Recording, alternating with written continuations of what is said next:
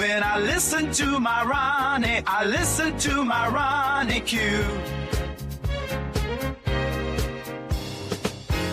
They are rare and they are few who can compare with Ronnie Q. So grab a chair, she's coming through. She's on the air, it's time for Ronnie Q.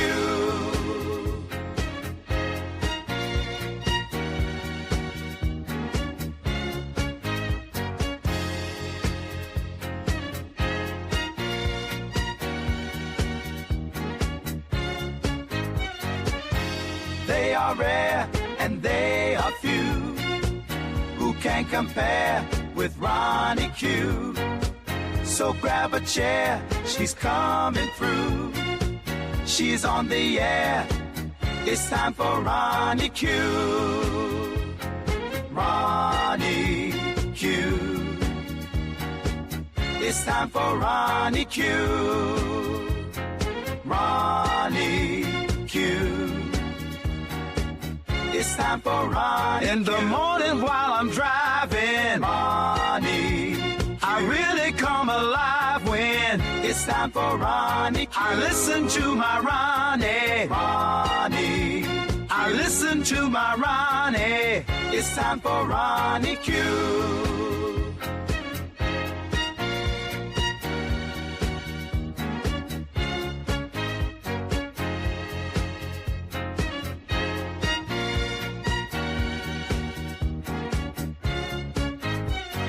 Take a seat and go meet Ronnie. Sweet, sweet, sweet, sweet Ronnie. No day complete without my Ronnie. She can't be beat. Sweet, sweet Ronnie.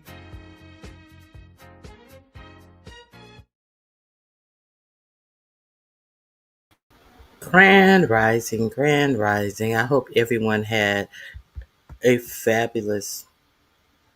No, it wasn't the weekend. I've been here since the weekend. I hope you guys had a fabulous day on yesterday. I hope your week is going well. Um, so let's do I came here to do a little news as I always do. And how could I start the news without all of this pomp and circumstance? So let's get into it. Let's get into the show. And what would a show be without all of this fanfare? So without further ado, please hit the like button or double tap if you're watching on the what is it?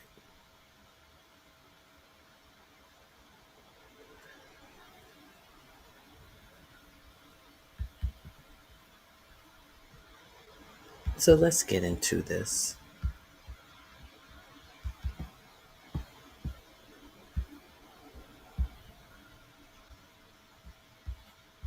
Did you guys see this foolishness?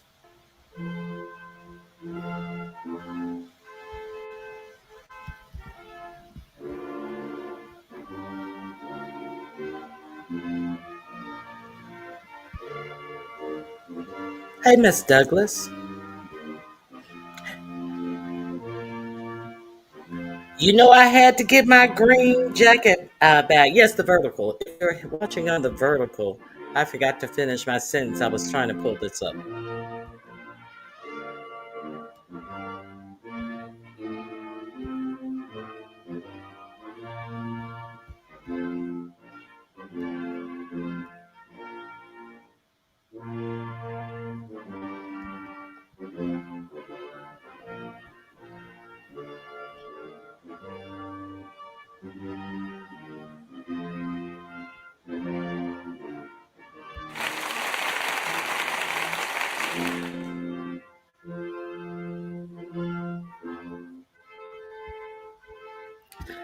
So 4547 had the Saudi prince come over, and it was a whole spectacle. If you didn't see this clown show that they put on, uh, You got JD Vance, little Marco Rubio over here, a button up Secretary of Treasury Secretary Scott Bessent. Who is this? P. Keg Breath. Who is that? Oh, that's always laughing. The Commerce Secretary Howard Baldick. And who is that? It looks like I think that's the Transportation Secretary. Um, uh, MTV Duffy, and then we have Ozempic Susie Wiles there. Remember Susie Wiles in the beginning of this administration was quite a rotund person. It seems like Susie Wiles it has been on her Ozempic and all of this pomp and circumstance. And y'all think he's leaving the White House? Let's fan through some of this. So we get all of the trumpets and all of this. What else do we have? What else do we have? Uh,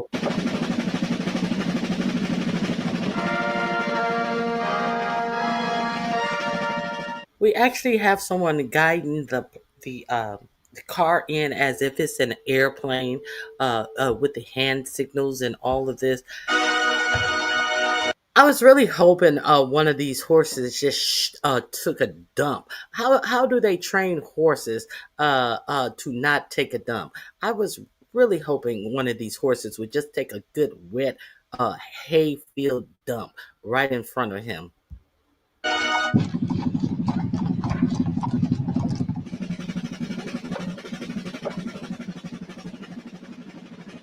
Let's guide the car in. Let's guide the car in as if it's a 747, hand signals and all.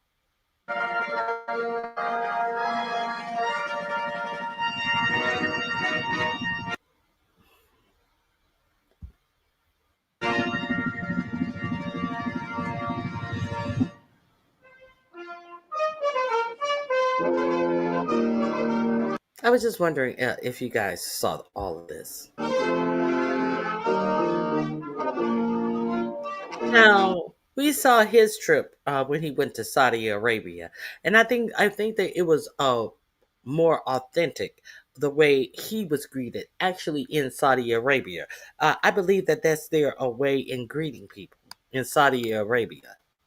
Usually, when someone, a dignitary, goes to the White House, he meets them at the front steps. So we got horns blowing, red carpets, people, wanding in the cars, and all of this bullshit. Okay, somebody who wants to be more grandiose than they really are. This is not a palace. This is the people's house that he's tearing down. Okay, let's move forward. Uh, let's see what else we got. Just in case you guys didn't see it.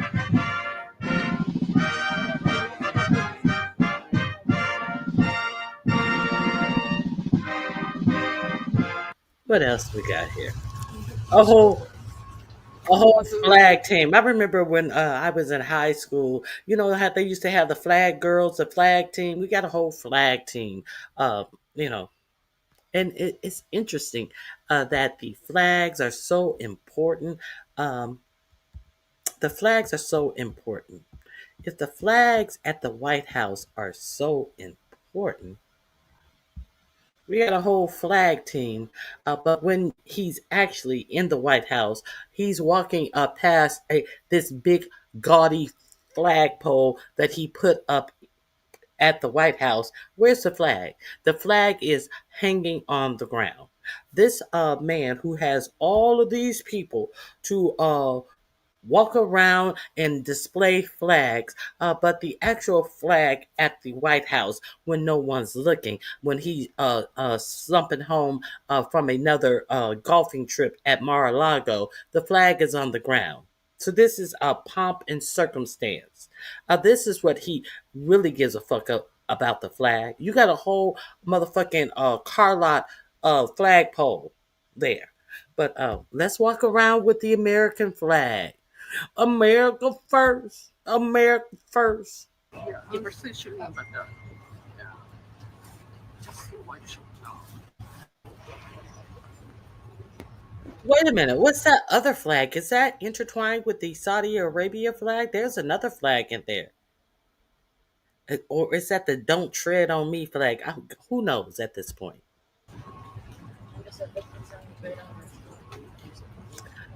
Okay. I just want you guys to see all the pomp and circumstance. Then he does the walk of shame. He I call this the walk of shame.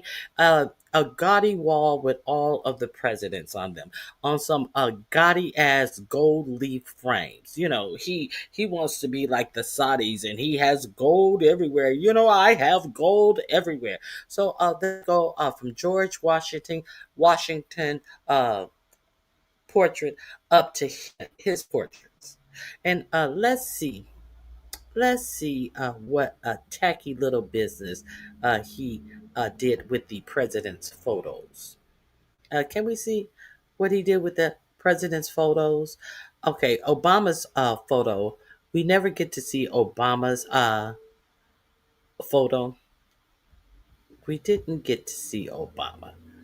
Who do we get to see? Obama's photo is always behind a tree. They cut off, and he's always behind the tree.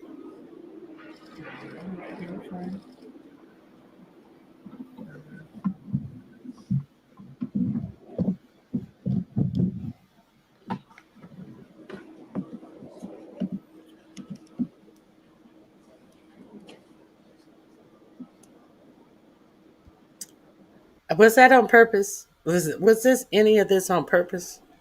I don't know, but you never get to see Obama photo. Here you see 45, 47, 45, 47 again. But isn't there a president in between him? Look at this gaudy shit above the photo.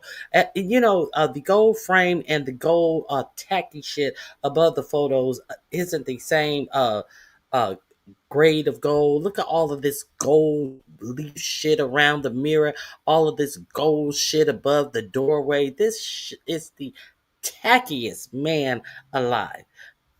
Who should go between 45 and 47? Joe Biden. He doesn't even have Joe Biden's portrait up there. He has a picture of the auto pen in the frame for Joe Biden. Because everything that's going on in his administration based upon his fucked up decision, he wants to say that Joe Biden did it. And he doesn't know if Joe Biden is competent. When we see where his good mind is leading the American people. Broke, about to have a lot of them are not to have health insurance. Okay, let's get into this.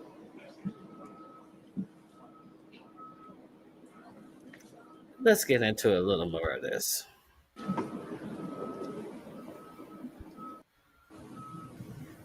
See, we see George Bush. Obama would be right there behind the trunk of the tree. Oh, they still down here at Roosevelt.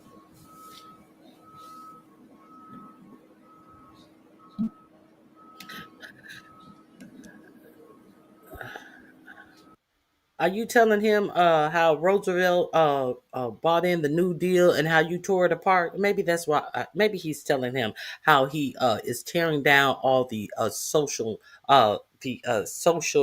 nets for this country while he's pausing at Roosevelt, or maybe he's telling him that this is one of our first black presidents, Truman, Harry Truman, because his mother uh, was mulatto. Maybe he's telling them that. I don't know.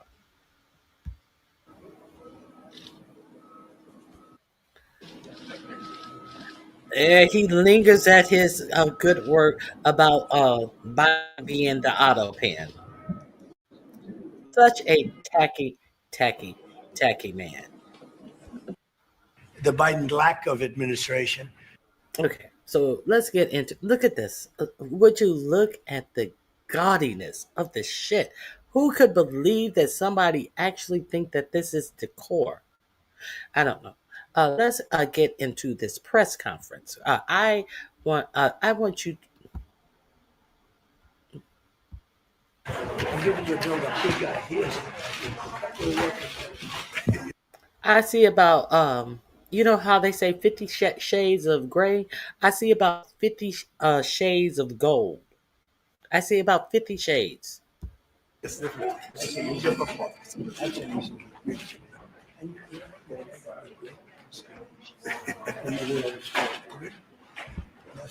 And he think he is turning it. He is turning it. Now let's see him grovel.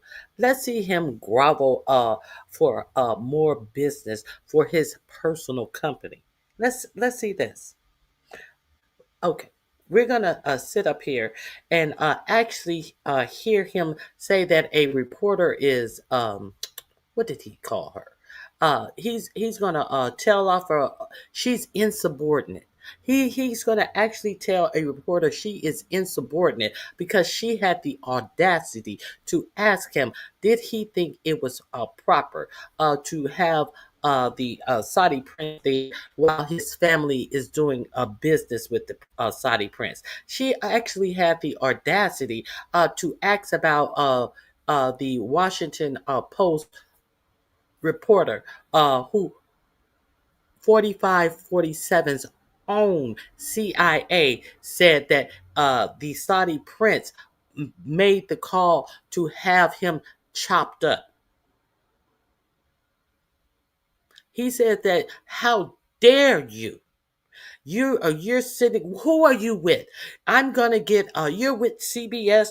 I'm gonna get a Brendan Carr to investigate CBS, and I'm gonna see if they can take your broadcasting license from CBS for doing what a reporter should do: report instead of fawn. He actually said that he actually tried to cover. Now we understand this happened in his first administration. His own CIA came back and told him this, and he made no actions upon what his own CIA told him, and he tried to play it down as if the CIA didn't know what they were talking about because the Saudis had some money and he had some business that he wanted to do with the Saudis. He actually, in this sit down, I'll let you see what he said. He said something to the effect that he doesn't know anything about this and blah blah blah blah blah. And then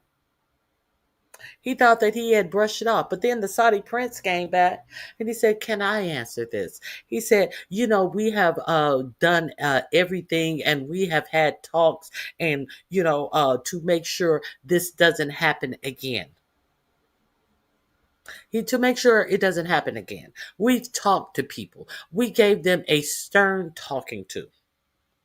That's what the Saudi prince said. And the other point that she made the point that 15 of the 9/11 attackers were backed by Saudi Arabia, and their families are pissed that you have him here. How dare you insult my guest? You are being insubordinate.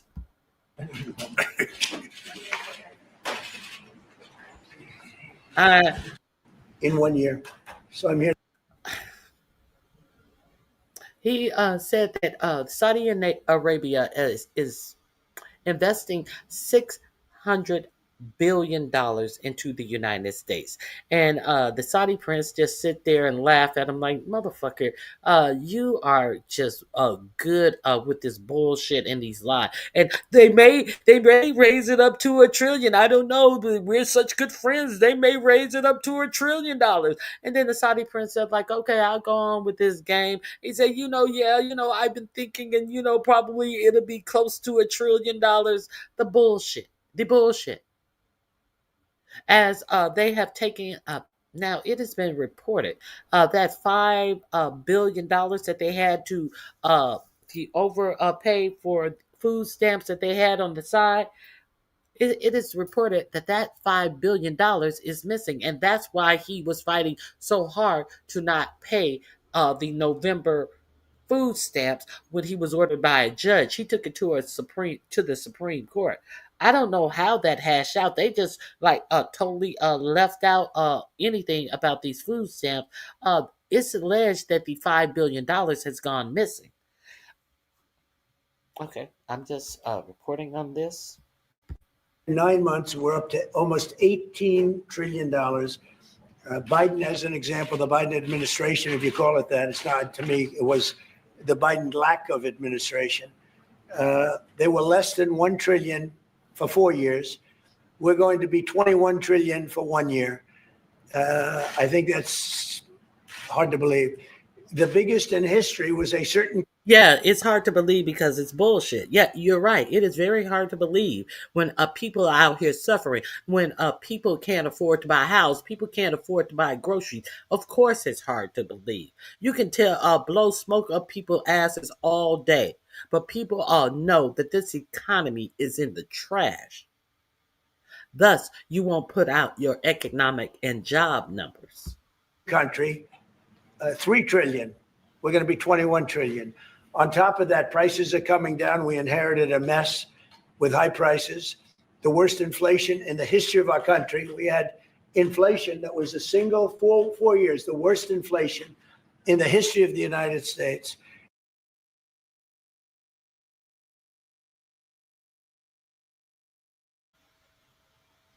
Let's pause there. That's another reason he wants to control the military so that he can use them against the people that tried to take him out of the White House. I concur, Miss Douglas.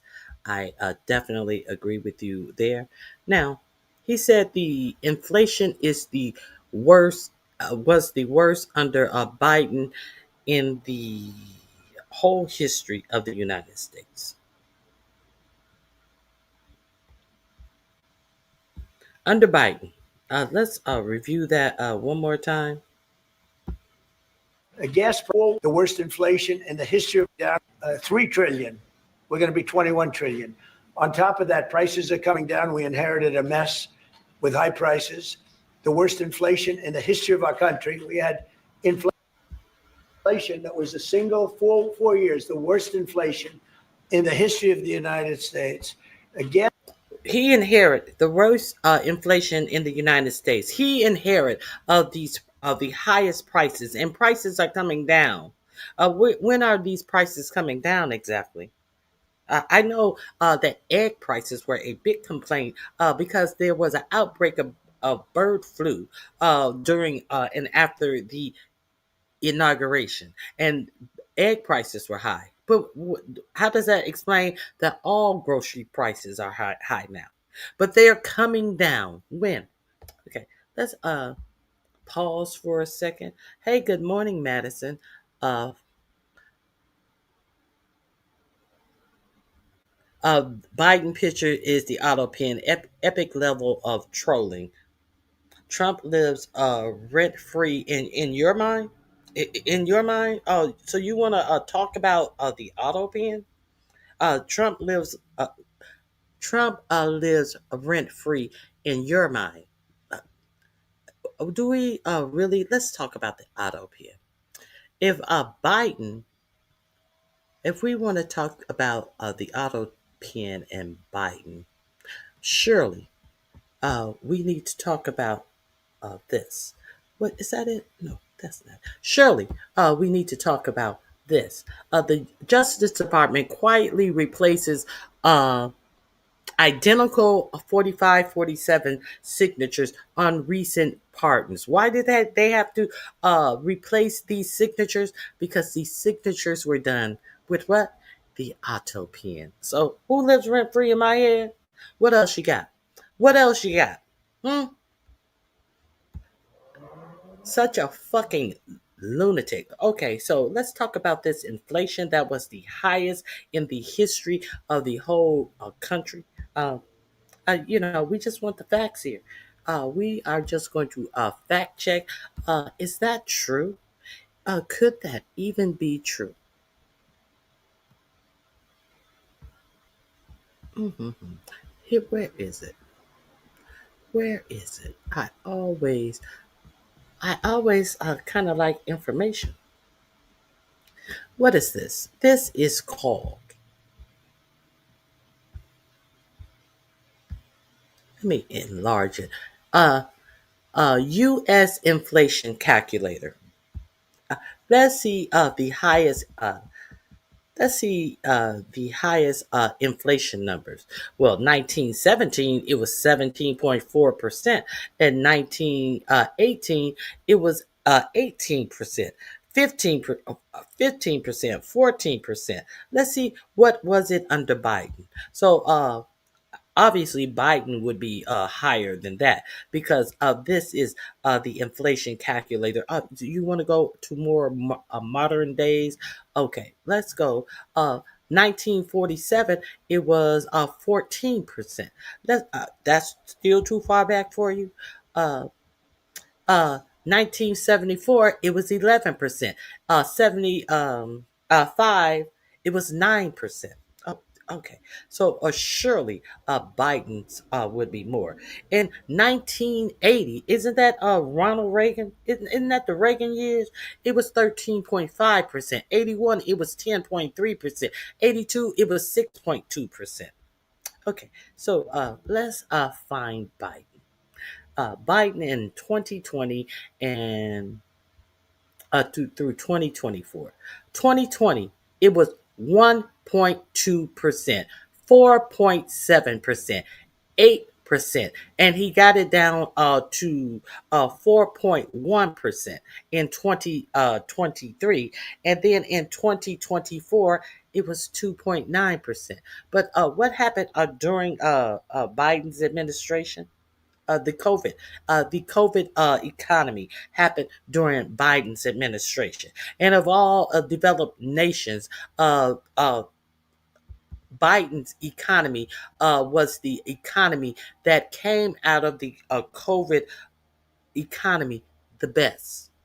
And when he left in 2024, he inherited a 2.9% inflation rate. So sitting up there line. Let's move on. Let's move on. Can we move on?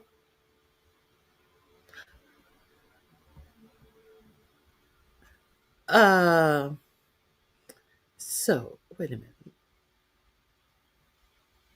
Let's go into 2016.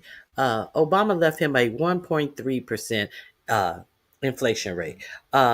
2017, it was 2.1. This is his first term, 45, 47 first term. He inherited a 1.3. The next year, it was 2.1. The following year, it was 2.4. He got it down to 1.8. So I would give him that. In 2020, he got it down to 20 1.2. So Biden comes in, inherit the 1.2. It goes up to 4.7 after the COVID economy, all the way up to 8.0, back down to 4.1, and he gets it down to 2.9. How could um how could that be the highest? Uh, how did he inherit the highest inflation? He didn't. So let's get back to this dog and pony show, shall we? Let me present this to you. Just the facts.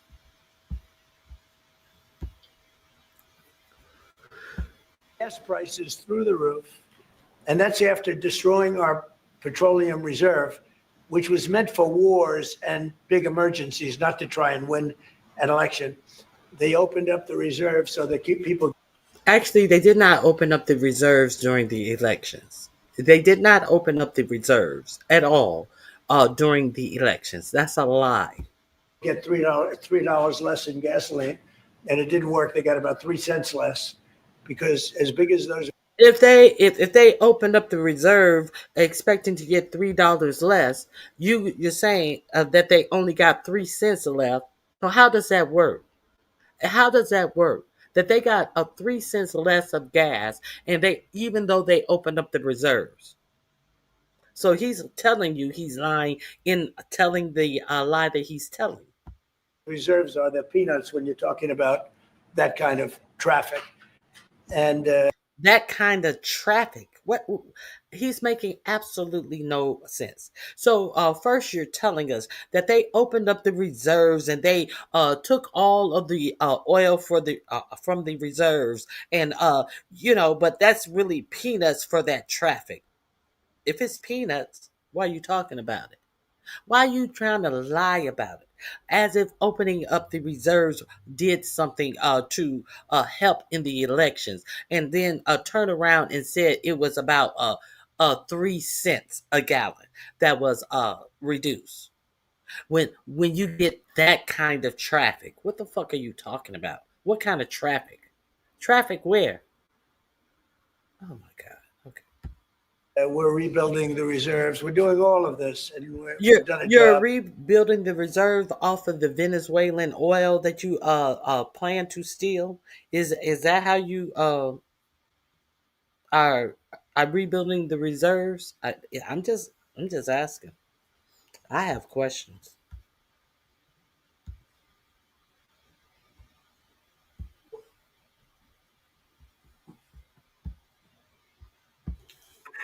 We're also bringing down prices very substantially, and we've already brought them down very, very substantially. Gasoline is way down. I think you'll be seeing $2 gasoline. You've been saying that ever since you've been in office. You'll never see $2 gasoline again. But we're now at 250, 245. Some are lower than that. Yeah. It was $4.50, $5, $6, $3.50, $3.75, under Biden, all different numbers, but way high. And we have energy way down. It's all different numbers today. It's all different numbers today. They usually round off the numbers from all states to get a national average of gas. It's all different numbers today, you stupid. But the biggest thing to me, because I know what it means in jobs, is the fact that we're at over $17 trillion, Scott, and we expect to be around $21 trillion in 1 year. And that's many times bigger than in history. The highest number was $3 trillion. And we're going to be at 21 trillion. That means new plants, new AI, new auto plants. We have auto plants coming in from Canada, from Mexico, from Germany, from Japan. Toyota just agreed to invest $10 billion on new auto plants, all American workers. We've never been in a position like this. You can go back to the beginning. Our country has never been in a position like this. And it really is because of the fact that we use tariffs to bring all this money in. And you're going to see the results in a year when these plants start to open up. We have more. We're going to see the results in a year. So sit back in a year. So next November is when you're going to see it. They bought all of these billions of dollars into the United States. All of this infrastructure. Where is all of this infrastructure being built? How come no one is reporting on, hey, this is what the 45, 47 tariffs have done, and they're building this to shore up jobs for the American workers. I know where they are saying that they're bringing these H-1B visas in for the non-American workers. I know where they're doing that, though. For these tech billionaires. Let's continue. Plants under construction now that at any time. Where are these plants under construction? Anybody? Chat? Can you tell me if there's a new plant that is under construction in your city or town? Neighboring city, family member city, friend city. Where's this construction going down at? Nowhere. In the history of our tariffs to bring all this money in. And you're going to see the results in a year when these plants start to open up. We have more plants under construction now than at any time in the history of our country. And these are big plants. These are the biggest plants anywhere in the world. And I want to thank you because you've agreed to invest $600 billion into the United States. And because he's my friend, he might make it $1 trillion, but I'm going to have to work on him. But it's 600 we can count on 600 billion, but that number could go up a little bit higher. Yes, sir. I don't know. We'll see. But we appreciate it very much. So Saudi is going to be investing at least $600 billion. And that means investments in plants, in companies, money on Wall Street. And what it really means for everybody that really counts is jobs, a lot of jobs. We have a lot of jobs. So I just want to thank you. We've been really good friends for a long period of time. We've always been on the same side of every issue. I think we've done a great job in wiping out the nuclear capacity of Iran. Nobody else could have done that. No other president would have done it. We had the pilots in the Oval Office right here. We were celebrating a very successful attack. So I had them in with that beautiful B-2 bomber that's over there. And they said, sir, for 22 years, we practiced this attack. Our predecessors, these were very young guys. So 22 years, they said our predecessors and us practiced the attack on Iran, but no president ever gave us the go-ahead. 3 times a year they went out and they practiced the attack. Nobody let us do it until you came along, and I let them do it because it was the right thing to do. You can't have a nuclear Iran. And so we put you in a very good position. But I just want to say it's an honor to be your friend, and it's an Oh, you put him in a good position. I thought you were doing that for Israel. I thought you were told that you must do that by Netanyahu. Look at him. He is just like a shit-faced smiling this fucking clown. honor that you're here. And if you'd like to say a few words, but thank you very much. Well, thank you, Mr. President. This really Okay, let's move on. Let's move on to the questions. Let's hear the questions. Thing they've done has been very good. That's what we've done. We've built a tremendous business for a long time. I've been very successful. I decided to leave that success behind and make America very successful. And I've made America more successful by far. And you have done to America the same things that you have done to your personal business, bankrupt them. Bankrupting America. This is the first link in my description box. You can go over there and peruse this whole live fest for yourself. But I'm just going to skim through a couple of things that I want you to hear in the question and answer portion of this video. Than it ever was, and that it ever could have been, no matter who was president. There would be nobody bringing in $21 trillion. That I can tell you right now. And, as far as this and that I can tell you right now, there's still no one bringing in that amount. Let's continue. When is concerned, he's done a phenomenal job. You're mentioning somebody that was extremely controversial. A lot of people didn't like that gentleman that you're talking about. Oh, I missed the question.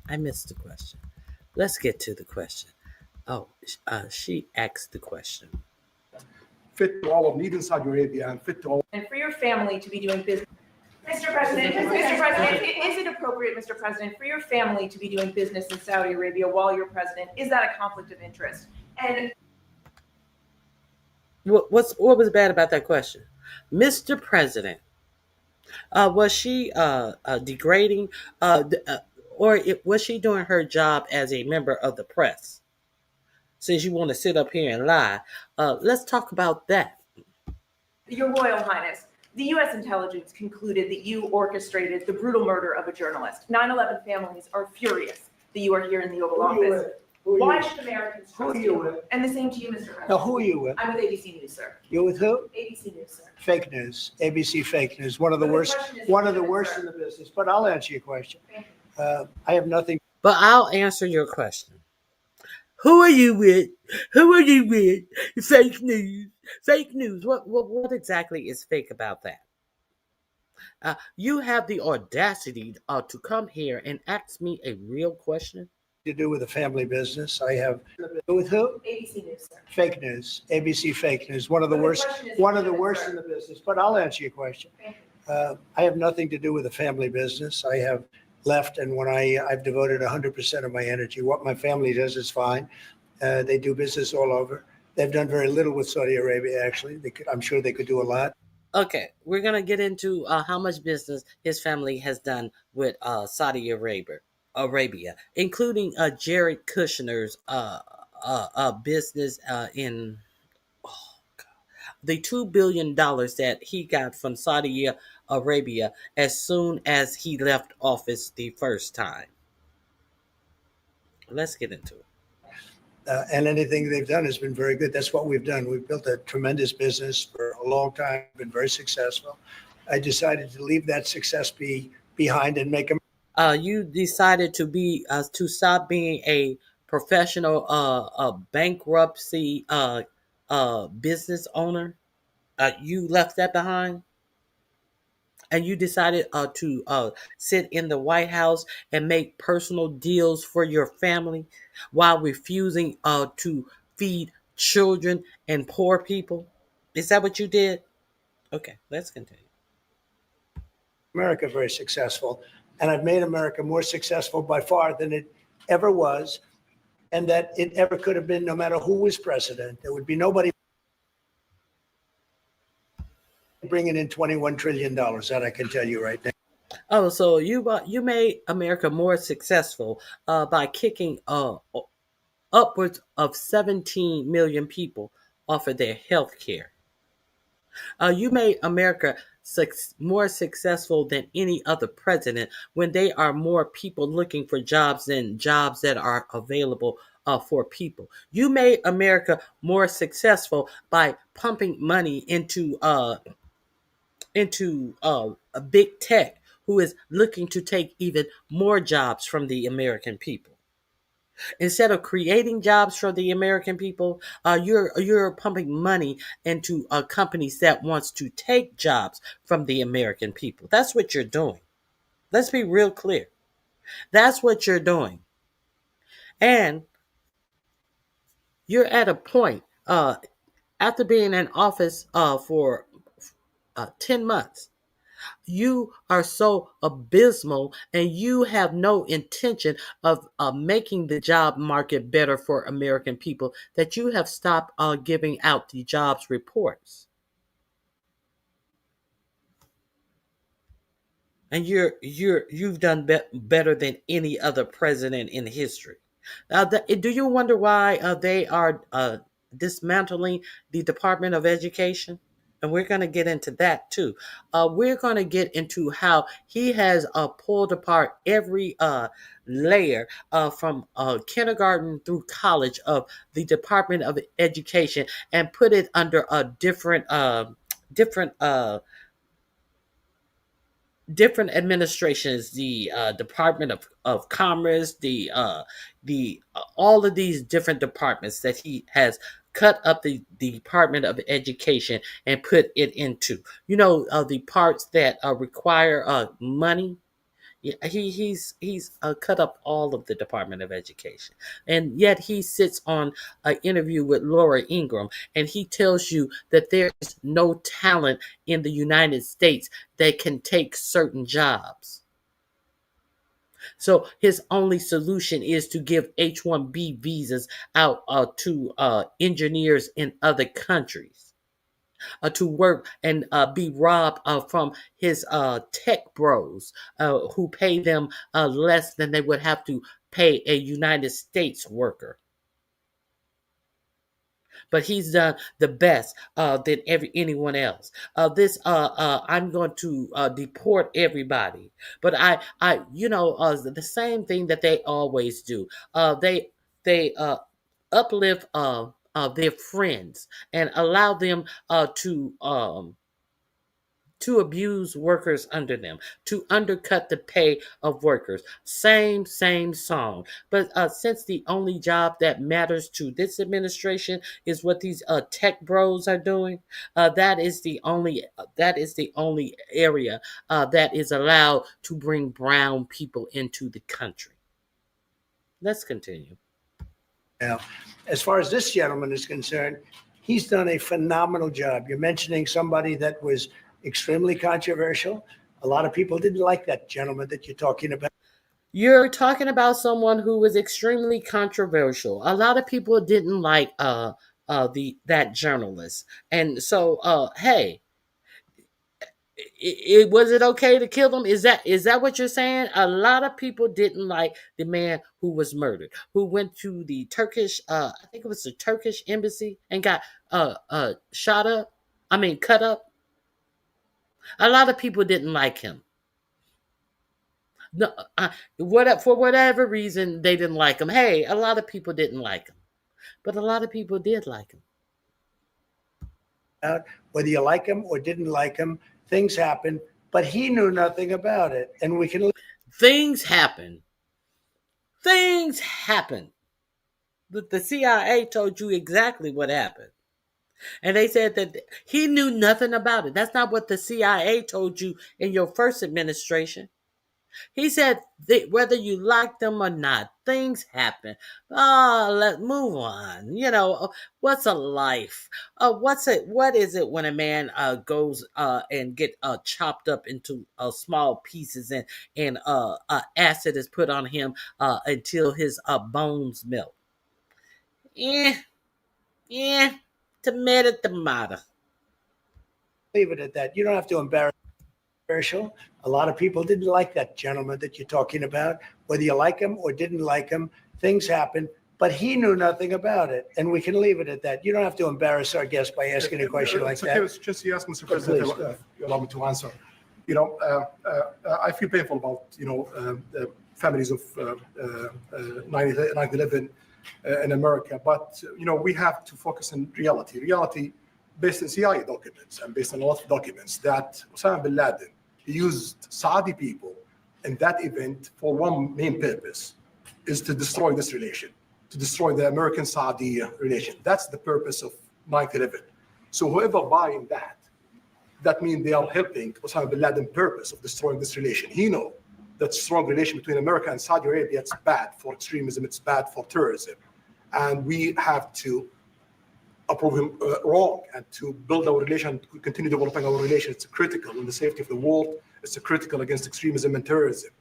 About the journalists, it's really painful to hear, anyone that been losing his life for, no real purpose or not in a legal way. And it's been painful for us in Saudi Arabia. We've did all the right steps of investigation, etc., in Saudi Arabia.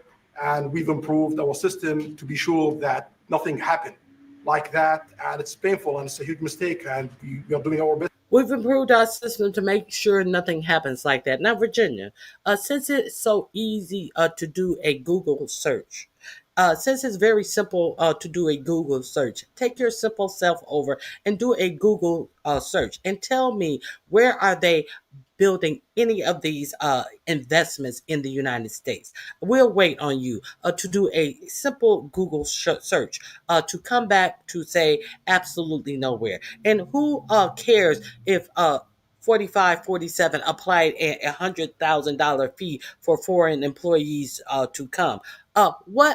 How does that help the American worker?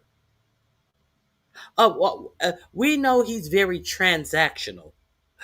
Who gets that money? And how does that help you as an American citizen, if you are one? I'll wait on that answer as well. We know everything is about money for this administration, but it never trickles down to the American people. You thought you was turning it, sweetheart? No, you're not turning nothing. And the grades have gone down. Every year, the grades have gone down. So, therefore, the solution is to dismantle the whole Department of Education. So, who's going to make sure that the grades go up is my question. If every year the grades go down, are we going to exclude all the federal testing that students have to study to pass a test? So obviously that didn't work. That didn't work. So the correction to the situation is to dismantle the Department of Education and say that there's no talent available to take jobs in the United States, and therefore we must bring over 600,000 Chinese students to go to our university, as opposed to preparing our own citizens to be able to go to our own universities. Oh, I forgot. everything's transactional because if you just get a regular student to come and go to a United States university from the U.S., they don't bring in as much money that we will charge a foreign student. So we get more money from a foreign student. But I need to understand, how does that help you?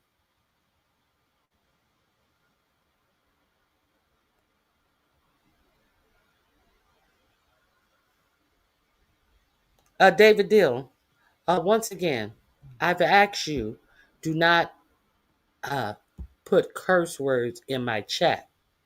I think I was real clear. Do not put any curse words in my chat. You are welcome to chat, but do not put any curse words in my chat. Hey, them slick. It's good to see you. Okay. So we see that they did an investigation to make sure it doesn't happen again. Now there is one more time. See, they are used to these That types this of. doesn't happen again. Mr. President, Mr. President. this side, Mr. Thank President. you, Mr. President. That happened like that, and it's painful and it's a huge mistake, and we are doing our best that this doesn't happen again. Mr. Look at the mouth on him. You just heard from your president that he didn't know anything about it. We know that the CIA told him that it was ordered by this Saudi prince. And when he says that we investigated and we're doing our best to make sure what? To make sure it doesn't happen again. Which is let you know that he is admitting that he knew about it. Let's continue. And we've Disappointing. improved our system to be sure that nothing happened like that, and it's painful and it's a huge mistake, and we are doing our best that this doesn't happen again. Mr. President. Look at the mug on him. Oh, you proved me wrong. You proved me to be such a liar, but I don't care. I'm getting money off of this deal. Mr. President. This side, Mr. Thank you, President. Mr. President. The Crown Prince has been instrumental in helping lifting the sanctions on Syria. Will there be any joint investment between the U.S. and Syria? And will you visit Are Damascus? you from Syria? No, but Where are you from? I'm from Palestine. Oh, making a lot of progress. Oh, where you from? What difference does it make? What difference does it make? She wants to know: are you going to Damascus? Are you going to Damascus to meet with the former Al Qaeda fighter? You know, the one that you brought to the White House. Who was this? Hey Liz, how you doing? Hey Vibrant. Hey Renee. She wants to know who. Virginia.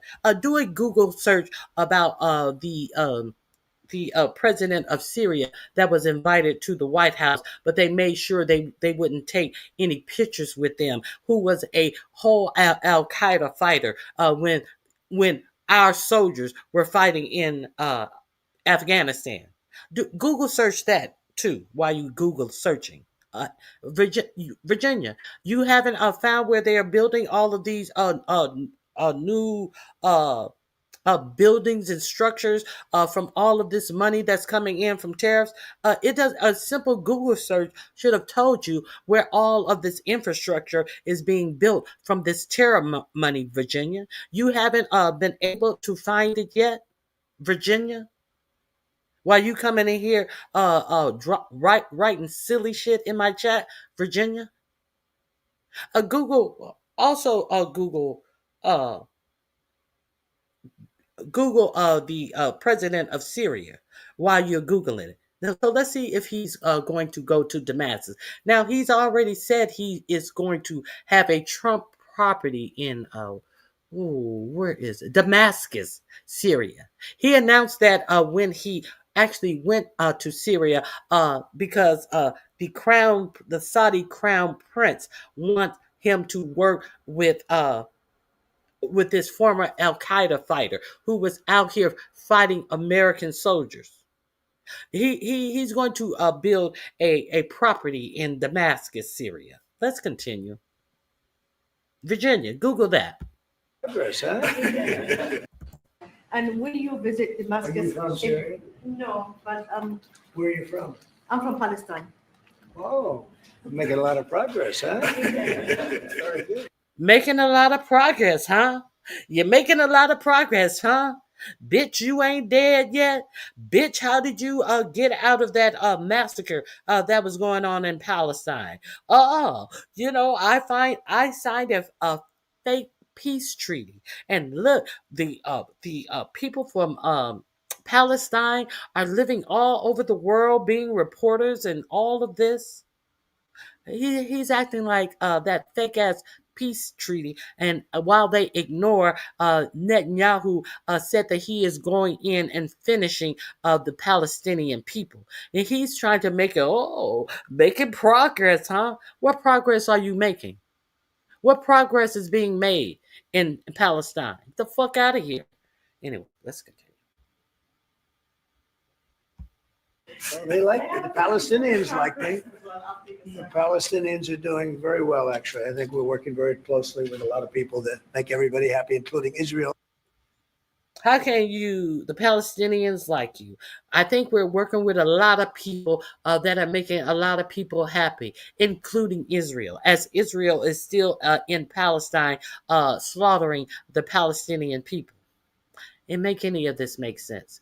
We have a whole nut job in the White House. The Palestinians and everybody. That's very interesting.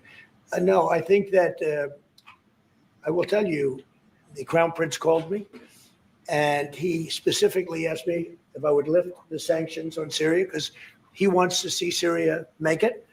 As you know, the leader of Syria was just here, and we had a great meeting, and he's a strong guy, and I guess you need a strong person to run it. And I think Syria's made tremendous progress. And we did lift the sanctions at the request of the Crown Prince. Also, the president of Turkey, Erdogan, called me specifically. He said, if you don't. Erdogan and the Crown Prince told him to lift the sanctions on Syria that is being run by a former Al Qaeda leader. And he did it. He did it. Why? Why did he do that? Can some of the hecklers in the chat tell me why he did that? Who profits from that?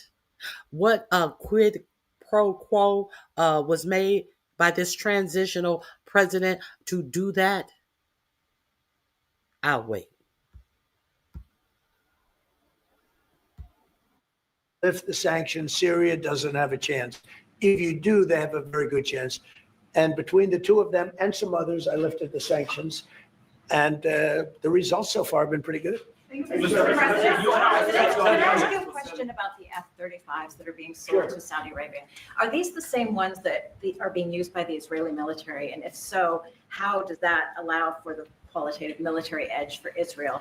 And then I want to ask you, because you brought up the plight of the Palestinians, are you aware of relocation flights to South Africa that are taking place right now? Which flights? There are relocation flights that are taking place. Some Palestinians are being charged up to $2,000 I'm not going a to seat. South Africa for the G20 because She didn't ask you if you were going to South Africa. See, she just poured cold water on that lie about all the Palestinians are happy when they are being displaced and charged $2,000 and they're sending them to South Africa. Well, I'm not going to South Africa. To avoid the question that was really asked of you about the Palestinian people being removed from their own land and charged to be removed from their own land and shipped off to South Africa. All the past Palestinians that are happy. She's asking you that, bitch. Africa that are taking place right now in Israel. And then I want to ask you, because you brought up the plight of the Palestinians, are you aware of relocation flights to South Africa that are taking place right now? which flights? There are relocation flights that are taking place. Some Palestinians are being charged up to $2,000 I'm not going a to seat. South Africa for the G20 because I think their policies on the extermination of people are unacceptable. So I'm not. So the extermination on the people in South Africa. Renee, that's the Crown Prince of Saudi Arabia. the extermination people are is horrible. This fake, they are doing a genocide on the white South Africans. But you're telling us that the Palestinian people are happy. You have done something for the Palestinian people, as Israel is still over there bombing the Palestinian people after this fake peace agreement that was not signed by Netanyahu or any Hamas leader. And you are saying that you are counting that as a war that you have stopped. But what's being done to the South of the South white South Africans is something that's horrible.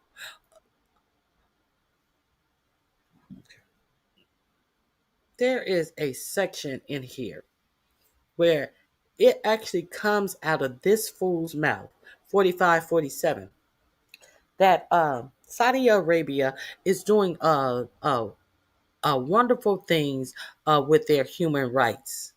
Now, I don't know if many of you are familiar with this.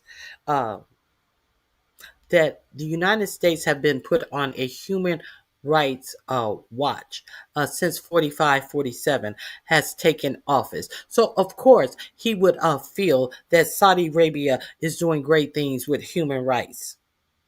Of course, he would. Of course, he wouldn't notice things that are against human rights, because he has put the United States on the human rights watch list. Uh, let's pull out of this. Uh, I want you to understand that what I am giving you is fact. Well, Liz, you better watch him. He looks sneaky. Uh, Let me share. If you are unaware that the United States themselves have been put on a human rights uh, watch list.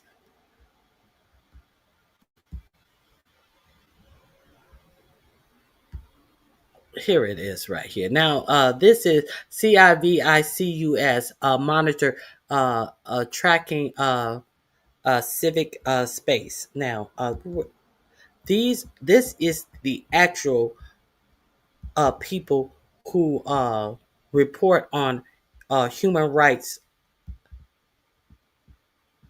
violations. You see America right there in the green? Okay, let me see. Where is it? Where is it? Let me see. Global findings. I don't want watch list. I want the watch list. Uh, I'm gonna drop this link in the chat. You can find you will find this as number 2 in my description box as well. Uh, this is how well we are doing in this administration. Let me scroll down.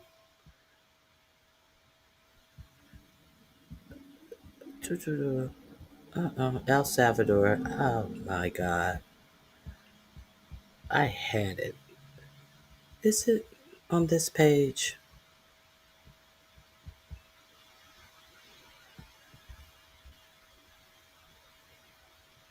Findings in 2024. That's let me see if I can find it again.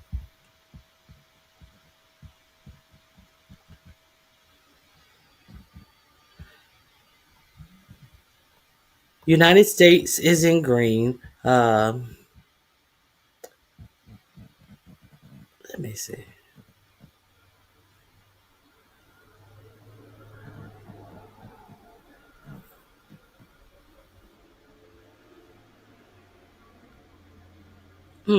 I don't know where I saw this.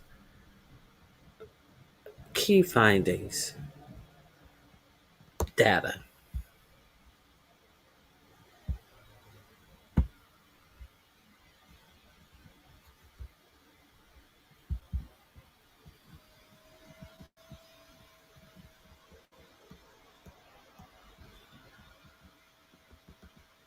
Okay. Oh God. Let me see if they have a search. They don't have a search.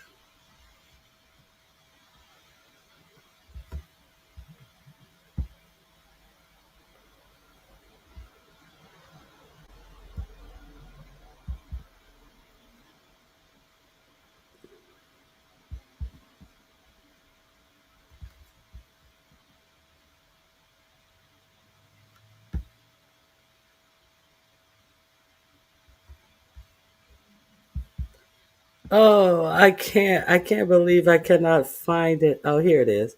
Civic space at risk. Donald Trump's first 100 days and the growing crackdown on dissent.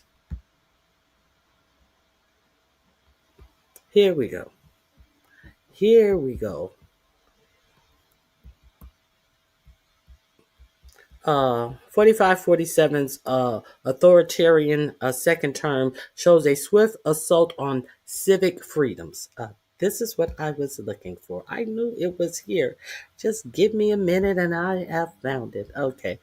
Um, in March of 2025, the CIVICUS monitor added the United States of America to its watch list due to an alarming rapid uh, detour, deterioration of civil freedoms. Since returning to office in Since returning to office on the 20th of January 2025, President 4547 has unleashed a barrage of executive orders and other governmental actions that have severely impacted activists, civil society, organizations, and independent journalism. Independent journalism. The administration moves includes an arbitrary freeze and cancellation of funding targeting organizations domestically and abroad. Sustained crackdowns on peaceful pro-Palestine solidarity movements across university campus. New barriers blocking public access to government information, and a surge in attacks against journalists investigating the unchecked expansion of executive power. Okay, so we have been added to the human rights abuse watch list. So I'm gonna put this in. This is the number 2 link. I've already added it to the chat box, I do believe. So if you guys did not know, uh, that is the official site for human rights abuse. So the United States was in fact added to that. So when you hear 45, 47 talking that dumb shit, understand that he is just talking dumb shit. Yeah, I dropped it in there. Let me now. Let's I want to show you this because I definitely want you to be able to see the reporter he is talking to.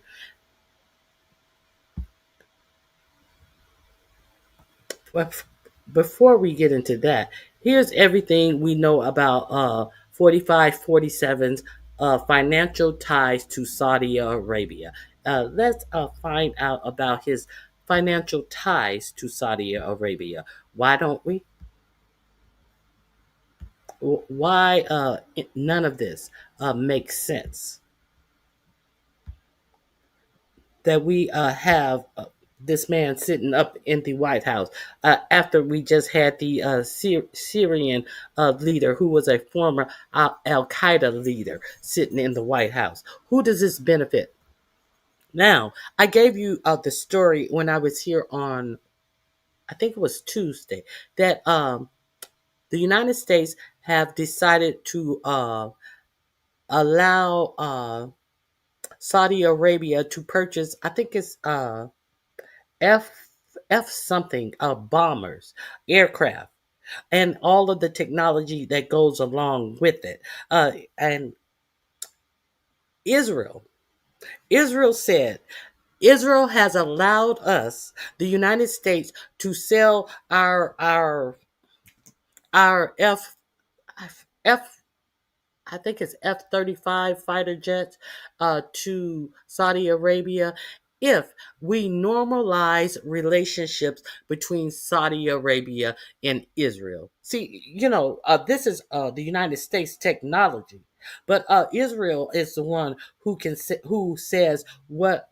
conditions we must meet to be able to sell our own technology to Saudi Arabia.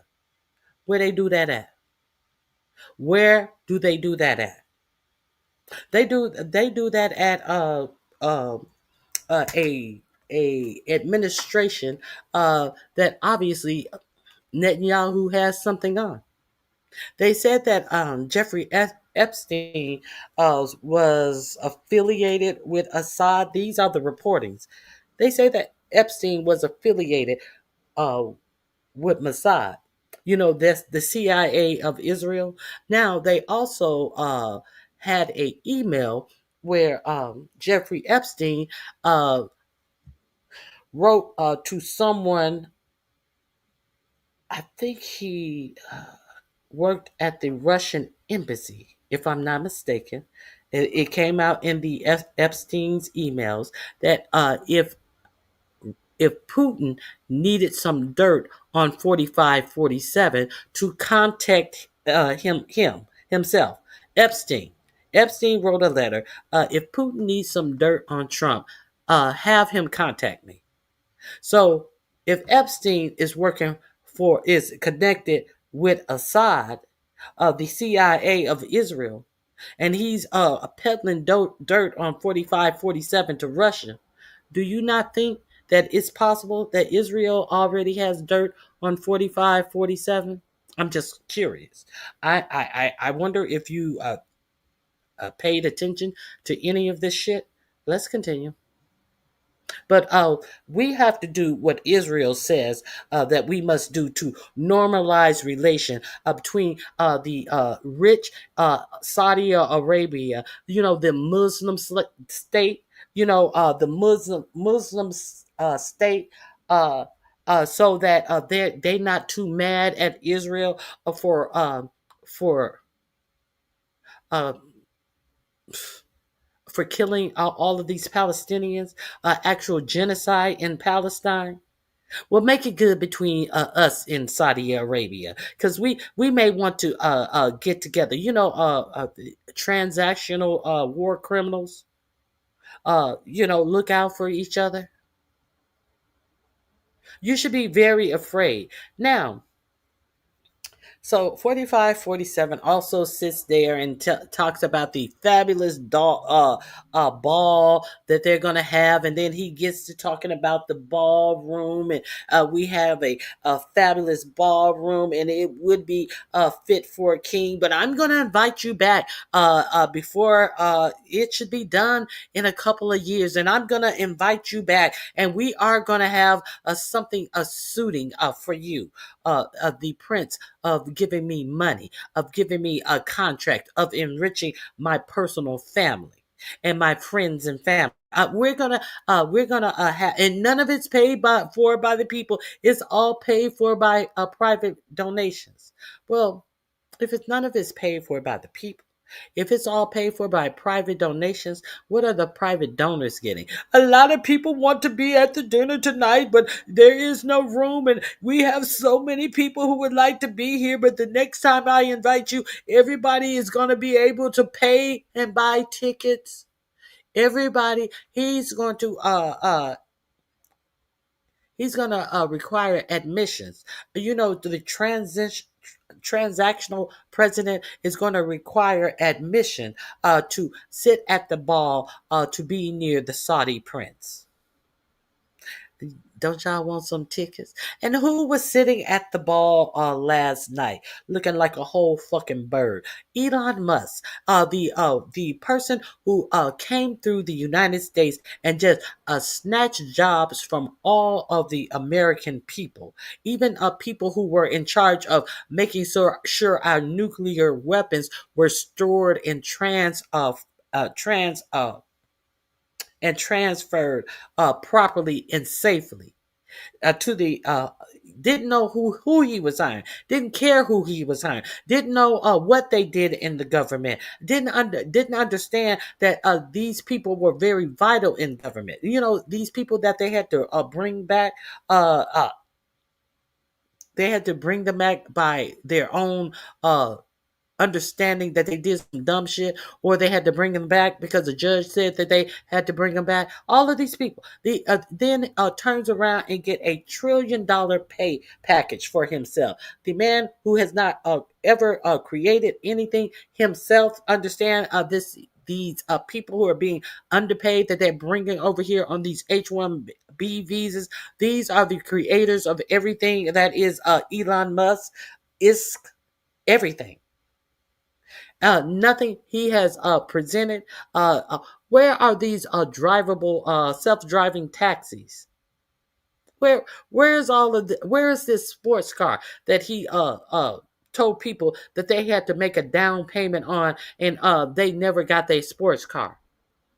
A whole nother grifter. Always promising all of this shit that he never delivers on. Sitting right there in the White House. I thought they were mad at each other.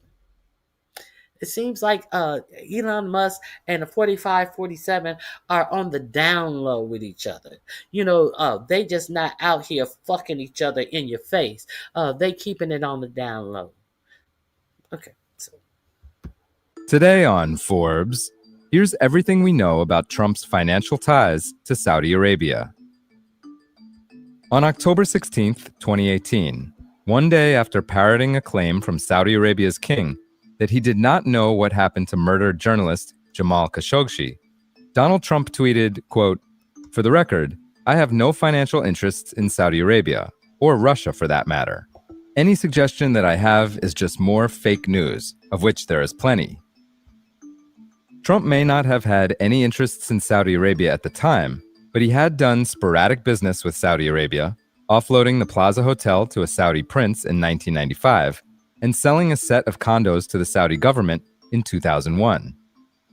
Trump's ties to the Arab nation grew stronger in the wake of the Khashoggi murder, however, especially after his first term in office ended.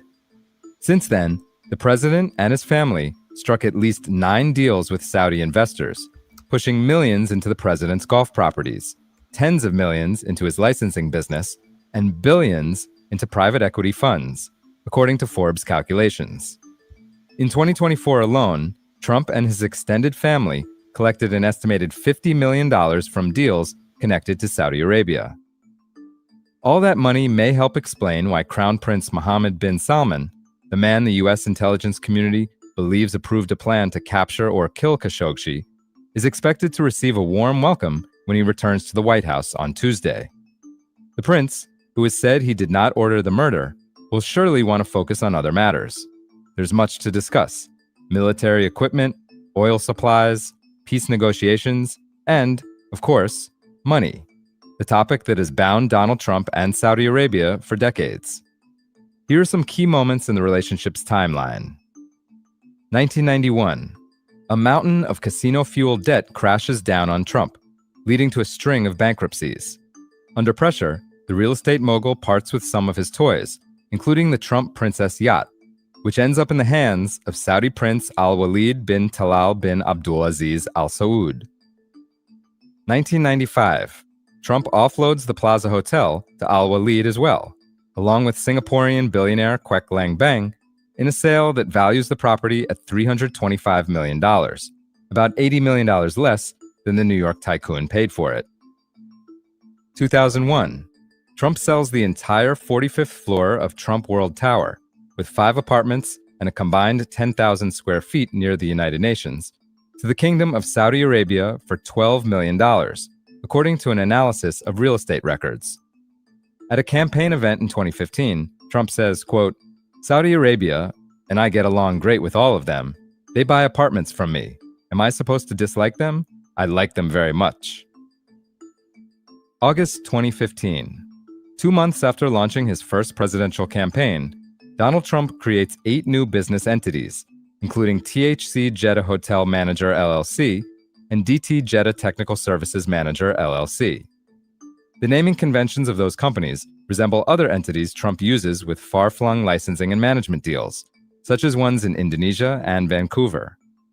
Trump does not officially announce a project in Jeddah, but the existence of the companies suggests he may have been working on one during his 2016 campaign. October 26, 2016. The Trump International Hotel officially opens in Washington, D.C., guaranteeing the president an address on Pennsylvania Avenue regardless of whether he wins the election.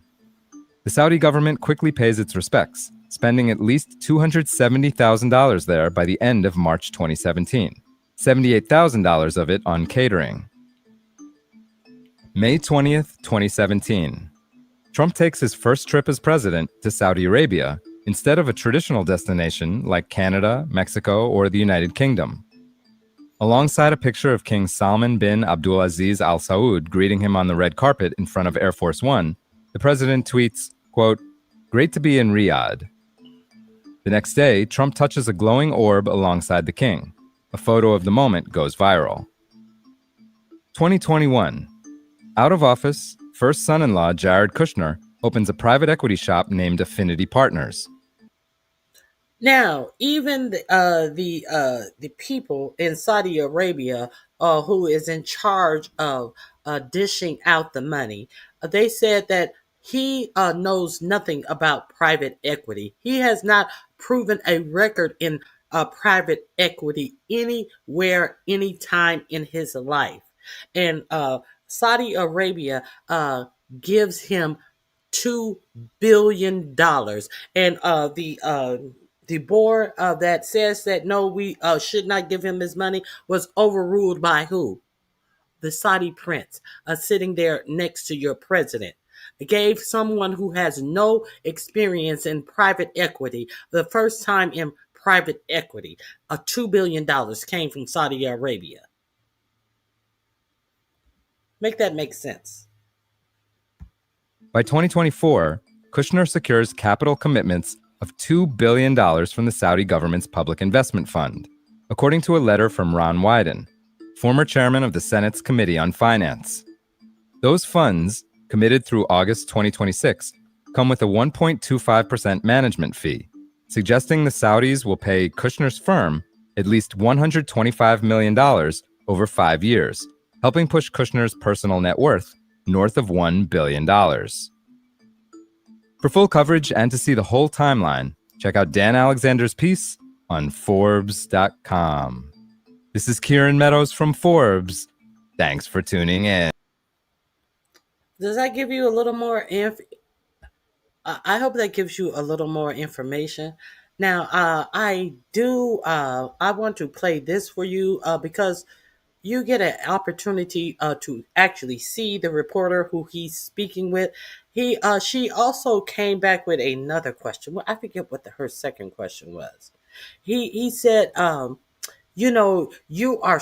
This is when he tells her she's so unprofessional and that she should be fired. And he has a good FCC chair, and he's going to talk to him about taking CBS's broadcasting license. I want you to see this interaction. Adam Mokler has the split screen. So if you're not subscribed to Adam Mokler, is it Mockler? Mockler, go over there and check this out. But let me share this with you. I just found this whole trip fascinating. I found the whole thing fascinating, and as you should as well. See Now Trump sells out the USA is the name of this video. I'll drop the link in my description box. I think this will be link number 4. See Now Trump sells out USA without realizing. Oh my God. Oh my God. I love this young man. You should, if you ever have an opportunity, I can't stand Chris Cuomo, but Adam Mockler has been a frequent guest on his show. He is always trying to trying to make points on Adam Mockler, and Adam Mockler always puts Chris Cuomo to shame because Chris Cuomo is, yeah, I understand that, but you have to look at it. You're a young kid, and he's 22 years old. He dropped out of college. He's a part of the Midas Touch network, and he's also at this point building his own network. So go over there and check out Adam Mockler. Uh, he got his start. He said he used to just do gaming, and since he used to, excuse me, I gotta sneeze. Excuse me. I apologize. Since he used to edit his gaming videos, he got his start by going out to these Trump rallies and asking these Trumpers questions. Now, understand, he was like in high school or on his way to college, and he had enough education. So when they talk about there's no talent in the United States, no, you have to educate the youth in the United States. See, if you give them education while you taking history out of schools to rewrite history, I ain't going there. If you give them education, they will be educated. So he did this right out of high school before his first year of college. He would go out to these Trump rallies and ask them a simple civic questions that they couldn't answer. And that we love Trump because he's number one. He's gonna make America great again. He would go out there and ask these bumbleclot questions that they couldn't answer about simple United States civics. So let's get into this. Trump selling out the United States on camera for his own personal gain, while the American people are struggling, while consumer sentiment is down the drain because of rising prices. And meanwhile, Donald Trump is trying to turn the United States back into a pre-constitutional type like monarchy where he's the king and he's able to use transactions to benefit himself before the American people. That is not America first, as they like to say. It's quite the opposite. Before I even jump in to Donald Trump selling our country out, I have to just lead with this key moment of Trump legitimately melting down, like vomiting vitriol out of his mouth at a report saying that ABC should have their license taken away for asking an Epstein question. Take a listen. Is that pretty good? Mr. President, why wait for Congress to release the Epstein files? Why not just do it now? It's not the question that I mind, it's your attitude. I think you are a terrible reporter.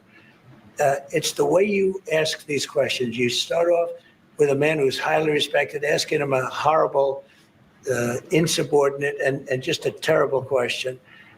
The question was about the political process. Why wait to release the Epstein files when you can unilaterally do it? Number one. Number two, the way that he squirms and acts like a rat trapped in a corner whenever he's asked a simple question about Epstein is more indicative than anything else. And you could even ask that same exact question nicely. You're all psyched up. Somebody psychs you over at ABC. They're going to psych it. You're a terrible person and a terrible reporter. As far as the Epstein files is, you could have you're all psyched up. No, you're all in a fucking tizzy because you wasn't expected to be asked real questions from a real reporter. Now you're going into personal attacks, unable to answer the question. That's just what's going on. Let me before I go forward, where Lynn, where did he lie? Where did he lie? No, John, where's the ignorance? The ignorance is that you thought that you can come on a show that actual gives facts.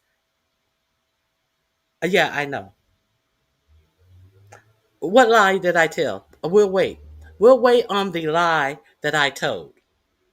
John Jokley, you are definitely the ignorant in this chat right now. Because I need you to be specific about one lie that I told.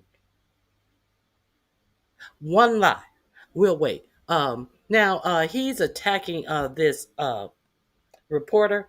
Let's go back and see. Let's go back and see her ask the questions. And let's see his response, his unhinged response about her being hyped up as he sitting up here sucking nuts. Let's continue. I don't know. Mr. President, why wait for Congress to release the Epstein files? Why not just do it now? It's not the Why wait for Congress to release the files? We don't need to go through all this. You can release them now, which is fact. Where's the lie? Exactly. Can someone tell me where the lie? Biden couldn't release them because Maxwell still had an appeal up. She was still under an appeal. That's why Biden couldn't release them. Everybody wants to call out, well, you guys were in office for 4 years. How come nobody told Biden to release them? Because you can't release the evidence when you have someone up on appeal. The DOJ couldn't release the evidence, nor could the FBI. But her appeal has been denied this year. So why won't he release them? See, where's the lie? I understand where the ignorance is. I understand that you get your talking points and you come out here acting as if you know the law and you don't know the law. But where's the lie, bitch? While you talking about this is a, what did this motherfucker say? Where's the lie? The person in the video said Donald Trump is doing holding up the file for Epstein. Donald Trump is not holding up anything. The Democrats are stopping the release. Oh boy. Where's the lie? Where's the lie? This is a capitalist country, but this is not a quid pro quo company. This is not the leader gets to enrich himself and his family and his friends' country. What does capitalism have to do with corruption? Well, quite a bit in regular times. No lie has been told. Yeah. No. We're not talking. We're talking about this topic. We're talking about this topic. We're not talking. You're not going to get off topic. Where was the lie? You said that he's lying. Where is he lying?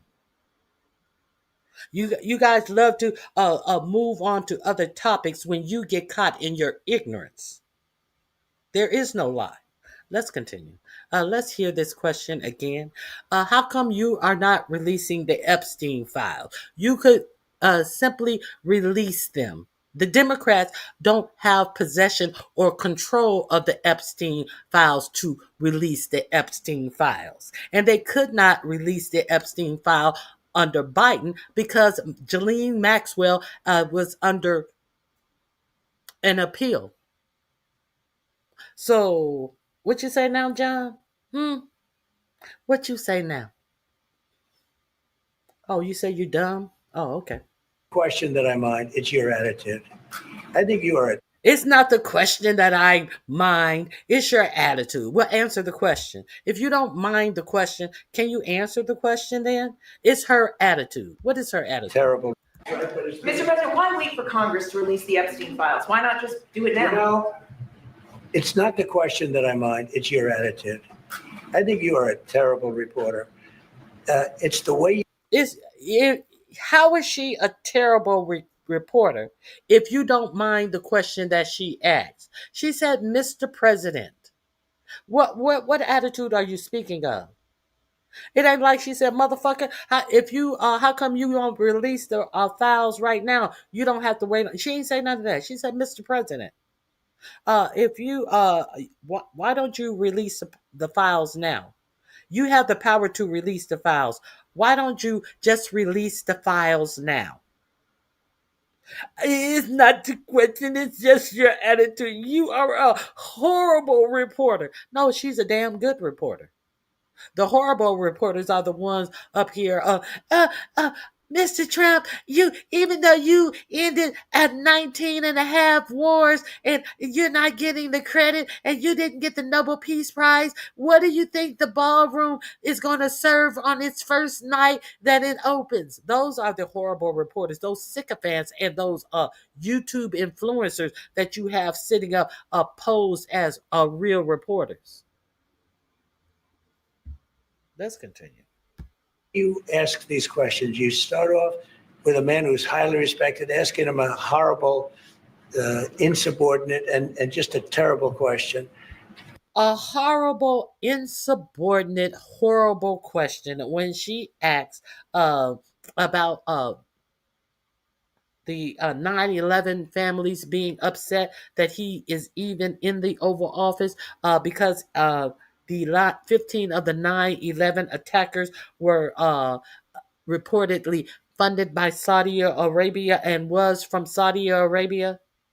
So I thought we were supposed to always remember 9/11. I thought we were supposed to always remember. But she was insubordinate to who? Is he her boss? No, he your boss. He's your boss. He's not her boss. See, because the only person who can be insubordinate is you. Asked him a horrible, nasty question, a question that he admitted that he had talked to people to make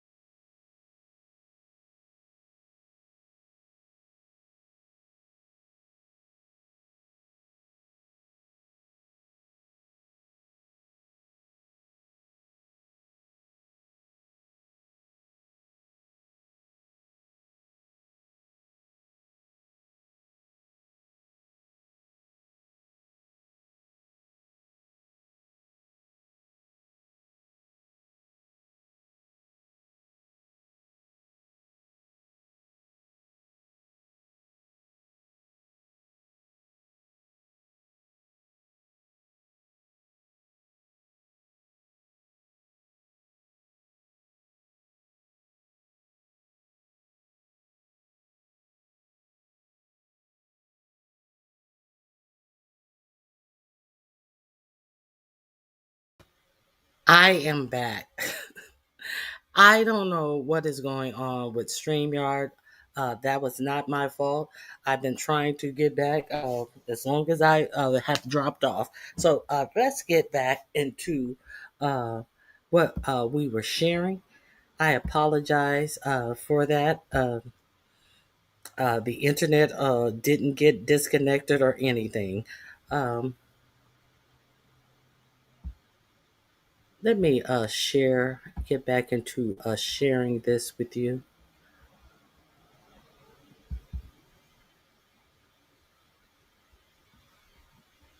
Here we go.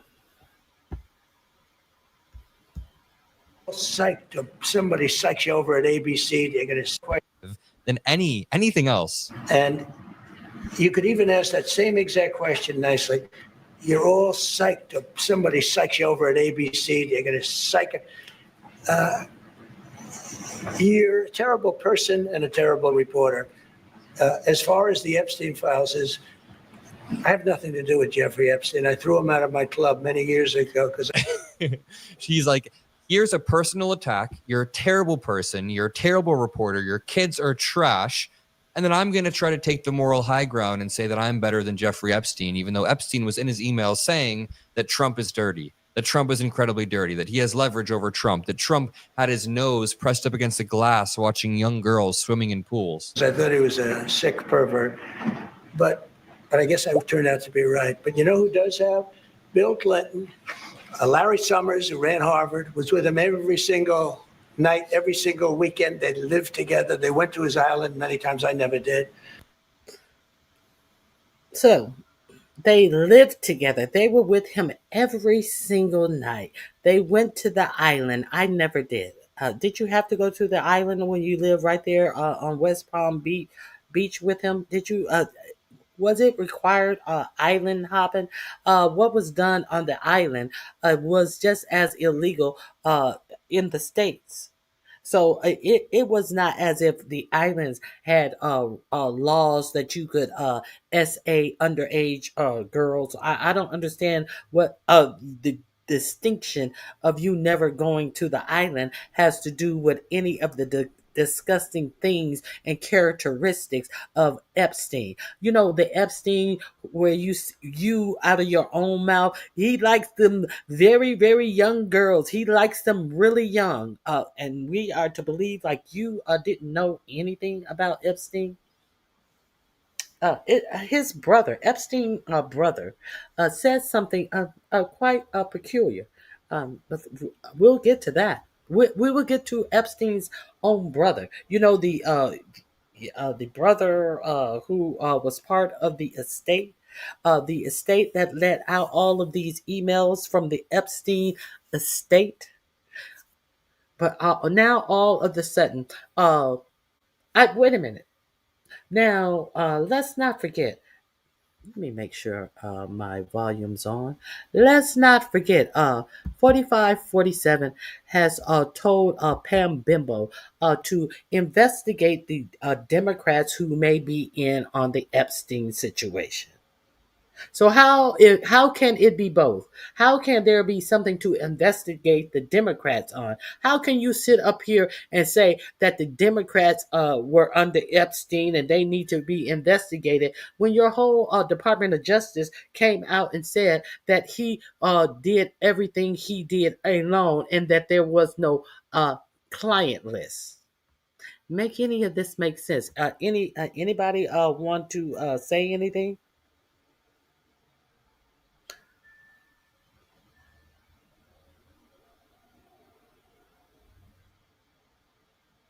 Stuff happens. It sure does. Okay, so let's get back into this. People are wise to your hoax. And ABC's is your company, your crappy company, is one of the perpetrators. And I'll tell you something. Her crappy company is one of the perpetrators. He is fucking. What do they say? What is that? What am I trying to say? He is losing his fucking. he's losing his motherfucking mind from this simple question. Her company, he's saying that her company, CBS, is in on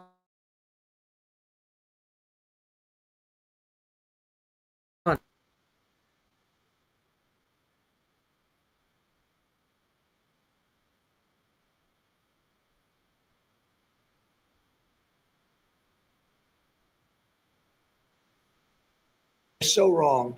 And we have a great commissioner, the chairman, who should look at that, because I think. Do you see it now, MAGA? You have to see it now. The president of the United States is melting down in the Oval Office over the Epstein files. Not only is he launching personal attacks, not only is he attacking the company, but then he's invoking his FCC commissioner, saying they are going to strip away the broadcast licensing for asking about Epstein. You guys for years have been saying that fake news is going to get their day, but maybe fake news was just asking questions for transparency reasons. Maybe we want to hear about the Epstein files for transparency reasons. Maybe it's not quote unquote fake news. Maybe it's just journalists and Donald Trump is deflecting. Do you see it now, MAGA? It's so clear. Throughout this meeting, it only gets worse. I urge you to drop a like, watch until the end, and make sure you're subscribed to the Adam Mockler feed to help us beat MAGA media. Watch this dude. He starts off the meeting with Mohammed bin Salman by saying that he's done an incredible job in terms of human rights. I'm very proud of the job he's done. What he's done is incredible in terms of human rights and everything else. And he's the crown prince. He's done a very, let me make sure my mic. He's done a very good job as far as human rights. Of course, I just showed you the human rights report that the United States of America has been put on the human rights watch list since 45-47 has taken his second administration. So it is not saying much that someone that they got the United States put on the human rights list thinks that the Crown Prince of Saudi Arabia has done great things with human rights. And then gets in a tizzy when that same reporter asked him about Khashoggi, who our own CIA said was unalived at this Crown Prince behest. Let's continue. The future king, and I just want to pay my greatest respect to your father, King, who is an amazing man. I met him early on. It's so batshit insane to say that Mohammed bin Salman or that Saudi Arabia is good on human rights. It's so insane that you almost think Trump is trolling or being ironic, but he's not. He's literally Michael Scott from The Office, lacking the self-awareness to know that. I mean, read this report. It says 2024 country reports on human rights practices. He's undermining his own State Department when he says this. The executive summary says there were no significant changes in the human rights situation during the year of 2024. Significant human rights issues included credible reports of arbitrary or unlawful killings, disappearances, torture, and cruel, inhuman, or degrading treatment or punishment, arbitrary arrest and detention, transnational repression against individuals in another country. You know, now that I'm reading some of these, Donald Trump. Doesn't that sound like the policies that 45-47 ushered in himself? This is a United States report on 2024 human rights practices of Saudi Arabia. So disappearing people, all of these things that are listed about Saudi Arabia has been enacted in the United States. So, of course, 45-47 don't see a problem, and they have done great things with civil rights. So great that 45-47 has emulated these same practices in the United States. Let's hear that again. If you didn't hear, and does any of this sound familiar under this administration? This is Saudi Arabia's U.S. report about Saudi Arabia's human rights practices. Not much has changed. Significant changes in the human rights. 24 country reports on. This is from the U.S. Department of State. The links are in my description box. I dropped the link to this video in the chat. Let's go. human rights practices. He's undermining his own State Department when he says this. The executive summary says there were no significant changes in the human rights situation during the year of 2024. Significant human rights issues included credible reports of arbitrary or unlawful killings, disappearances, torture. Does that remind you about all of these boats that they are targeting in the Caribbean? Unlawful killings? And cruel, inhuman, or degrading treatment or punishment, arbitrary arrest and detention, transnational repression against individuals in another country. Now that I'm reading some of these, Donald Trump supports all of this. Donald Trump supports the idea of immigrants being disappeared. Maybe not unlawful killings quite yet. I mean, Saudi Arabia is. I disagree. There are unlawful killings. Let's talk about the strikes in. Let's talk about the strikes. The Iranian strikes. The Iran didn't do anything to usher the strikes that happened in Iran. These people who are being killed in the Caribbean islands, they have no proof that they are even shipping drugs, and they have no proof of who any of these people are. Hegseth has already admitted that they don't know the identities of the exact people, but they're coming and they are nowhere near the United States. They have no idea where these boats are going, but these people have been killed. A few steps lower than the United States in terms of human rights abuses. That is just a fact. But Donald Trump is trying to normalize this type of stuff.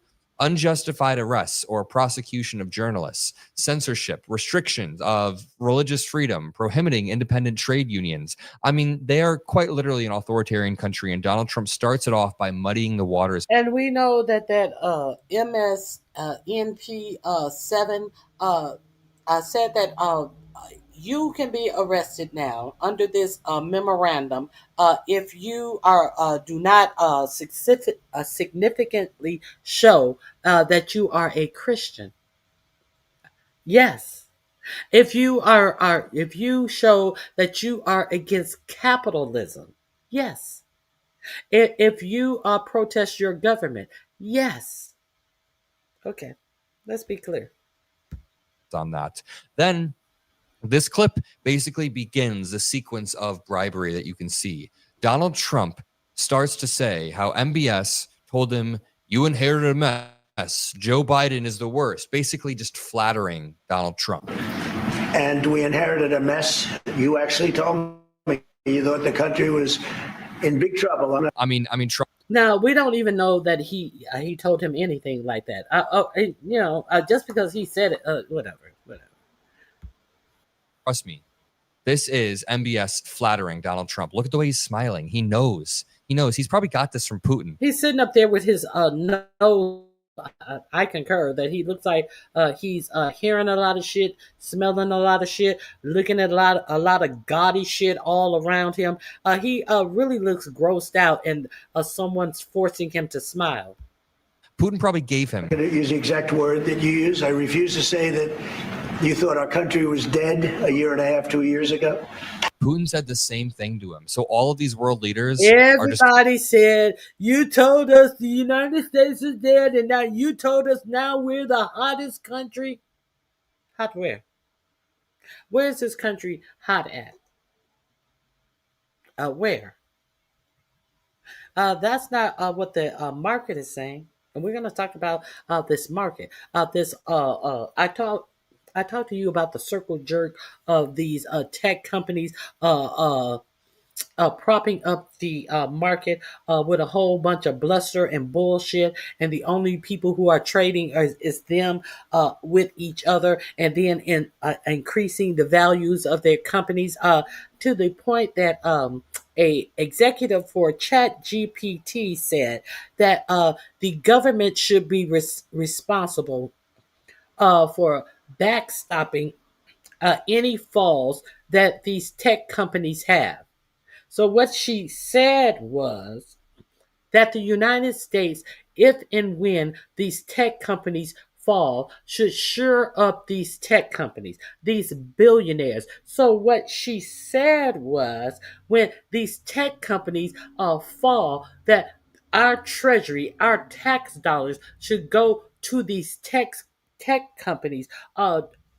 What happened to capitalism? What happened if you can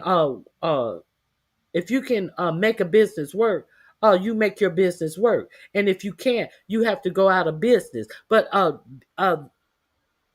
the executive for GPT said that no, if they lose money, while they're working on AI to take jobs away from the American people, if they fuck up and they lose money and the bubble bursts, the U.S. tax dollars, the American people who they trying to create ways to put them out of work, their tax dollars should go to these billionaires to shore up them because they fucked up their companies. Let's continue.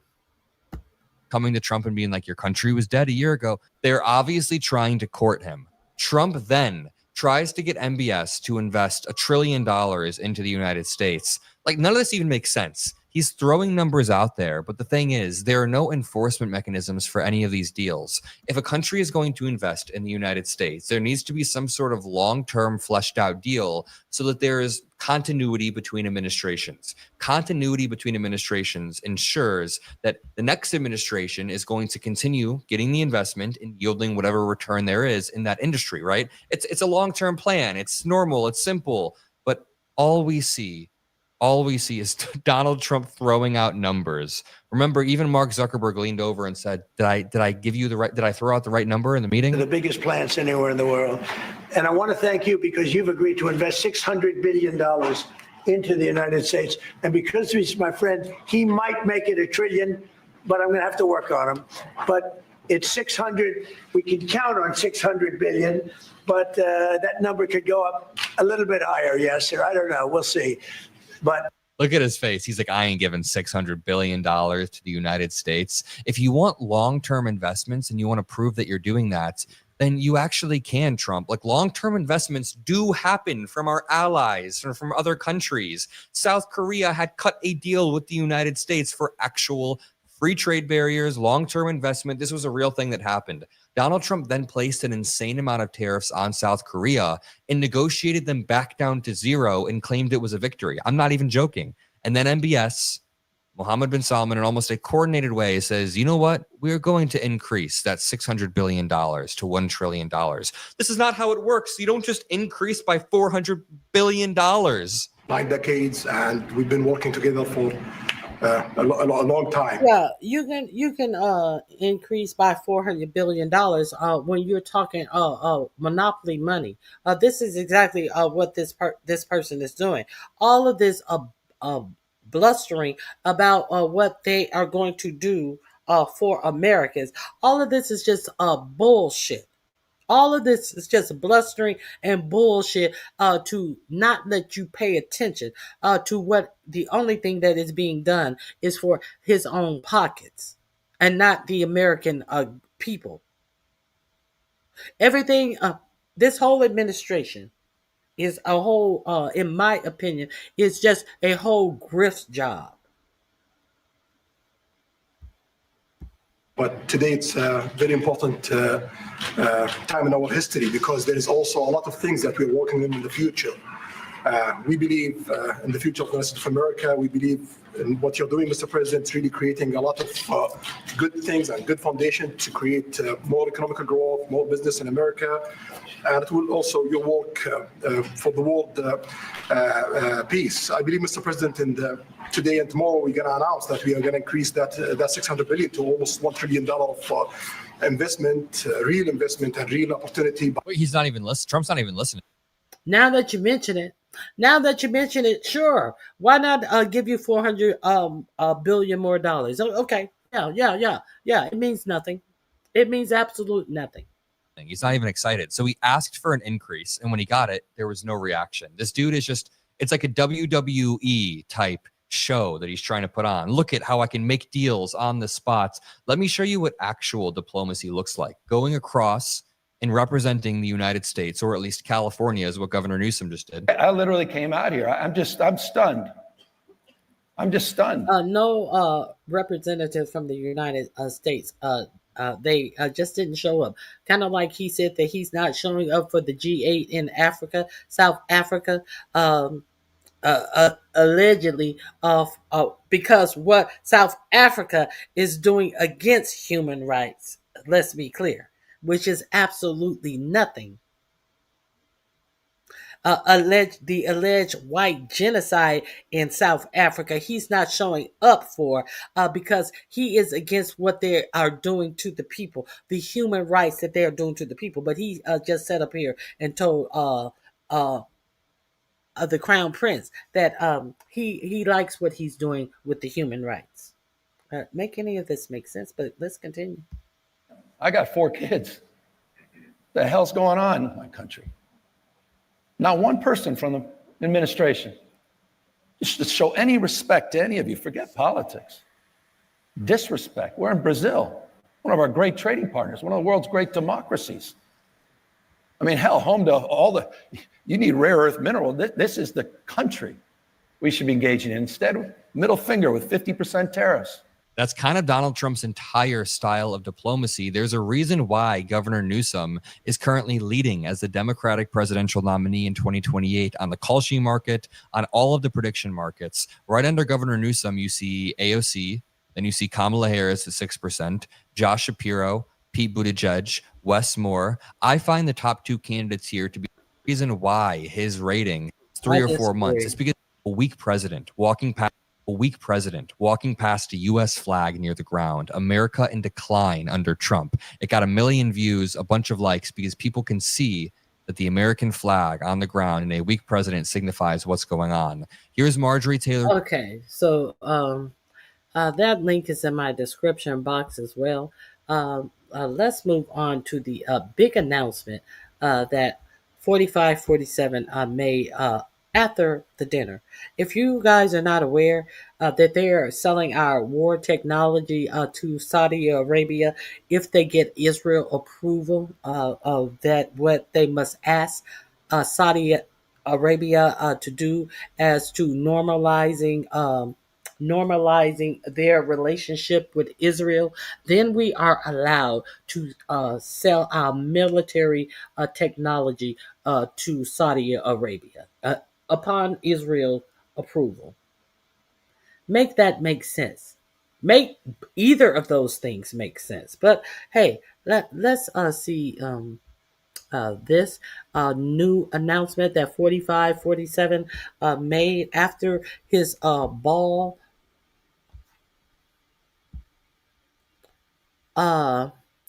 President 4547 designate Saudi Arabia.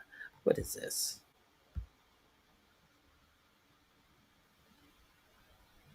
As a major non-NATO ally. So he has determined that Saudi Arabia has been designated to announce as a non-NATO ally. We're going to treat you like you're in NATO, even though you're not in NATO. We're going to treat you just like you are one of our NATO partners. Okay? Are we clear with that? Based upon this dinner, what was given to this administration, to this person, not the administration, what was given that made him get up with a limp dick and waddle to the podium to make this announcement? Can you imagine what the give was for him to give away everything? that we're taking our military cooperation to even greater heights by formally designating Saudi Arabia as a major non-NATO ally, which is something that is very important to them. And I'm just telling you now for the first time because I wanted to keep a little secret for tonight. I just heard him say, "Oh, that's nice." That's another point you won today. I didn't hear no, "Ooh, that's nice." I didn't hear anything. I heard a chatty ass bitch who sounded like she had too much wine saying something in the back. I heard no applause, no awe, no happiness. I just hear a fool sitting up saying that he has sold out America to Saudi Arabia because they liked all the 19 colors of gold leaf that they have splashed over everything in the White House, and they flattered a fool into giving away everything, all American secrets, all American military secrets. That's what I heard.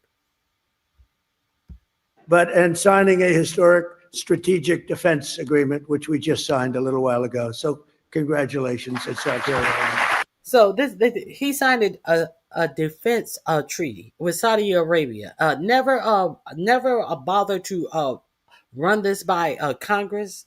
This good, well-heeled, good-thinking administration.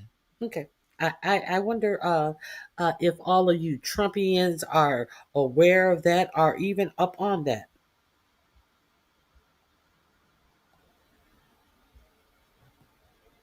Okay. When did you see anything from MSNBC presented here? When did you see anything from MSNBC presented here?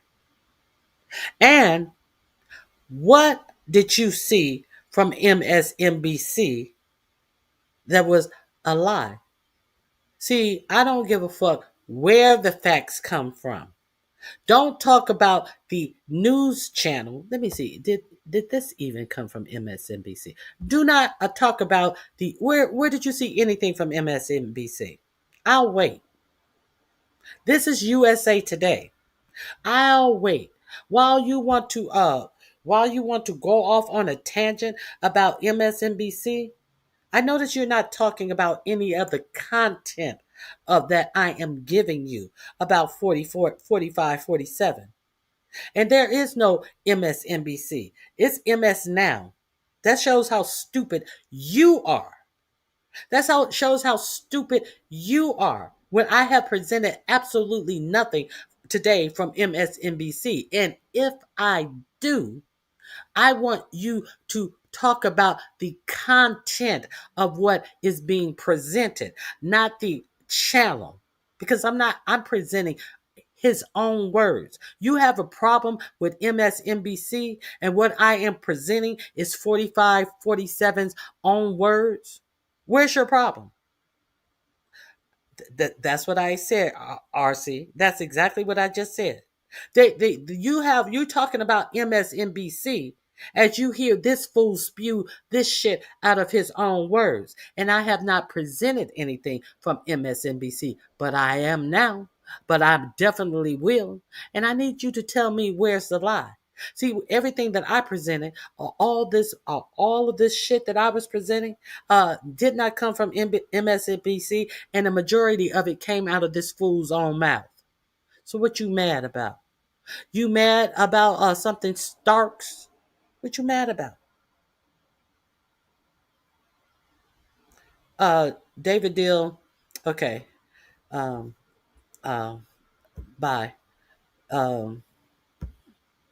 Bye, David Deal. I have asked you twice to not curse in my chat. Goodbye. Okay, so let's move on. Oh, wait a minute. Let me drop this link for you. This USA Today link. Because people want to pretend like they have an issue. This will be link number 5 in the description box. Please visit the description box if you want to peruse any of the links that I have provided for you today. Now, let's move on. I have quite a few more things that I would like to share with you. One more thing. One more thing on this presser. One more thing on this little visit. Here we go.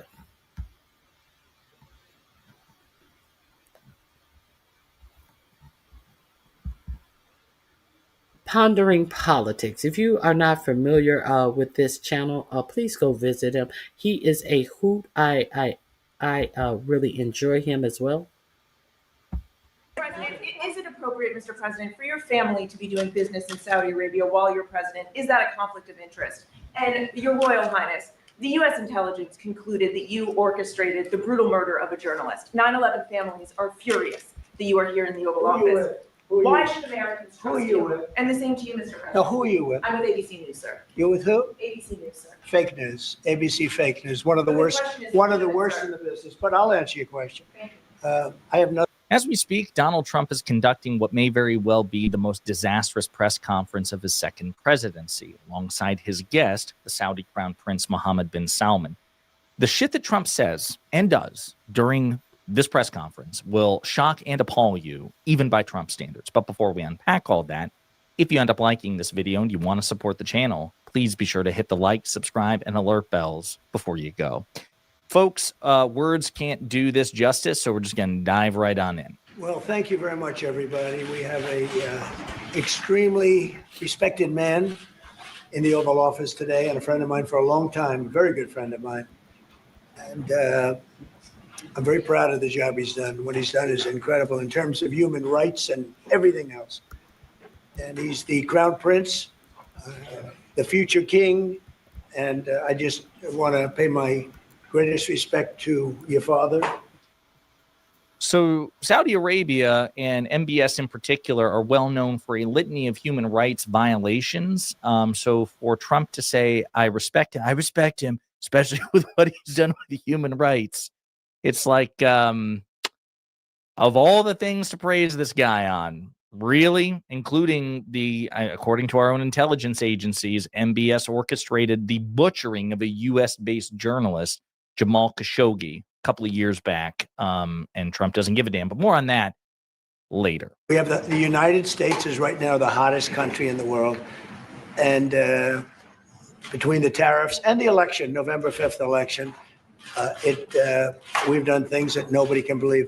$21 trillion will be the amount invested in the United States or committed to invest in 1 year.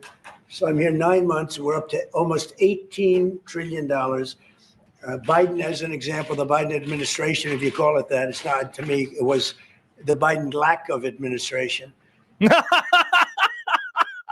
So witty. So he's just totally lying about the numbers. Orders of magnitude off, not even close. And more importantly, what he's calling an investment and then actually concedes somewhat. He's like, or promise to invest, which is incredibly different. These are fundamentally different things. They're not investments. They're trade deals, right? So again, I use the example. If I go to sell you my iPhone and you give me $100 for my iPhone, you did not invest $100 in me. We traded. I gave you something that we agreed is of equal value. It's just so dumb. And even the White House doesn't claim 21 trillion. And the number just keeps increasing. 20 trillion, 21 trillion, 22 trillion, $500 gajillion. But you'll see here, MBS is very clever, and indulges Trump's stupidity and narcissism to extract concessions and to extract a more favorable posture. We've done a job. We're also bringing down prices very substantially, and we've already brought them down very, very substantially. Gasoline is way down. I think you'll be seeing $2 gasoline, but we're now at $2.50, $2.45. Some are lower than that. It was $4.50, $5, $6, $3.50, $3.75, under Biden, all different numbers. But so he's desperate because he knows that the Republicans got their asses kicked with respect to the affordability message. He admitted that Republicans lost the recent elections, the 2025 elections, on affordability. So he has been spamming that word out, and he's trying to use the Biden administration as a point of comparison. I will remind you that Trump has said since he got back into office, within weeks, that gas is $2. I hear $2.50 in some places. So he's simply recycling and regurgitating the very same line of bullshit that he was using 6 months ago, just tacitly conceding that he was lying then or lying now, but the two can't coexist simultaneously. Either way, he's a liar, and he's hoping you don't know it, but you do. And it really is because of the fact that we use tariffs to bring all this money in. And you're going to see the results in a year when these plants start to open up. We have more plants under construction now than at any time in the history of our country. And these are big plants. These are the biggest plants anywhere in the world. Thank God for President Biden's bipartisan infrastructure law, as well as the CHIPS and Science Act that President Biden got through that led to a surge of domestic investment, which created the conditions and the construction that he's talking about and trying to take credit for. None of it has to do with fucking tariffs. He's just worried that the Supreme Court's going to rule against him. Here's another clip. Jobs. We have a lot of jobs. So I just want to thank you. We've been really good friends for a long period of time. We've always been on the same side of every issue.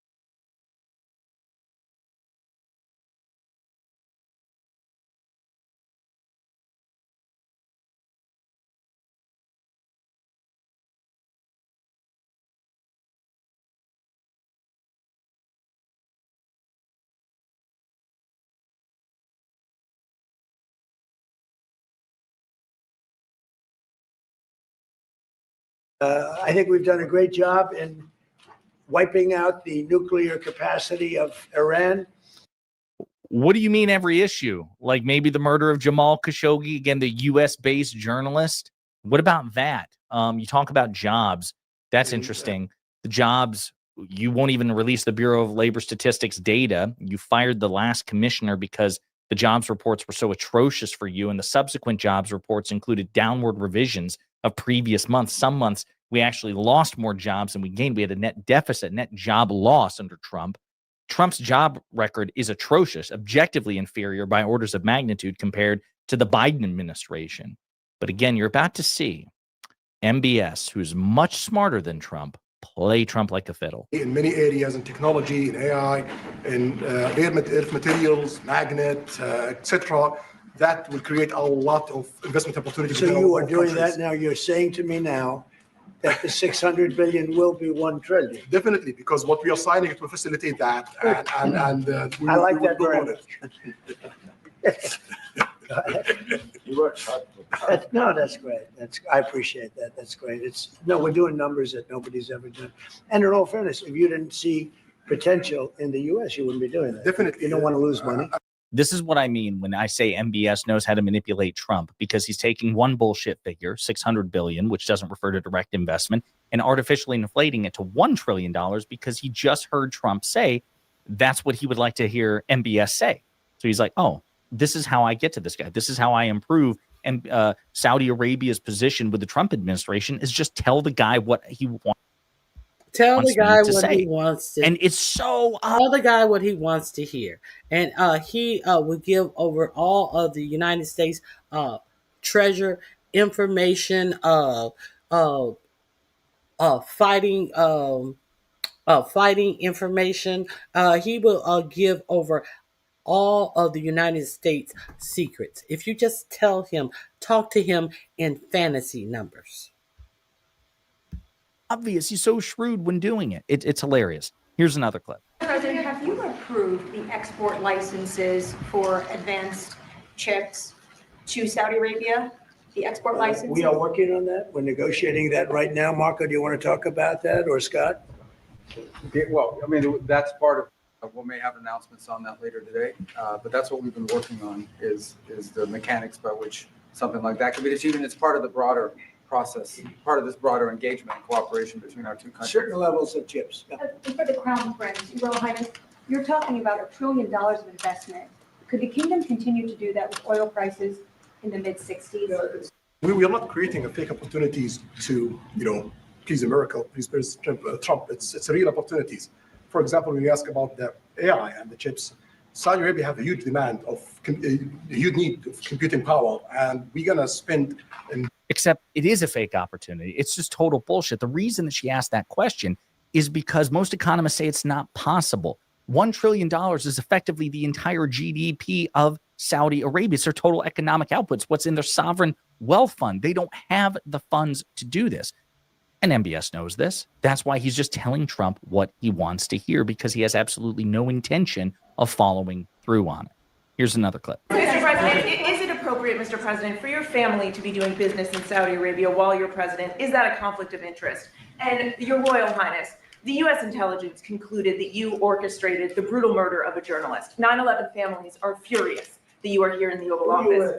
Why should Americans trust you? And the same to you, Mr. President. Now, who are you with? I'm with ABC News, sir. You're with who? ABC News, sir. Fake news, ABC fake news, one of the But the worst, question is one of the legitimate, worst sir. in the business. But I'll answer your question. Thank I have nothing. Holy shit, what a ballsy question.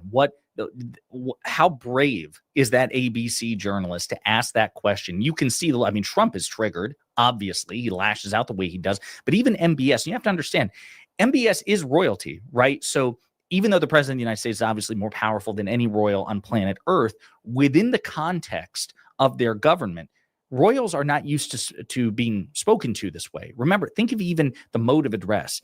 For the president of the United States, it's basic. It's Mr. President. For a crown prince, it's your Royal Highness. And he doesn't have citizens. He has subjects. So you can see the look on even MBS's face where even he's surprised, and I think amused, that somebody would dare ask him such a perfectly reasonable but adversarial question. He's like, damn, all right.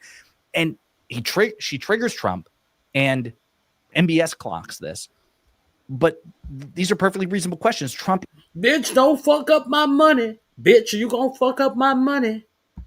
is engaging in unprecedented corruption by, allowing, by basically working deals in a way which benefit his family. The inextricable link between Trump and what his family is doing just can't be overstated. It's what everyone thought every conservative thought the Hunter Biden and Biden crime family was, but Trump's actually doing it on an order of magnitude greater scale.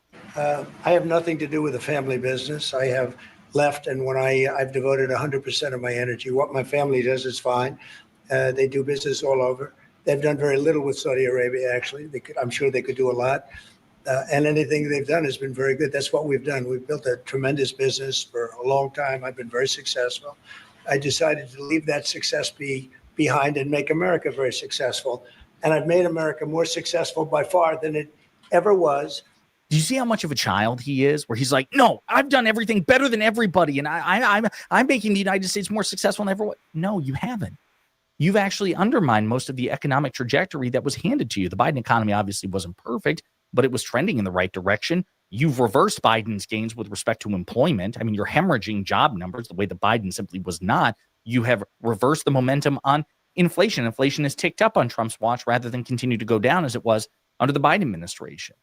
But he's just so offended at this idea that somebody would call it the obvious conflicts of interest between him and MBS and the Saudi government and Trump's family. And I will point out that MBS authorized Trump's son-in-law, the ex-shadow Secretary of State, Jared Kushner, to get a $2 billion investment from the Saudis that the sovereign royal management advisors, the wealth advisors, they were like, Jared Kushner doesn't have the expertise that merits such an investment. But MBS is shrewd. He's like, okay, financially, this might not make sense, but this will, entrench ties between. The link is in my description box for this video. If you want to, wait a minute, no, it's not. I am putting the link up to this video in my description box. So you can peruse this link for yourselves. This is what happens over here. I give you the opportunity to peruse the information. So you can't come back on here talking about MSNBC and this, that, and the other. Go over to the description box and please check out more of his videos. Subscribe if you'd like to. Couch Politics. Is this Couch Politics? No, this is not Couch Politics. Couch Politics is coming up next. This is not Jesse Pondering Politics. Yes, go over there and check out that channel. when you get a chance. A great, great channel. So let's move on let's move on to something else I will share with you. This is from Really American. I kind of I'm kind of getting keen on this channel. If you're not familiar with this channel, go over and check out Really American. Let me share this with you. I thought that this was a really a real good video. Brutal ad utterly humiliates 4547 doing 4547 meeting with the Saudi prince. So let's see this ad. Story you probably don't know. Back in 1990, Spy magazine sent out 500. For Trump, nothing is more important than money. Here's a story you probably don't know. Back in 1990, Spy magazine sent out 500 checks to the richest people in Manhattan. The checks were for 13 cents. They wanted to see who would actually cash them. Two people did. One was a Saudi arms dealer, and the other person, Donnie Trump. I'm very rich.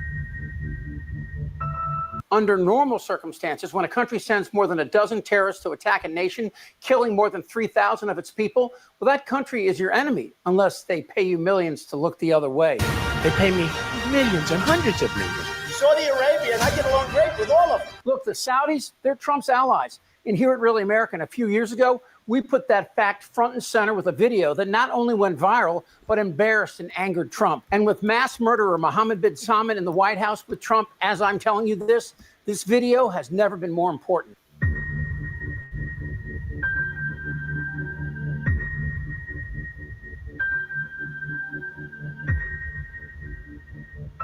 Saudi Arabia provided al-Qaeda with support, financing, and resources that were critical to the success of the September 11th attacks. The Saudi government using school books that teach Arab children to hate Jews and to hate Christians. Intelligence agencies have confirmed Saudi Arabia's crown prince personally ordered the killing of journalist Jamal Khashoggi. Maybe he did, maybe he didn't. The Trump administration informed Congress that the president will invoke emergency authority regarding arms sales to Saudi Arabia. Both sides of the aisle are criticizing the Trump administration's latest arms deal with Saudi Arabia, accusing the administration of bypassing Congress. The biggest concern of Saudi Arabia's human rights record, their involvement in the conflict in Yemen. The Saudi-led coalition has been accused of indiscriminate civilian casualties, the worst humanitarian crisis in the world right now. Children are literally starving in the street. How exactly does the country and its government get to ignore this? And what is the nature of America's relationship with Saudi Arabia? Donald Trump has more involvement and is more enmeshed with the Saudis than any president in American history. I like the Saudis. They're very nice. I make a lot of money with them. They buy all sorts of my stuff, all kinds of toys from Trump. They pay me millions and hundreds of millions. Saudi Arabia, and I get along great with all of them. They buy apartments from me. They spend 40 million, 50 million. We've become very good friends. We are with Saudi Arabia, and we're staying with Saudi Arabia. And by the way, just so everybody, I have no business whatsoever with Saudi Arabia. Couldn't care less. The Saudis and Trump have been friends for a long time for two basic reasons. The first is Trump loves dictators. Dictators don't have a Justice Department or a Congress that could impeach them, and dictators can do with the military whatever they want. A show of force in Charlotte as Border Patrol moves in. Just show them your ID again. This is bull. What the? Hey. And the second reason is the Saudis see who Trump is, and they reward him with millions to dishonor and rip off Americans, which Trump has done for years. Back in 1987, Trump doled out $29 million for a 300-foot yacht originally commissioned by Adnan Khashoggi, that same Saudi arms dealer who cashed the 13-cent check. And later, Trump sold the entire 45th floor of Trump Tower for more than twice what it was worth to the Saudis. And that same year, he also sold a set of condos to the Saudi government. And the year was 2001, and it was 6 months before 15 Saudis participated in the 9/11 attacks. And this Saudi Crown Prince Mohammed bin Salman, he's been a very close friend of Jared Kushner. How close? Well, Kushner and bin Salman are now in business, and the Saudis gave Jared a $20 billion contribution for investment in his U.S. infrastructure projects. Who's handling the money? The Blackstone Group, whose CEO, Steven Schwarzman, is an advisor to Donald Trump. And Trump's ties to the Saudis grew stronger in the wake of Jamal Khashoggi's murder, especially after 2020. Since then, Trump and his family struck at least 9 deals with Saudi investors, pushing millions into Trump's golf properties, tens of millions into his licensing businesses, and billions into his private equity funds. In 2024 alone, Trump and his extended family collected an estimated $50 million from deals connected to Saudi Arabia, all ushered in by this dude who was a mass murderer who not only murdered a reporter for the Washington Post, Jamal Khashoggi, but chopped his body into small pieces. Khashoggi was brutally butchered in 2018 by the Saudi government, and the agents who murdered Khashoggi were close to MBS. And even the CIA concluded that it was bin Salman who approved the operation to capture and kill Khashoggi. Khashoggi was last seen walking into the Saudi consulate in Istanbul in October. The CIA believes a Saudi hit squad killed him there on the Crown Prince's instructions, one of them reportedly using a bone saw. The White House is refusing to pin the blame on the Crown Prince, apparently afraid of damaging relations. We have no smoking gun that the Crown Prince was involved. But after Tuesday's CIA briefing, Republican Senator Lindsey Graham disagreed. There's not a smoking gun, there's a smoking saw. You have to be willfully blind not to come to the conclusion that this was orchestrated and organized by people under the command of MBS. I have zero question in my mind that the Crown Prince, MBS, ordered the killing, monitored the killing, knew exactly what was happening, planned it in advance. If he was in front of a jury, he would be convicted in 30 minutes. When questioned about this, however, Trump didn't attack the Crown Prince, but instead the guy was chopped up into small pieces. President, is it appropriate, Mr. President, for your family to be doing business in Saudi Arabia while you're president? Is that a conflict of interest? And Your Royal Highness, the U.S. intelligence concluded that you orchestrated the brutal murder of a journalist. 9/11 families are furious that you are here in the Oval Office. Why should Americans trust you? And the same to you, Mr. President. No, who are you with? I'm with ABC News, sir. You with who? ABC News, sir. Fake news, ABC fake news, one of the worst in the business, but I'll answer your question. He's done a phenomenal job. You're mentioning somebody that was extremely controversial. A lot of people didn't like that gentleman that you're talking about. Whether you like him or didn't like him, things happen. But he knew nothing about it, and we can leave it at that. You don't have to embarrass our guest by asking a question like that. And under Trump, the U.S. has sold jets, bombs, and tanks to the Saudis, who used them to attack Yemen, which at the time was in the middle of a drought and a civil war. The attacks were indiscriminate and killed tens of thousands of civilians. And when the bombs didn't explode, well, the people of Yemen found them, complete with the American flag. After discussing the situation in Syria with the Crown Prince, your Crown Prince,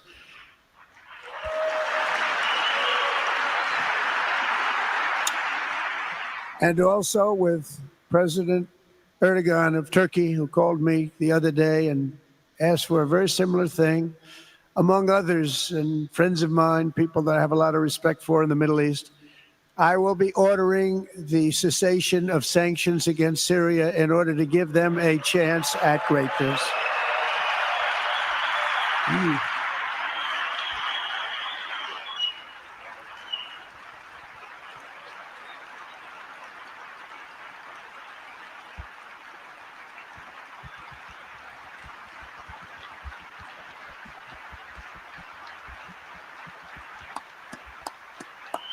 And of course, 9/11. 15 of the 19 hijackers on 9/11 were Saudi citizens, and there's tons of evidence that the Saudi officials actually helped the hijackers. The Trump legacy will be one of corruption and grift, using the White House to make himself wealthy while embracing murderous regimes who will write him a check. And he'll cash each and every one for a lot more than 13 cents. This is what leadership looks like. Go fuck yourself. Goddamn right. Okay, we're going to kill them. I think the president is definitely f***ing Satan. I kept my underwear on. I'm very excited about that. They know how to get to me. They had what? Who you talking to? I don't want to talk about this stuff. Am I wrong? Yeah. TikTok. We're in a lot of trouble, Donnie. I think he's crazy. So this is the guy that peddles in garbage. I'm Chip Franklin. Go over and check out Chip Franklin. The link is in my description box. This is link number 10. No, Mhm. Let's they talked about lifting the sanctions on Syria. I want oh, they did take pictures. 4547 is asking the president of Syria how many wives he had. He probably had as many as you've had, Donald. They can have many wives. You just overlapped your wives. You were screwing your next wife on the wife you were currently married to.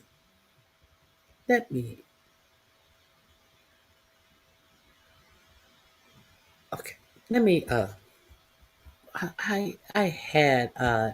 I had shown a video of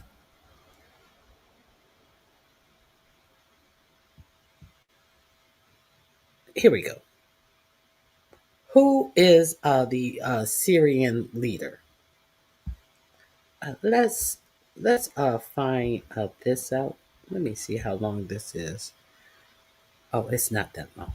Okay, let's get into who is Al Jolani. Al Jolani, the interim leader of Syria. You know who MBS and Erdogan told 4547 to drop the sanctions on.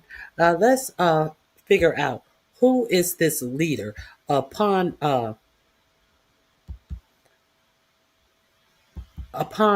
being asked by Erdogan and the Crown Prince, your president dropped sanctions on. And how did he get to be the interim president of Syria? Let's get into it. Syria and the Middle East has been turned upside down in just 2 weeks. And this is the man responsible for the fall of Assad. He is Ahmed al-Shara, better known as Abu Muhammad al-Jilani, the leader of the rebel militia Hayat Tahrir al-Sham, or HTS. Jilani is considered a terrorist by many countries, and the United States has a $10 million bounty on his head. The country now has a transitional government, and Jilani is its military leader. But some already see him as the de facto head of the new Syria. We're going to tell you about his journey to becoming the face of a revolution, and what Jilani's leadership could mean for the future of Syria and the wider world. This is Syria's rebel leader explained. Another week and another explainer on Syria. Last time we looked at how Assad's allies had deserted him and left him vulnerable to losing power. Here, we're going to talk about the man who defeated him. Ahmed Hussein al-Shara was born in Saudi Arabia in 1982.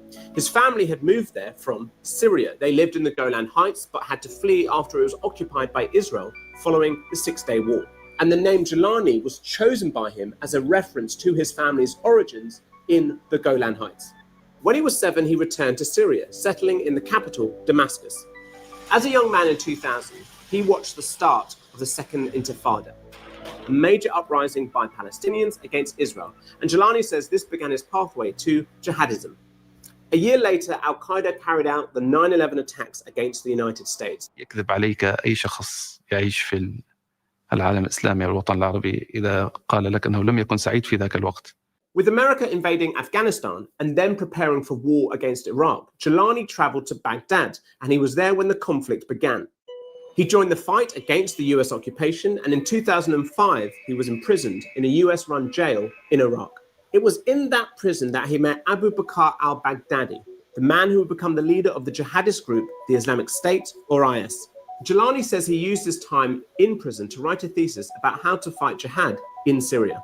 Syrian society has been brutalized for the best part of 5 decades. So Jilani, like many Syrians, is a product of that brutalizing, barbaric environment. And that really helped fuel his trajectory into the global jihad movement. In 2011, Jilani was out of prison, and the Arab Spring had begun across the Middle East. Mass civilian protests against authoritarian regimes. And Syrians were out in the streets as well, demonstrating against President Bashar al-Assad. They were met with brutal force, and rebel groups took up arms against Assad's forces. Jilani was sent back to Syria by his former prison mate, Baghdadi, backed with funds to create a new jihadist group to fight against the regime. Jilani established the Al-Nusra Front, which quickly became a prominent fighting force. فنحن في غضون سنة واحدة من هؤلاء الستة أصبحنا 5,000.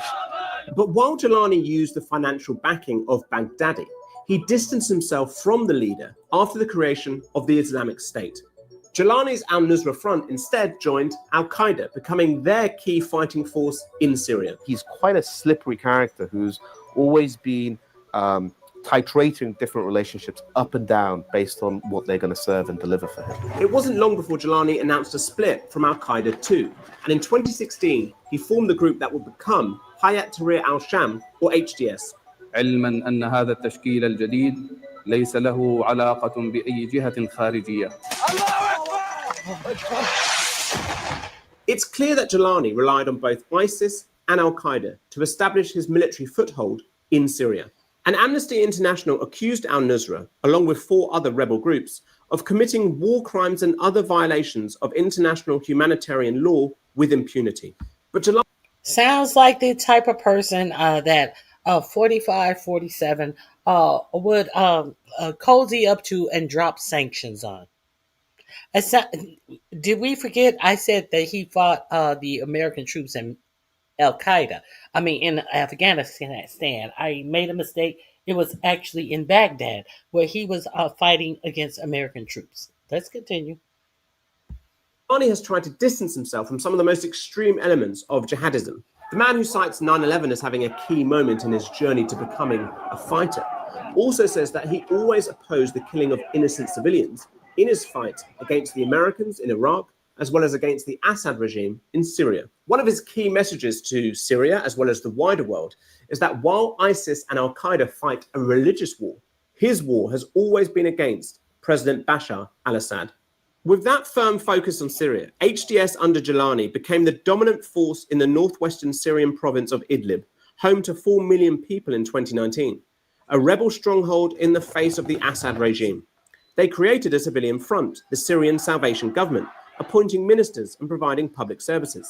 Jilani was very visible at this time, engaging with the public, and he reached out to non-Muslim communities as well, something very different to both ISIS and Al-Qaeda. He has, over the last 2 or 3 years, for example, been showing himself at churches, been showing the erection of Christmas trees in areas that he controls. He's been very keen to project this. I didn't know. Maybe this is just something I didn't know. I didn't know Muslims recognize Christmas, but it could be just me. I don't know a lot about Muslims per se. I just didn't know they recognized Christmas. I could be wrong.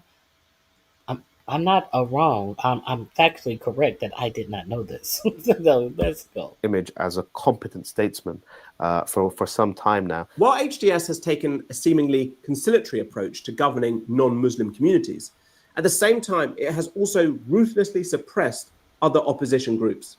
And it's been reported that HDS has tortured and killed civilians in their detention centers.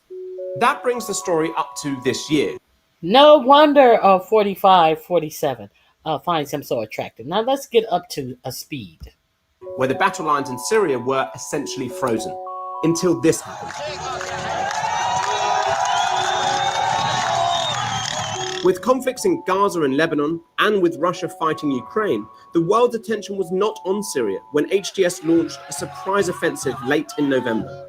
Within days, Aleppo had fallen. A huge moment. HDS had taken Syria's second largest city. Assad, with the support of Russian fighter jets, responded with airstrikes. But the strength of support from Assad's allies, Iran, Russia, and Hezbollah in particular, was limited. And on the ground in Syria, Assad's own forces crumbled in the face of the HDS assault. Jilani's forces took Hama, a city that had previously never fallen into rebel control following the 2011 uprising. The progress and execution of plans have been swift, with clear communication and adherence to commands. The revolution has transitioned from chaos and randomness to a state of order. HDS then swept Homs and reached the capital Damascus. Meanwhile, Assad fled to Russia with his whole family. As he entered the capital, Jilani dropped his name associated with his jihadist past. He is Ahmed al-Shara once again and is promising a new start for Syria.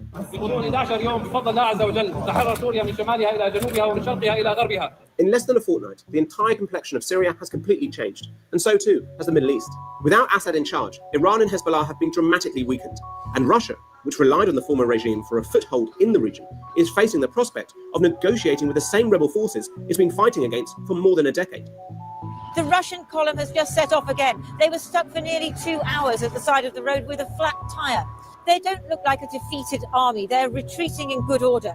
They must have come to some kind of agreement with the new authorities in Damascus. What al-Jilani and Hayat Tahrir al-Sham have achieved in Syria is simply breathtaking. Jilani launched essentially a blitzkrieg attack against government positions, sweeping across very large parts of the country with blistering speed. With HTS now manoeuvring to lead the whole of Syria, what kind of government can the country expect? We can think of the model that Hayat Tahrir al-Sham might seek for Syria as being Taliban light, by which I mean they want an Islamic character to Syrian society. He needs to work out exactly what kind of Islamic hue and tint he wants to put onto Syrian civil society. One of Jilani's first challenges will be persuading the West to recognize HTS as a legitimate power. The group is currently listed as a terrorist organization by many countries, but that could change quickly. I think there is a sense of rethinking amongst Western nations now about what to do with Abu Muhammad al-Jilani. The US State Department has said it will work with anybody in Syria, provided they are willing to transition the country in a way that respects minorities, respects all the diverse and different parts of the rich tapestry of Syrian society. And I think the UK government, like a number of other European governments as well, will look to engage with him, because you can't ignore him at this stage. Part of Jilani's game plan is to present himself as a pragmatic and moderate leader, while reassuring minority groups they will be safe. A strategy to appeal to the whole of Syria, but also the wider world, and one he's been pursuing long term. You see, Jilani claims he's been trying to distance himself from more extreme elements for more than a decade, and he gave his first interview to Western media in 2021. And this is what an HTS representative told Channel 4 News. This organization represents a third way, meaning it is not Al-Qaeda, it is not ISIS, but rather a third path, a national revolutionary path. The revolution has now triumphed, and we do not wish to enter a new phase of revenge. But can he really be trusted now that he's in the most powerful position of his life? He senses an opportunity to write his name in the history books, and therefore he is trying to titrate different relationships up and down as he needs to in order to deliver a result for him. And of course, delivering a result for him will really mean delivering a result for Syria and transitioning Syrian civil society into a post-Assad structure where minorities are accommodated, where minorities are comfortable, they're not persecuted. The fall of the brutal Assad regime has been widely celebrated by Syrians. We are overwhelmed with happiness. My feeling is I can't speak, man. And so far, Jilani is treading carefully with his people, taking the same pragmatic and conciliatory approach that served HTS well in Idlib. So we're at the very start of the journey, and of course its trajectory could go in many ways, but I think there are grounds to be very cautiously optimistic about what might happen next. Jilani's next moves will be pivotal, not just for his own career, but for the future of a country long torn apart by conflict. Thanks for watching, and don't forget to catch up with our other coverage from Syria, including Porrick O'Brien's incredible... Okay, this is Syria. This is who it appears made a deal with Russia, and Russia backed down. Let's see him here in his visit to the United States. He did something that was so great. He actually played basketball with some of the troops here in the United States. Where is that? After fighting with the United States, surely you guys could love him because he came and played a little basketball. Syria leader from a $10 million bounty on his head to a White House guest. Let me see, where did he play basketball with the troops? Isn't he endearing to you? He played basketball with the troops. Where is that? Where was that? I can't find it now, of course. Let me see if I can find it. No red carpet was laid out for him. Marco Rubio of the little rat was the one who led him into the White House. Let me see.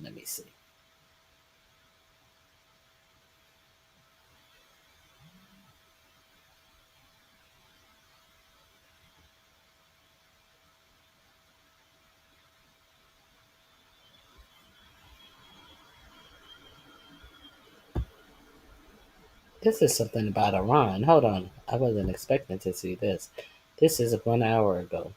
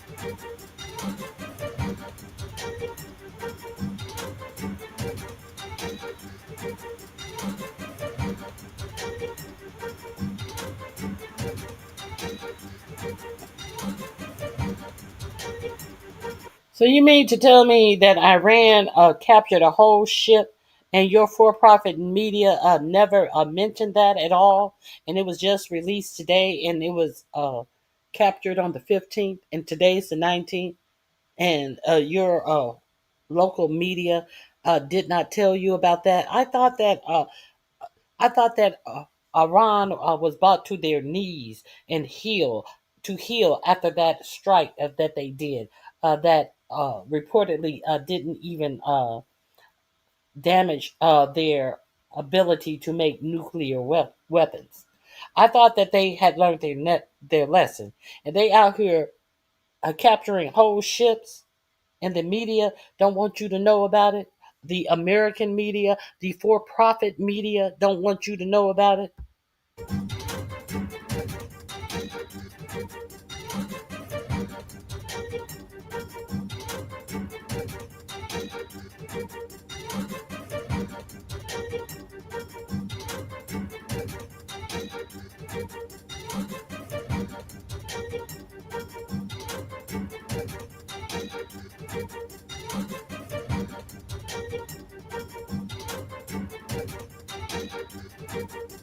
So you mean to tell me the U.S. Military had a drone circling this interception of this big ship, this big cargo ship coming from the UAE, and they have it in their sights, much like they had those little fishing boats off the coast of Venezuela, those fishing boats that you saw in black and white, and then were blown up. But they didn't do this to these Iranian ships that were intercepting this whole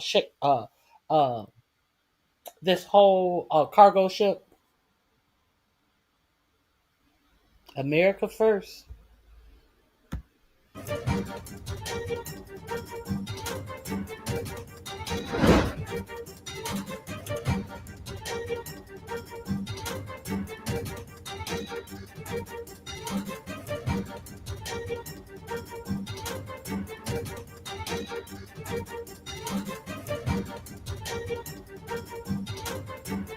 U.S. Central Command said it undermined free flow of commerce.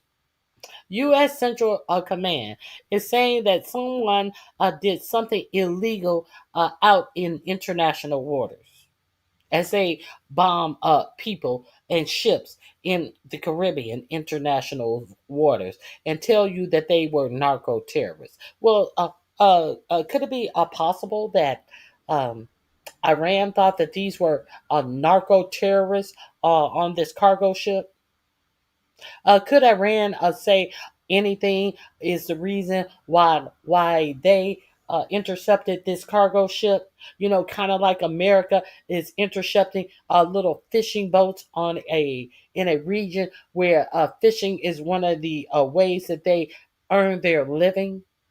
As J.D. Vance laughed and said there used to be hundreds of boats out there. Now you don't find any boats.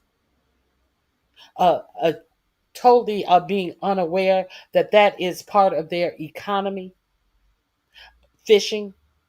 Huh? Make any of this make sense? And now they want to tell other people what they can do in international water, as they are killing people and unable to tell you exactly and prove to you exactly who these people even are. The audacity.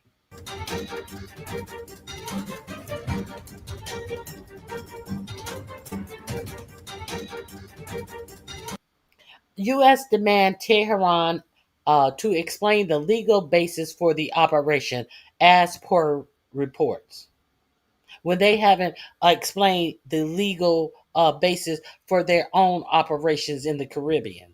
Make this make sense. I fell upon this story.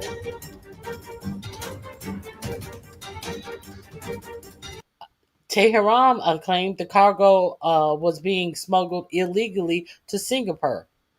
So what's the question? That they can do the same thing as you did. Claim drugs are being fentanyl that is not even produced in Venezuela is being shipped to the United States. What's the problem? What's the problem?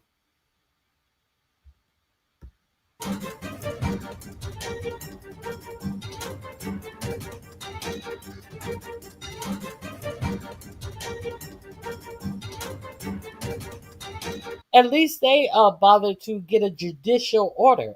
They also claimed that there was authorities said a judicial order was authorized for the confiscation of the shipment. At least they went to some type of a judge to get an order. What did the United States do to these boats where they're killing people in the Caribbean? Absolutely nothing. Absolutely nothing. But killed people. The audacity.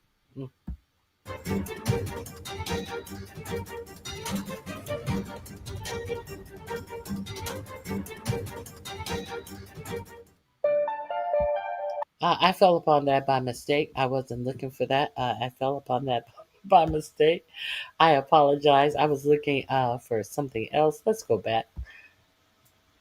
Let's go back. Entertainment tonight. How many wives? Trump asks Syrian President al-Sharani point blank in the White House. How many wives does he have? How many wives do you have? Let me see.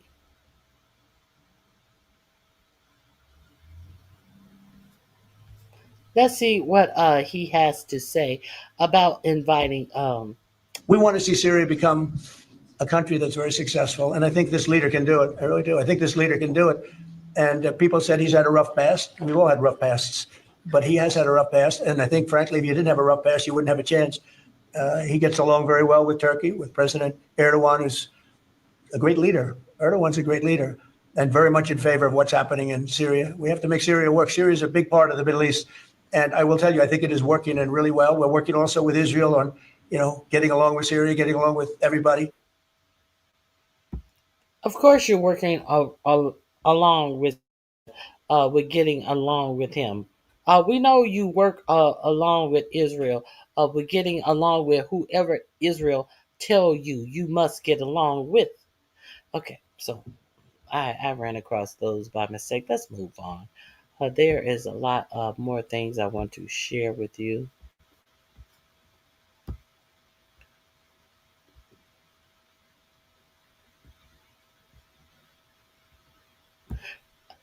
Affair. I don't need no. I don't need y'all hear about the affair? The affair that 45, 47 is allegedly was allegedly having. Let's hear about the affair. Ooh. I can't remember the lyrics of the song. I don't want nobody telling me what to do.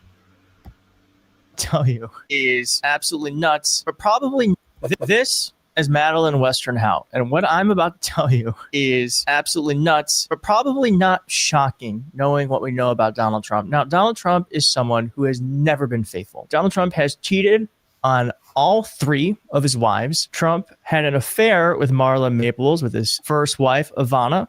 That would lead to a second marriage with Marla Maples. While still married to Marla Maples, he, had an affair with Melania Trump. And of course, we all know that Donald Trump had multiple instances of fun outside of the marriage, especially with Stormy Daniels, famously. Well, that's what brings us to Madeline Western-Hout, through new allegations that have come out that say that Donald Trump may have been doing a lot with his then assistant in the White House, who was 28 at the time. Donald Trump allegedly told his friends he was, quote, banging his 28-year-old White House assistant, a prominent author claimed to Jeffrey Epstein. Michael Wolff, who has written several books and articles about Trump, made the claim in a draft of a portion of a book shared with the pedophile financier in a 2019 email. So this is all coming out. There's 20,000 emails. This is one of the emails that this was a story that was written and was... This story is come from I think it's the Daily Mirror. The Daily Mirror. This doesn't come from MSNBC. The link is in my description box. This is link number 12. Let's hear a little bit more. Keith Edwards. I dropped the link to this in the description box.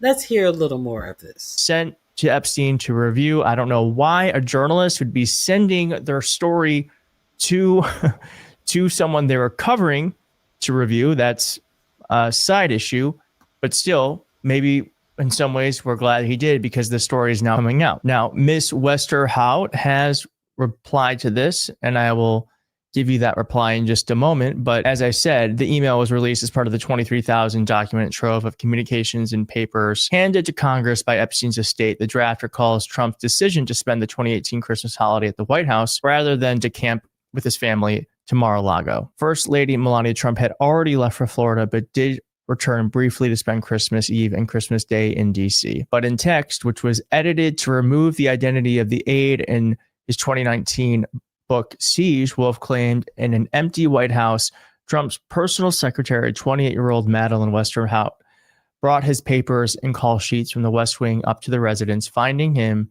she told friends, in his underwear. Jesus. Whoa.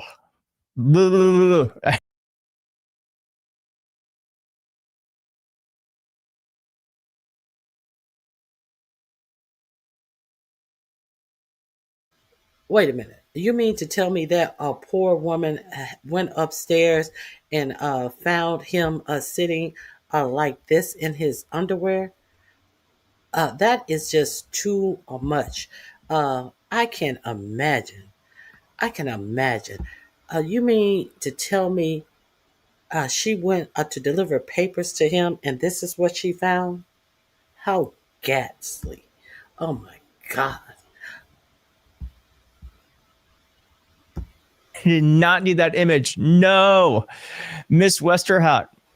God, I mean, I feel like she should sue. Miss Western-Hout was a longtime member of Trump's staff and the former elevator attendant at Trump Tower during the transition. The draft reads, quote, Bannon recalled noting that Trump took a particular interest in her, alluring... From elevator attendant to working as a personal assistant in the White House. Do you need to hear any more? You go from elevator assistant. I didn't even know they still had those. To working as the personal assistant to the president in the White House. I guess she could have taught Monica Lewinsky a trick or two. Trump kept repeating, she's got a way about her, his signature creepy stamp approval. When now the president was telling friends that he wasn't staying at the White House because of the shutdown. He was staying because he was banging Madeline. Shutdown bravado, locker room talk, or all part of a new alternative reality that only he seemed to be living in. Through her lawyer, Ms. Western-Hout said, these are absurd and defamatory accusations from a discredited writer who has been known to peddle falsehoods. The lies in this email are unhinged from reality and simply not true. Are you going to sue him for $50 billion like Melania has reported to threaten to sue him? Are you going to sue him so he can countersue you? And since he has countersued Melania Trump, you haven't heard a peep about Melania Trump against a wolf going anywhere. You haven't even heard about Melania Trump filing a suit since he factually filed a countersuit against her. So you're going to sue him, Madeline? Sue him. If it's defamation, sue him. In the 2020 book. And you understand what Melania Trump soon found out when he countersued her. That opens her up to a deposition. Are you going to open yourself up to a deposition, Madeline, and sue him since you said he's defaming you? I would. Book entitled Off the Record, Miss Westerhout recounts her sacking from the White House staff after she made indiscreet comments to reporters about the president's family. But it makes no mention of a relationship between her. So, who are you, a former elevator operator who got a cushy job in the White House at the president's personal assistant, and now you're making off-color remarks about his family that got you fired? See, you know what they say, a side bitch ought to play her position. So you tried to play a position that wasn't yours and tried to talk about his family and lost your motherfucking job, but you saying that you're being defended. If you are the president's assistant coming from a elevator operator, why would you be saying any sly remarks about his family enough to get you fired? Why are you popping off your mouth to people? Why are you so comfortable that you're popping off your mouth to people and to the point where you lost your job because you're talking about his family? See, a side bitch who always has to play the game and smile in the family faces. They often get quite bitter, and they oftenly try to shoot little slide remarks and things. It didn't work for you, huh, Madeline? Madeline, sue. If he's defaming you, sue, Madeline. And the president. The book does say, I must give a special thanks to President Trump. More than 2.5 years I spent sitting outside the Oval Office were the most exciting of my life. I wish everyone could get to know him the way I did. Oh, oh, really? They would never doubt how much he loves this country. President Trump has branded the release of the files a hoax and a scam. Again, I mean, I'm going to say this every time it's brought up. They're a hoax and a scam. Only he's now directing the attorney general to go after the Democrats who are in the files. He's calling it a Democratic hoax and a scam, but the files are real when they're talking about the Democrats, but not when they're talking about Trump. Caroline Leavitt said that these stories are nothing more than bad faith efforts to distract from President Trump's historic accomplishments, and any American with common sense sees right through this hoax and clear distraction from the government opening back up again. So again, I mean, this is okay. That link is in my description box. I didn't know if you guys had heard about that, but I just decided to bring it to you. Now, the House has passed the bill for the DOJ to release the Epstein files. The Senate, to 45-47's chagrin, had said that they will take that bill up. 45-47 at the last minute told all of the people to sign it. Every Republican and every Democrat signed that.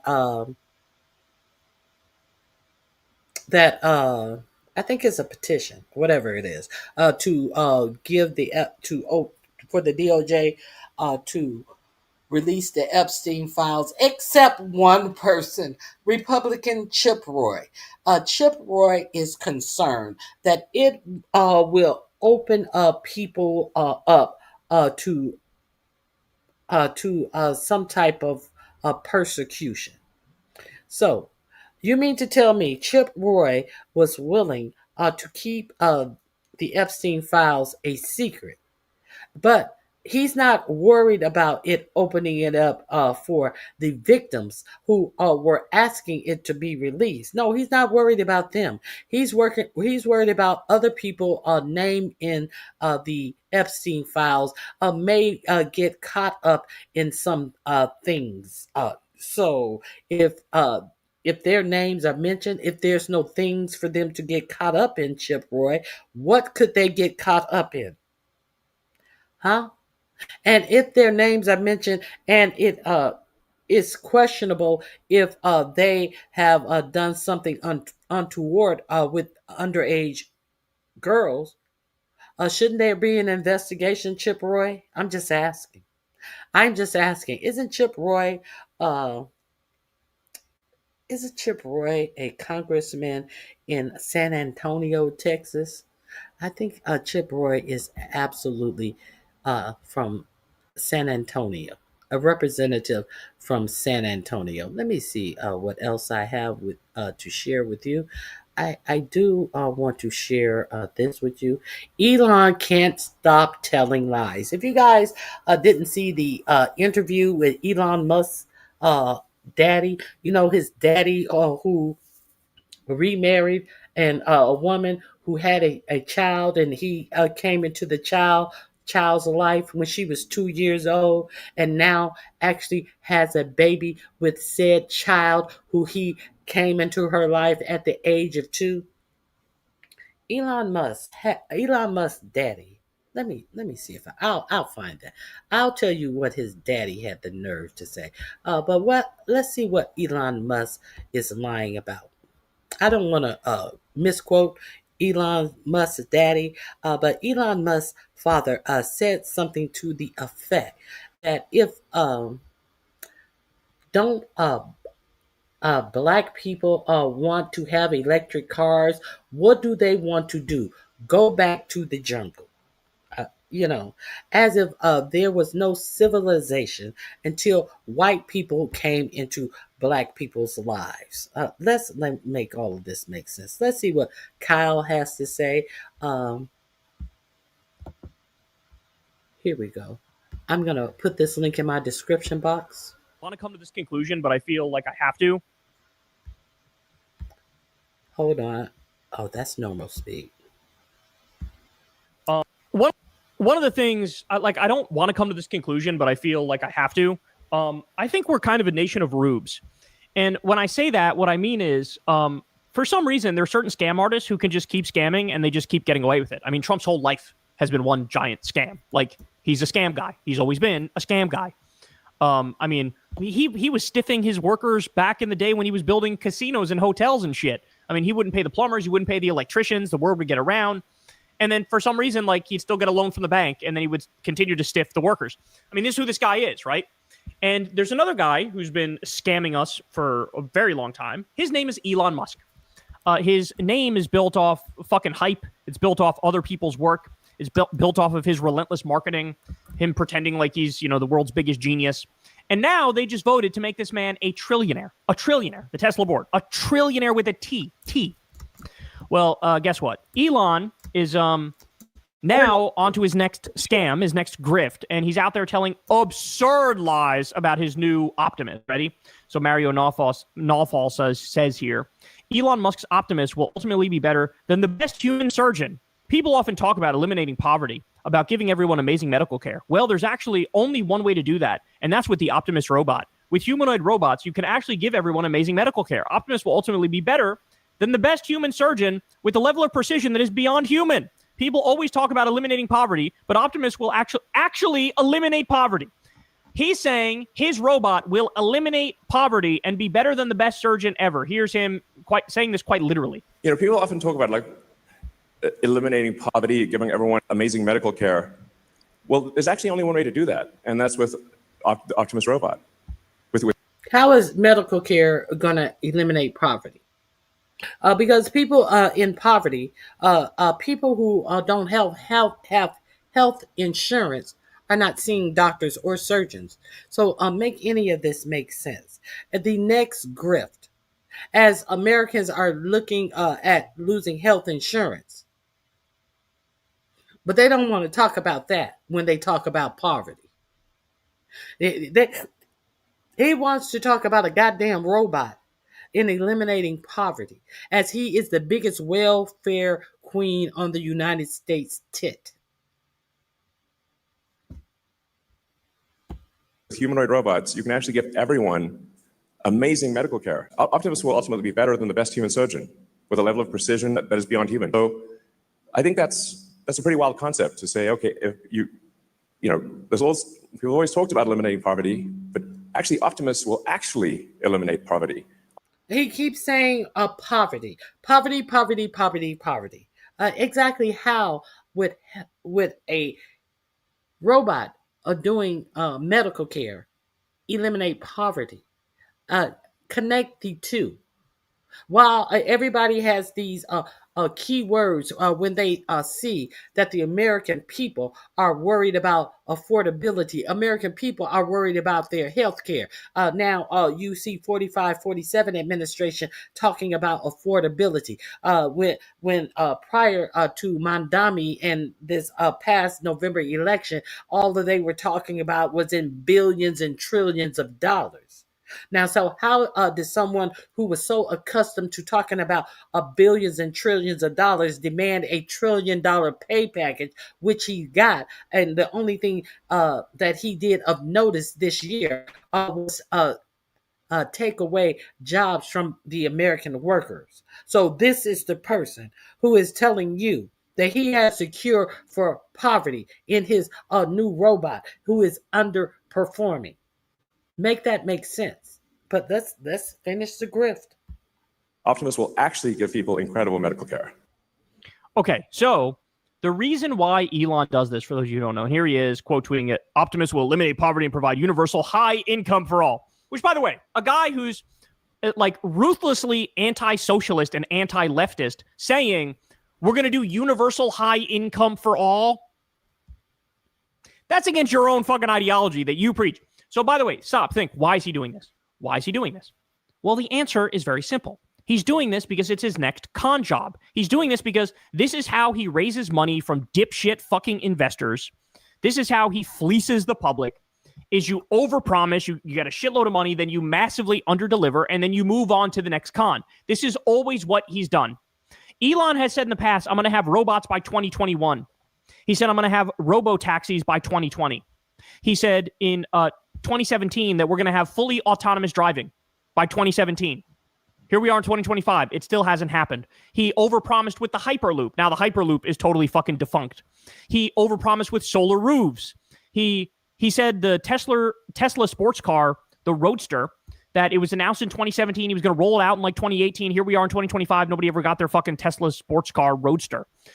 He said he was creating a snake charger in 2016. That never came about. He said he was going to put you on Mars in a decade. And that was like fucking 5 years ago that he said he would already have us on Mars. He is the king of vaporware.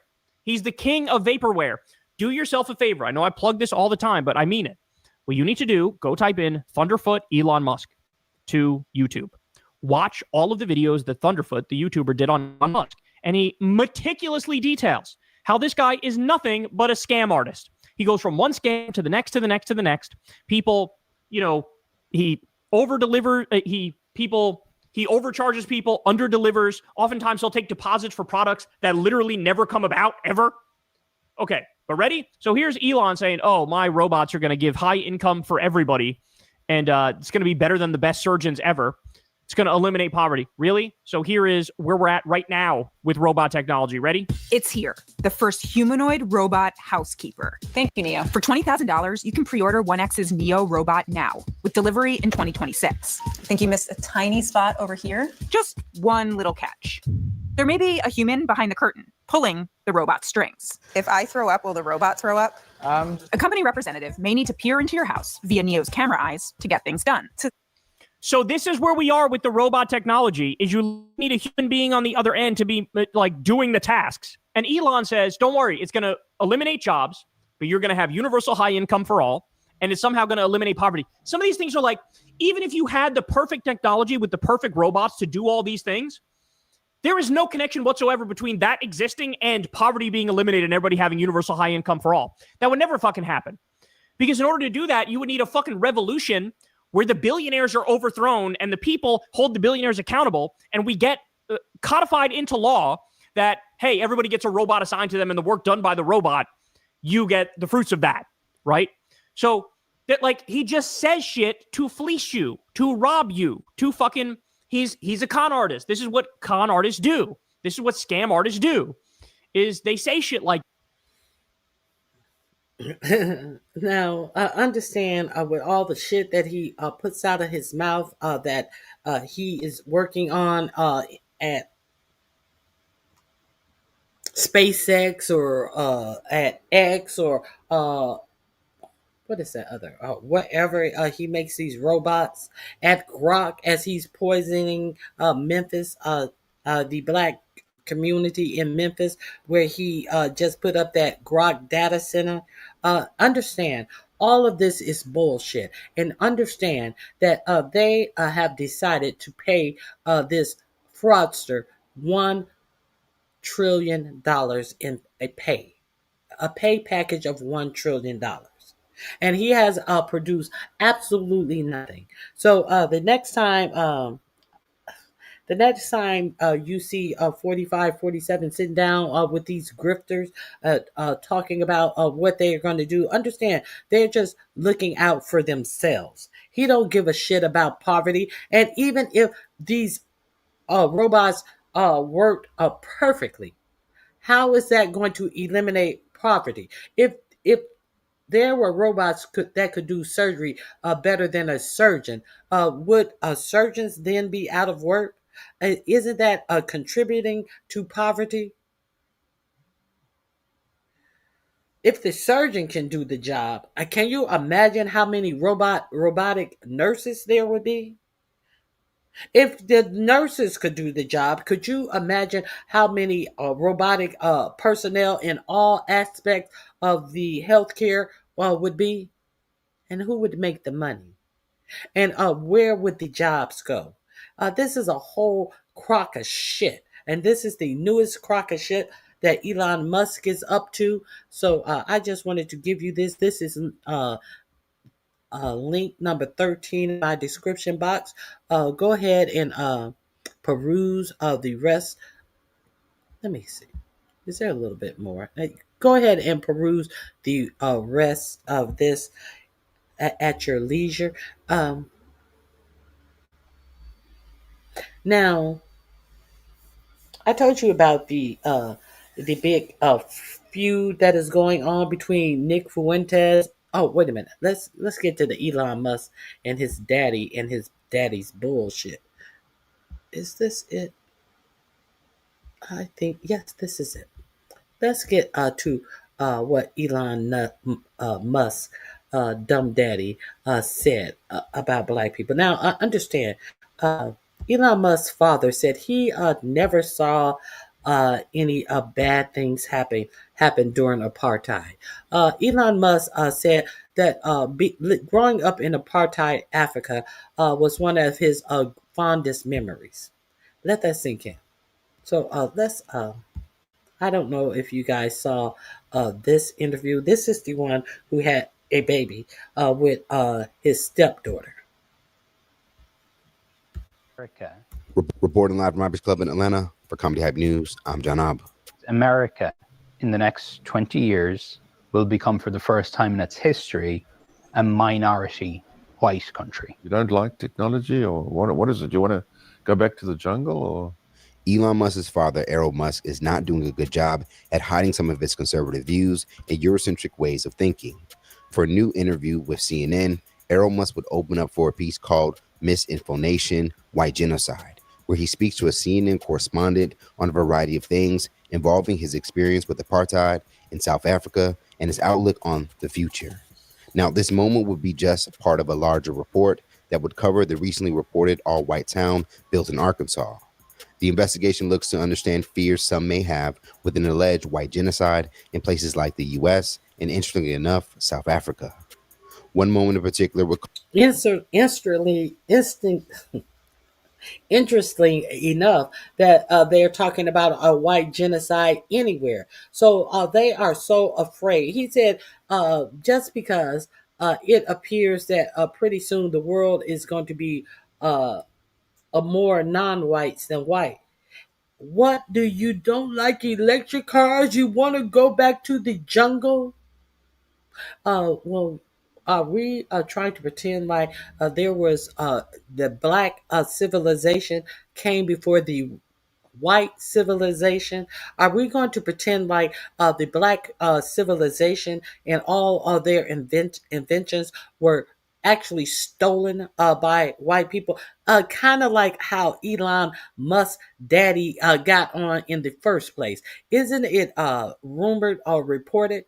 Isn't it reported that Elon Musk father cannot tell you exactly how he purchased this? I think it was a jade mine where he got all of his wealth. He said somebody sold it to him, but he has none of these things that we call receipts. How did Elon Musk father get rich in the first place over in South Africa? Let's continue.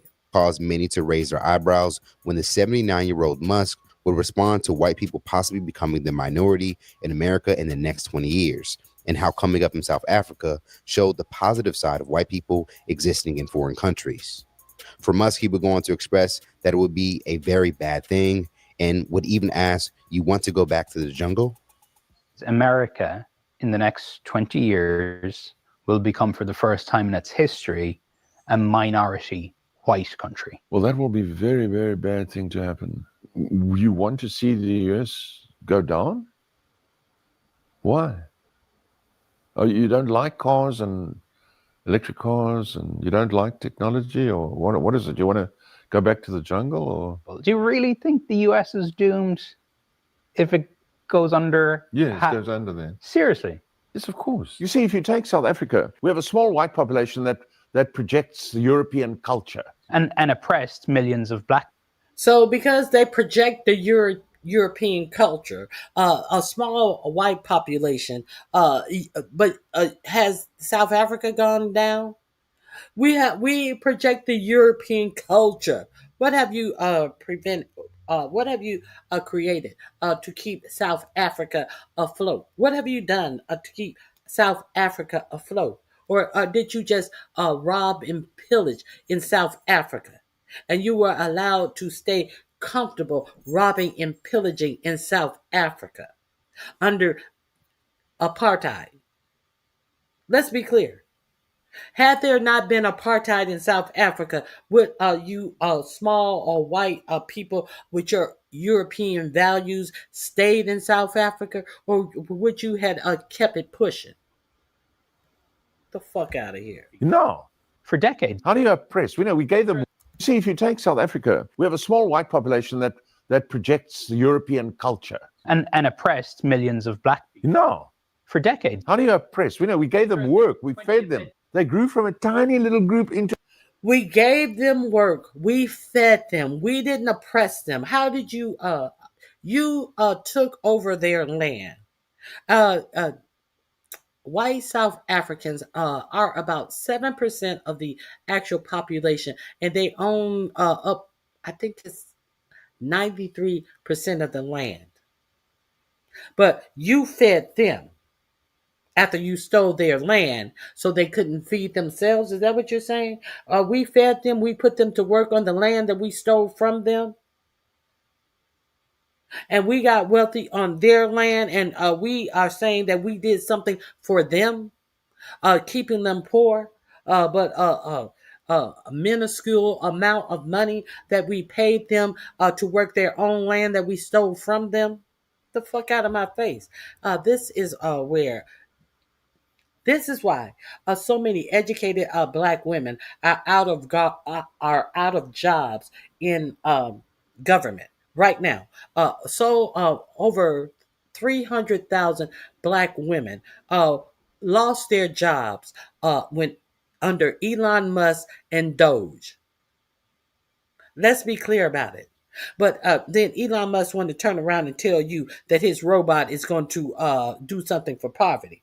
Having people work is going to do something for poverty. Having people work jobs that afford them a fucking pay that allows them to be part of a upwardly mobile society is the thing that's going to keep them out of poverty, because it ensures that they are able to send their kids to good schools so they can go to good colleges so they can keep it pushing. But why did Elon Musk come in and make sure he ripped all these jobs from all of these black workers who were living middle class lives? Because they don't want to see that happen.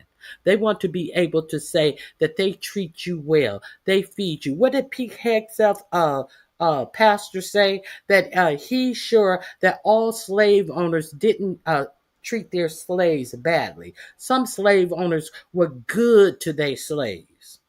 So this is some slave owners were good to their slaves mentality that we're dealing with. And we're going to get back into this racist mentality that is taking over the GOP, where they're having to decide if they are for or against Nazis. We're going to get into that as well. And it seems like the Nazi faction of the GOP is winning out. Yeah. Just be sure of that as well. They're a massive group. That's not oppression. We fed them, for crying out loud. You know, enough with this. Because the black population was so oppressed under apartheid. Well, we never saw this oppression you're talking about. This outlook, as expected, would cause many to react to Musk's belief in white superiority and claiming that technology is only associated with white people. When the reporter of the segment, Donnie O'Sullivan, would share news of the new interview on his X account, he would receive a series of responses.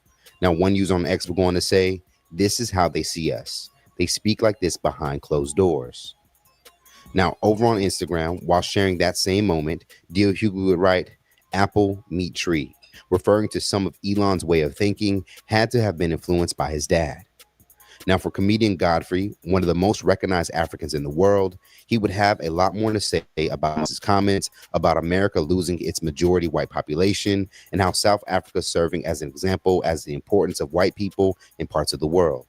Godfrey would jump on his social pages and deliver a very direct response to Musk's claims on white people bettering South Africa and America. Elon Musk's dad. I got to give it to this guy. He doesn't pull any punches. His racism is right in your face, as we know where we stand with this crazy motherfucker who got his stepdaughter pregnant. You want to go back to the jungle? We bring a European culture to Africa. What culture are you talking about? Stealing people's shit and claiming it as yours? The fact that a white South African can say that about South Africa is so sick to me. Go back to the jungle. In America, you don't want America to go back to its natural color, right? Which was Native American. That was brown Yeah, it was all brown. Whites were the first immigrants. Where are you, ICE? You were the first immigrants. Yes, you were. Lots of Black Americans contribute to technology in America. A lot of other brown people contribute to America and how it's moved forward. And a lot of whites stole a lot of Black inventions, their patents. They stole a lot. Elon Musk, there's nothing you can do about it. It's coming. Black, brown, we're all coming. Now, to Godfrey's point, many non-white races and even Black Americans have contributed to the advancement of the world through technology. In fact, according to a list from outlet US News, Japan, South Korea, and China are the top 3 countries in the world when it comes to technology expertise, followed by America at 4. And just for reference, that same list would say South Africa is ranked as the 73rd country. Now, over on places like TikTok, several viewers would further respond to what Musk had to say. Elon Musk, you better tell your ugly ass daddy watch his mouth. This ain't South Africa. Even begin to talk about the fact that y'all ain't really from South Africa, okay? Because in that continent, y'all stole that too. Just like y'all stole every goddamn thing else. Elon Musk daddy need to watch his mouth when he on these interviews. And CNN, y'all should know better than even posting that. So let's talk about it more in the comments below. How do you feel about these recent comments by Elon Musk? And was CNN wrong for giving him a platform to share these type of views? Stay up to date for the latest news and comedy by subscribing here to our YouTube channel. Okay, the link is in my description box. I believe this is link number 14. Let me make sure before I close it.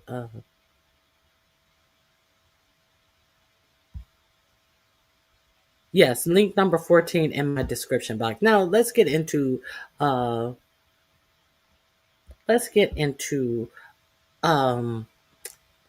the fight that's going on in the GOP. Either they are Nazi lovers or they are not the non-Nazi lovers. As what is his name? What is his name? Lindsey Graham said. Lindsey Graham says he's part of the non-Nazi lover wing of the GOP, which only means that there is a Nazi-loving faction of the GOP. Now, we do know that your Vice President, J.D. Vance, could not bring himself to say when the text messages were revealed from these young Republicans who had so much fondness for Nazism. He could not say that these adults were wrong.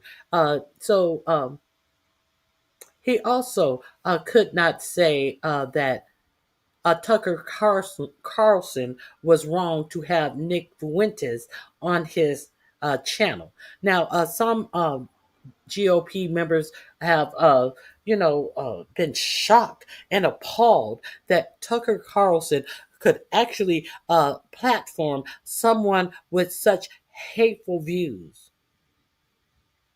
Because we are a party that spew hatred towards Black and brown people. That is fine. That is a-okay. But how dare you say something about Jewish people? They want to delete. They want to unplatform you if you say something about the white Jewish people. But not J.D. Vance. J.D. Vance says there's room for everybody. Not the president of the Heritage Foundation, Kevin Roberts. Kevin Roberts almost got thrown out of the Heritage Foundation for saying that he's just a young guy. Pretty much what J.D. Vance said about the young Republicans who was spewing all of that Nazi rhetoric. These are just kids. A 38-year-old was one of the people in that chat. He wants to declare them just, and God forbid that if I got in trouble for all the things that I did when I was a little kid, a young kid. We're talking about full-fledged adults who were spewing this rhetoric. So it appears to be that the Nazi wing of this GOP is trying to be normalized. The only thing that they will have an issue in the hatred that this party is doling out to specific groups of people is if you dole it out to the Jewish people. So let's get into this. Measure actually got near unanimous support, right? Only one person, Republican Clay Higgins, voted against it. But the path to get here has been the House has now officially voted to release the Epstein files. And the measure actually got near unanimous support, right? Only one person, Republican Clay Higgins, voted against it. But the path to get here has been incredibly bumpy. In the future, it appears that it might be just as chaotic. Right? And to break it all down, we have to start with where Trump stands on this. Right? Because for months, he's been calling the Epstein issue a Democrat hoax, trying to distance himself from any ties that it had to him, and trying to go after any Republicans aiming to release the files. But then, over the weekend, he told House Republicans, okay, support the Epstein Files Transparency Act. And just yesterday, he said that if the legislation makes it to his desk, he'd sign it. But that also doesn't mean that all of a sudden he's just open and willing to talk about the issue. I mean, just But it doesn't mean that the Epstein files are even coming out, because he has told Pam Bimbo to investigate the Democrats who were in the Epstein files. You know, the Democrats that he also said on yesterday that were all in the file, that spent every day and even lived with Epstein. Now he has an investigation into the Democrats' name that were in a file. So while they ask you how come the Democrats didn't release the files when they were unreleasable, because Ghislaine Maxwell still had an appeal pending, so they could not release the files with all of their evidence to fight an appeal of someone who was convicted of XAing young girls. Why didn't 4547, when he had them files in his first administration, investigate all of these alleged Democrats who were in the file? But nobody can ask that question. So do you think that these files are going to be released? No.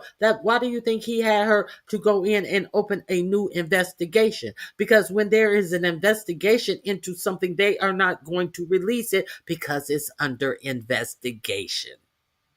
Duh. Last night, you had him being hostile to reporters asking about it and trying to pivot the blame to Democrats. Mr. President, what did Jeffrey Epstein mean in his emails that he said you knew about the girls? I know nothing about that. They would have announced that a long time ago.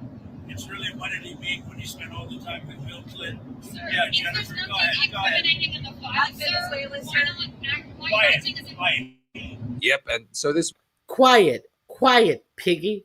She asked A, what did they mean when he said you knew about the girls? And he actually told her, quiet, piggy. He actually called her piggy because he wanted to deflect into Bill Clinton. Quiet, piggy. He said that because she was being disrespectful. Let's hear that again. He goes back. He was asked about, why did you call that reporter piggy? He said because she was being rude, mean, and disrespectful, or something. morning when members of He spent all nothing about that. They would have announced that a long time ago. to talk about the issue. I mean, just last night, you had him being hostile to reporters asking about it and trying to pivot the blame to Democrats. Mr. President, what did Jeffrey Epstein mean in his emails that he said you knew about the girls? I know nothing about that. They would have announced that a long time ago. It's really, what did he mean when he spent all the time with Bill Clinton? Sir, Yeah, if Jennifer, there's go ahead. nothing Go ahead. incriminating in the file, sir, why not take us in? Quiet. Yep, and so this morning when members of She Congress was going on to say, if there is nothing incriminating in the files, why don't you quiet, piggy? survivors spoke outside of the Capitol about the importance of releasing the files, there was a lot of tension around Trump, where you had survivor Haley Robson saying, and to the President of the United States of America, who is not here today, I want to send a clear message to you. While I do understand that your position has changed on the Epstein files, and I'm grateful that you have pledged to sign this bill, I can't help to be skeptical of what the agenda is. So with that being said, I want to relay this message to you. I am traumatized. I am not stupid. where they're then slamming the president for dragging out the process of getting these files out, arguing that him trying to kick this down the road, it only put the survivors through more unnecessary stress and pain. Right? You know, she was far from the only one to go after how Trump handled this. First, the administration said it would release everything and applauded President Trump for that. Then it fought to release nothing. We are hearing the administration say they intend to investigate various Democrats who were friends with Epstein. I beg you, President Trump, please stop making this political. It is not about you, President Trump. You are our president. Please start acting like it. Show some class. I voted for you, but your behavior on this issue has been a national embarrassment. Well, you got what you voted for. You also had Representative Marjorie Taylor Greene, who's in the midst of a major fallout with Trump herself, largely because of the Epstein files, also bringing him up while speaking. That's what we did by fighting so hard against the most powerful people in the world, even the President of the United States. And he called me a traitor for standing with these women and refusing to take my name off the discharge petition. Let me tell you what a traitor is. A traitor is an American that serves foreign countries. You know, just tons of people questioning why it's been so hard to get to this point. And notably, that has included people on the right like Candace Owens writing. I feel like it really wouldn't be that difficult for governments to stop empowering pedophiles and to stop trafficking drugs and children. Like, is this really too steep of an ask? And that, as you had others like Democratic Representative Robert Garcia saying, Donald Trump didn't reverse course on the Epstein files out of the goodness of his heart. He was about to lose a major vote. We're going to get the truth and justice for survivors. Release the files now. And also with this, you've had some pointing to people like Speaker Mike Johnson as to why this process has been so difficult. He called for an investigation into the information that is in the file, allegedly because he wanted to know what the Democrats were doing. Suddenly, this year in his administration, after he thought that he had tucked away the Epstein files in his first administration, he they actually have an investigator, Pam Bondi, of course. She hopped to the job, and they have an investigator, someone from the Department of Justice who has opened an investigation. So it just amazes me why people think that he then, after he got all of that set up and in motion, and then suddenly he had a change of heart and he comes out and tell everyone to sign it because he's the most transparent president ever. That's why. Because he already has the investigation and the investigator already up and in action. So, of course, he's going to act as if, hey, I've done everything I can to get them released, but, there's an investigation into the Dems. There's an investigation into the Democrats. This is bullshit. You know, even though this effort's gotten Republican support ahead of the vote, including from the president, this morning he still continued to blast the issue as a Democratic distraction. Clearly, this is a political exercise for Democrats and a few others, sadly, and it is as deceitful and dishonest as their pointless stunt to shut down the government. And you then had him trying to argue that this legislation is not cautious enough with sensitive information, right? Even pulling out some poster board to lay out his issues with it, saying it doesn't do enough to protect victims' privacy and arguing that its haphazard nature could implicate innocent people. Right? But the thing there is the victims support it, right? I mean, we just showed you clips of them on Capitol Hill calling for the legislation to pass to release the files. They and many other lawmakers believe it has plenty of protections. But still, ahead of the House vote, you had Johnson calling on the Senate to amend it, right? Even saying that he talked to Majority Leader John Thune. And so I'm very confident that when this moves forward in the process, if and when it is processed in the Senate, which there's no certainty that will be, that they will take the time methodically to do what we have not been allowed to do in the House, to amend this discharge petition and to make sure that these protections are there. And you've seen But if you hadn't taken 7 weeks off, you would have been and prevented the swearing in of Grivalda. You would have had 7 weeks to look at it and amend it. Bullshit. Bullshit.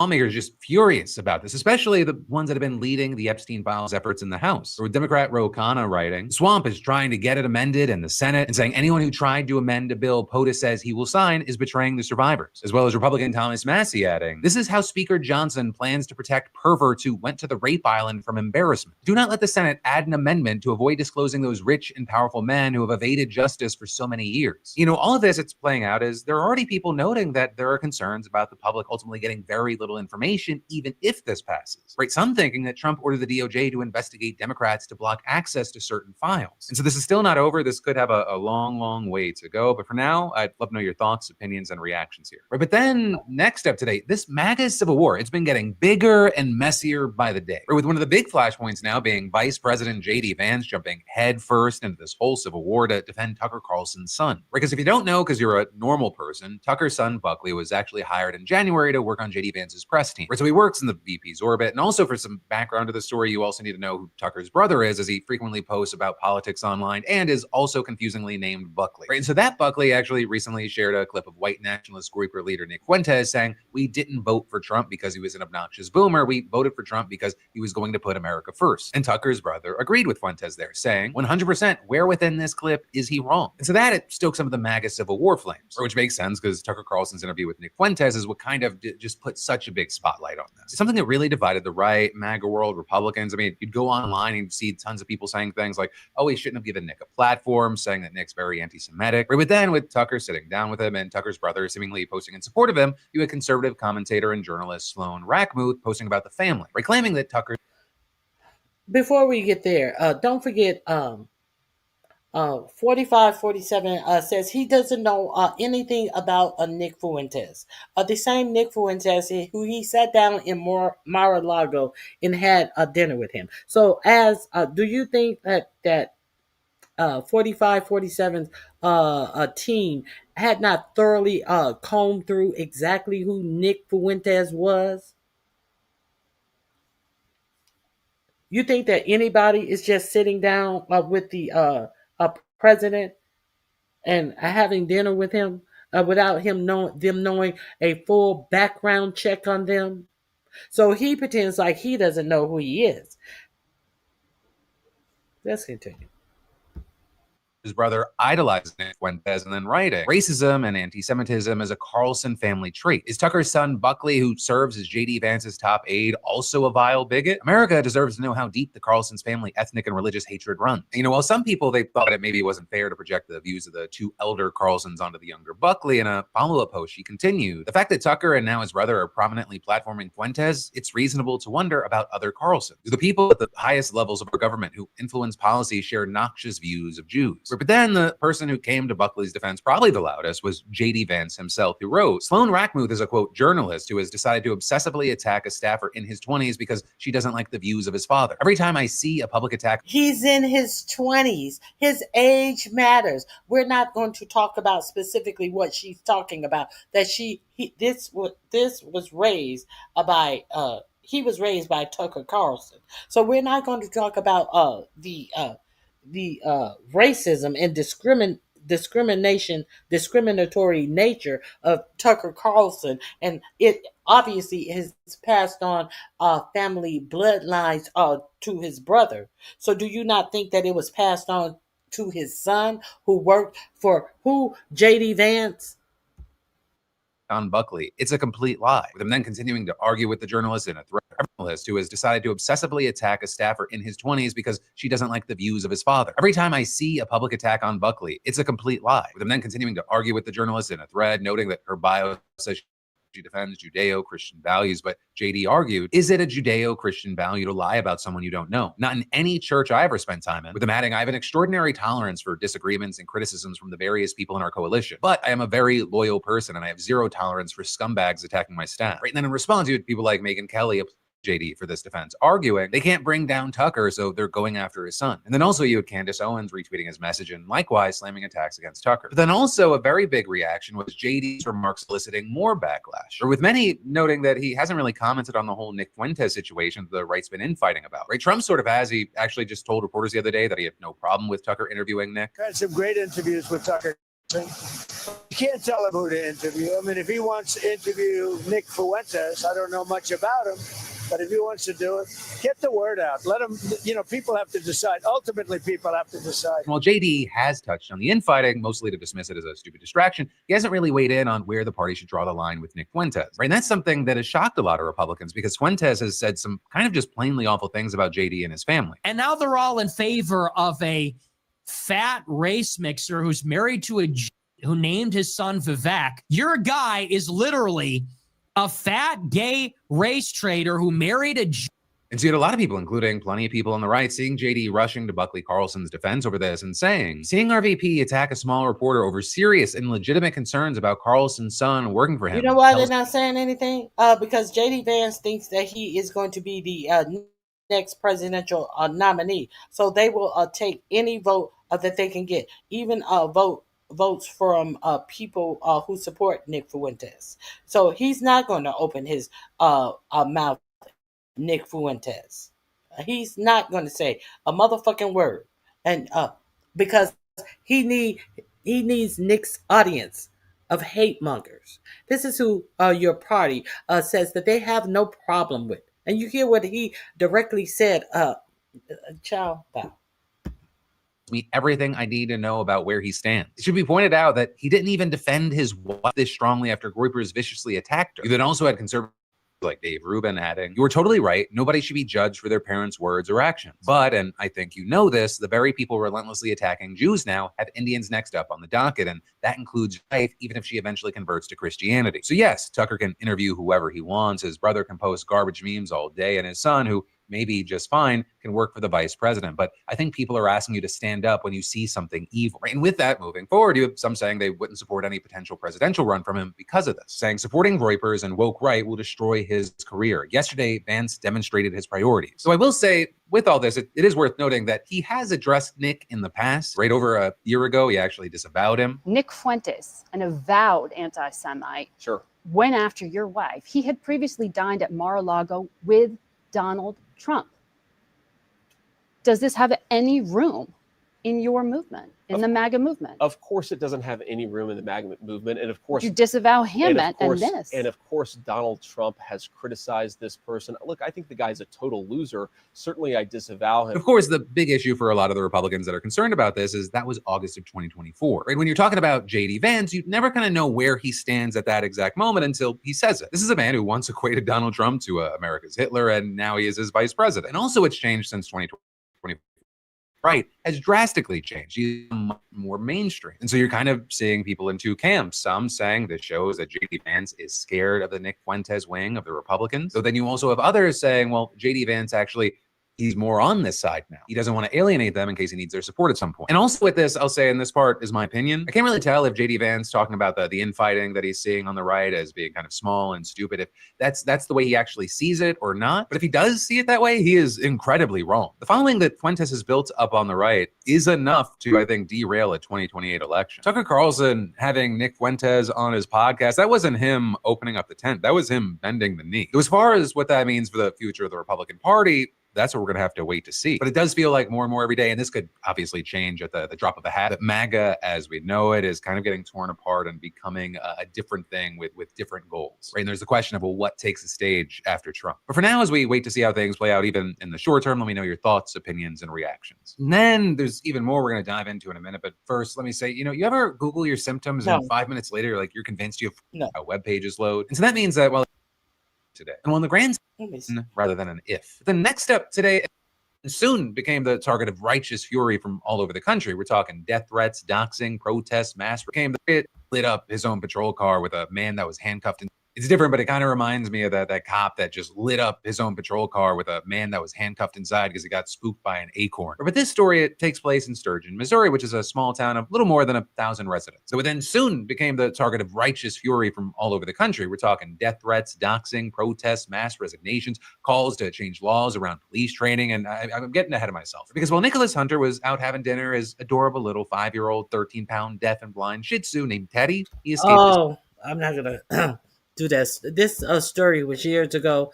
A blind and deaf little dog was running around a neighborhood, and a cop decided to unalive him. The dog showed no aggression. The cop shot the dog. Now, there is a couple of more things I want to make sure I hit on in this broadcast.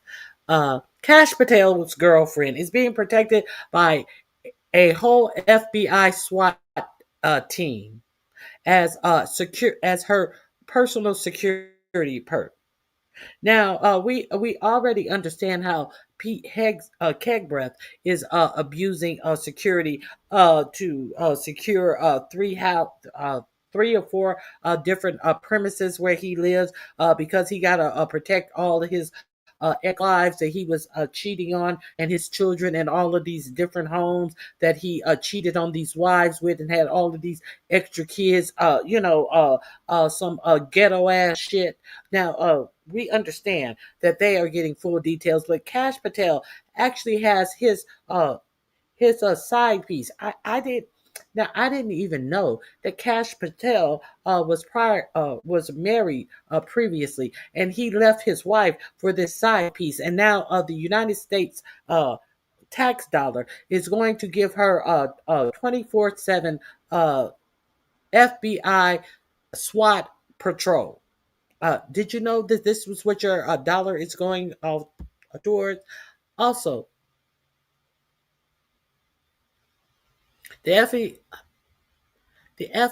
Kash Patel also got the person who fired or who is over the FBI, who tells them what gifts they can keep or what gift they must give back over a MMA cigar box that he was told that he would have to give back. Now, this person has lost their job. Or was it the one in the DOJ?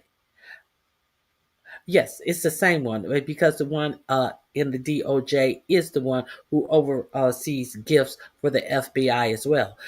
This person who is over who are allowed to keep what gifts because there's an emolument act that does not allow them to keep gifts over a certain dollar amount. And it seems like Pam Bimbo is also fond of gifts as well. So I got a call from the general counsel at the FBI about changing exemptions to the gift rules because his boss, Kash Patel, felt like he should be able to accept more expensive gifts. So this is what the people who are in this administration. You know, the administration who wanted to be sure that there would be no waste, fraud, and abuse, because to save to make America great again. Also, Michael Flynn, who was convicted of lying and all types of things under 45, 47 first administration. You know, the same Michael Flynn, who of course was pardoned by 45, 47. Michael Flynn, the D is looking at a settlement with the DOJ, and they are in talks for paying Michael Flynn $50 million. Did you know that? Did you know that there is, it depending on who you commit crime with, as long as you take the fall, you can come out good on the other side. So they're trying to make sure that his criminal history has been erased and that he has a little pocket money. If you were unaware of that, that is what's going on as well. Let me see. Trump nominee reportedly boasted of Nazi Street in group chats. Ingratius responded, "I do have a Nazi streak in me from time to time, I will admit." So what happened to Ingratius? Did he lose his job? No, he did not lose his job. Let's hear it right here.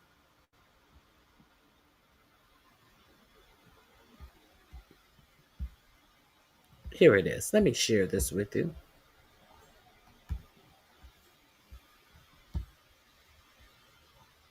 Donald Trump and his administration, and you get caught by Politico in what you thought was a private online group chat with people saying things like, "I love Hitler," and saying it's a mistake to, quote, "expect the Jew to be honest," end quote, along with multiple racist phrases, as well as talking about wanting to see people, quote, "going to the gas chamber," end quote, which provokes the reply, quote, "I'm ready to watch people burn now."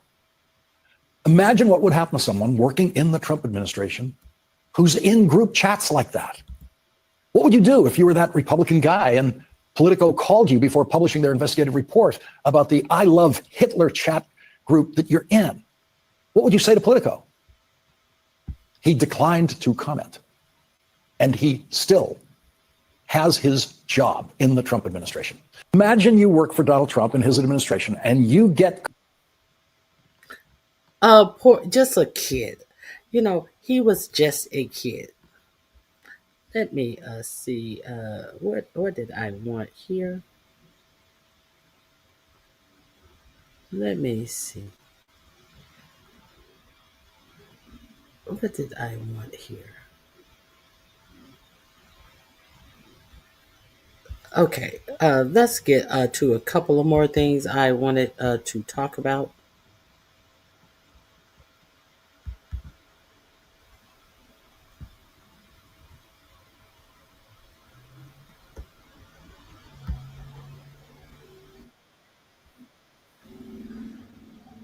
New leadership at CBS shows deep-seated corruption. You know why it's bad to have a monopoly on anything? Let's see why it is bad to have a monopoly on anything. Uh, if you don't know about the leadership at CBS,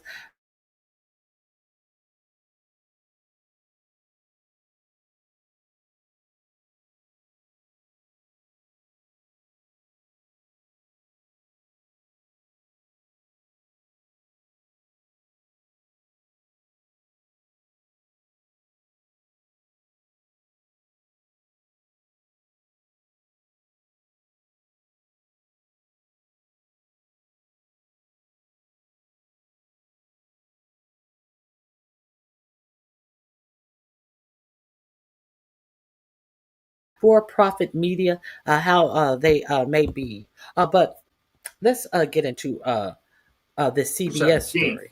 This. It is Monday, November 17th. This is the morning.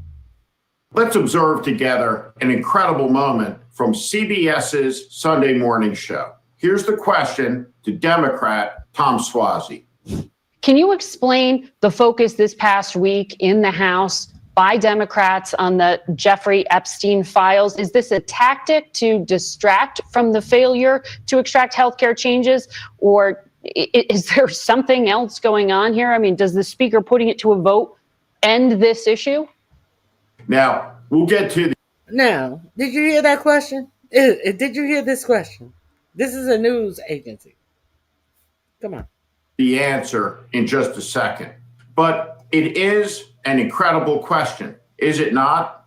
Remember, it's CBS. This is David Ellison and Barry Weiss News. David Ellison is in control of CBS, which means Larry Ellison, his billionaire father, the second or third or first richest man in the world on any given day, and a big-time donor to Donald Trump, is in charge. This is Larry in the Oval Office. David Ellison is a product of American nepotism. He's royalty, the soft-handed son of a billionaire who's accomplished nothing in his life, who's now the CEO of Paramount. Soft-handed son, which means he's never worked a job in his life. Well, let's continue. And Skydance playing with house money. And he went out and he hired what somebody with his uniquely cloistered view might perceive as a person who has their pulse on the finger of the American people, the cloistered Barry Weiss.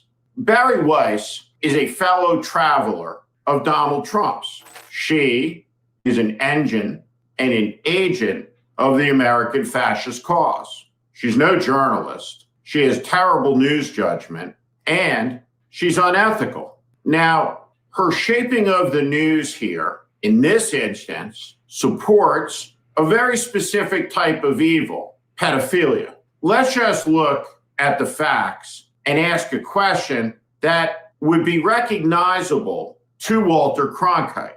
It's this: what did the president know and when did he know it? In this case, it's what did the president do and how old was the girl and when did he do it? His best friend was a pedophile, and the abuse of over 1,000 girls has become a national political scandal because innocence was abused by power. Power exists across both political parties, but across both political parties, there was no person more powerful than Trump who was closer to Epstein, his best friend. Here's the card.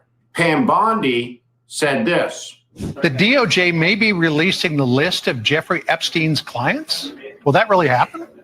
It's sitting on my desk right now to review. That's been a directive by President Trump. I'm reviewing that. I'm reviewing JFK files, MLK files. That's all in the process of being reviewed because that was done at the directive of the president from all of these agencies. So have you seen anything that you said, oh my gosh? Not yet. Okay. Well, we'll check back with you. But now on Barry Weiss News, the necessity of releasing the Epstein files is a function of the Democrats caving and not being able to save the healthcare subsidies, if I get it right. That's why. What nonsense. This interview does not take place in a vacuum. It takes place a few days after the wretched Ava Braun of the MAGA movement, Megyn Kelly, blackface Megyn, decided to weigh in on pedophilia. Here's what she said.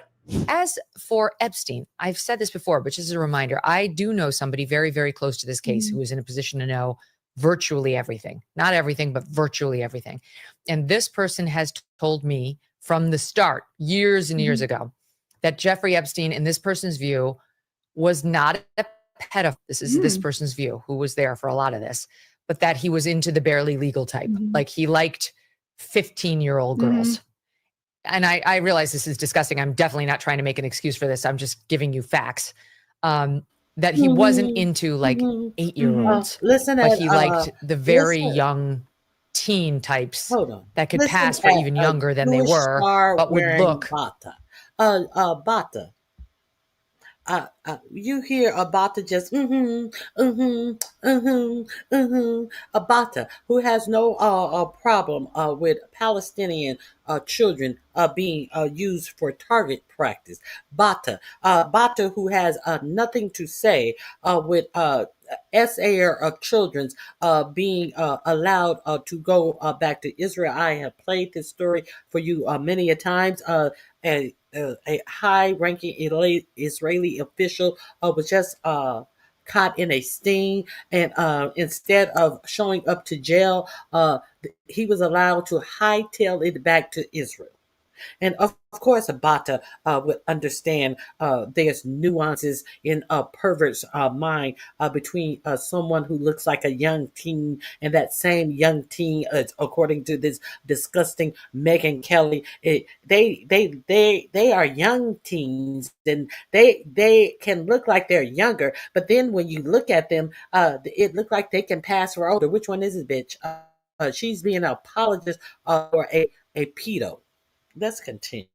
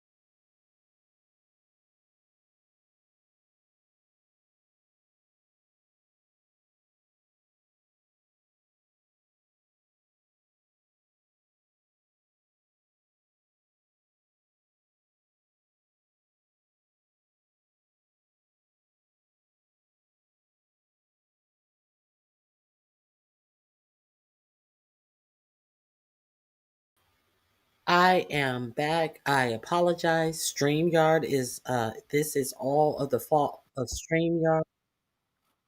Hold on. Okay, I had to turn down my volume. So I'm back. Let me get back to the video that I was sharing with you guys. Um, let's get back into it.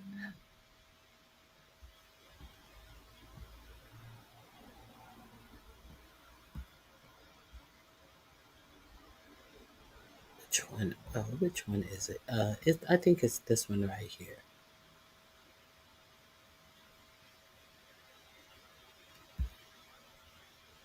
Yes, this one. Okay. Let me. I'll back up a little bit. The new leadership at CBS. I'm gonna back up a little bit, just in case it went out earlier than I thought. Kelly said, and why any person who's honest can see the deep connection between what Megyn Kelly said and why Democrats have to get at the answer. And that reason is because the dead pedophile's chief accomplice has been moved from the maximum security prison to a minimum security club fed prison with a puppy program on the orders of the attorney general after sitting down for a laugh session with the deputy attorney general on the orders of the president of the United States. Now, let's watch Tom Swazi's answer. I think it's a combination of factors of people shining their lights on the most the hot topic at the time. Jeffrey Epstein, of course, is an important topic. JL, are you? Would you like to have a conversation? But if you're going to talk, I think we need to talk about things that are factual. If you have something to say about these facts that are being presented to you, you can definitely talk about that. But all of the other dumb shit, I could care less about any of the dumb shit that you're talking, because I am here dropping facts. So if you can't converse about the facts that are being dropped, what you're saying means absolutely nothing. All of what you're saying is showing that you are mad because you cannot converse on the facts. So if you want to talk about the facts that are being presented, you're more than welcome. But all of the rest of that shit, it means absolutely nothing to me, because unlike you, I can accept the truth. Let's move on. Topic. I'm sure I'll vote to release his files, but that's not my priority. My priority is to focus on the things that the American people care about: affordability, immigration, taxes, crime, and healthcare. That's what people are fighting about. That's what they're concerned about. That's what we should be focused on in Congress. It's funny how they want to say that it's the Democrats who are focused on this.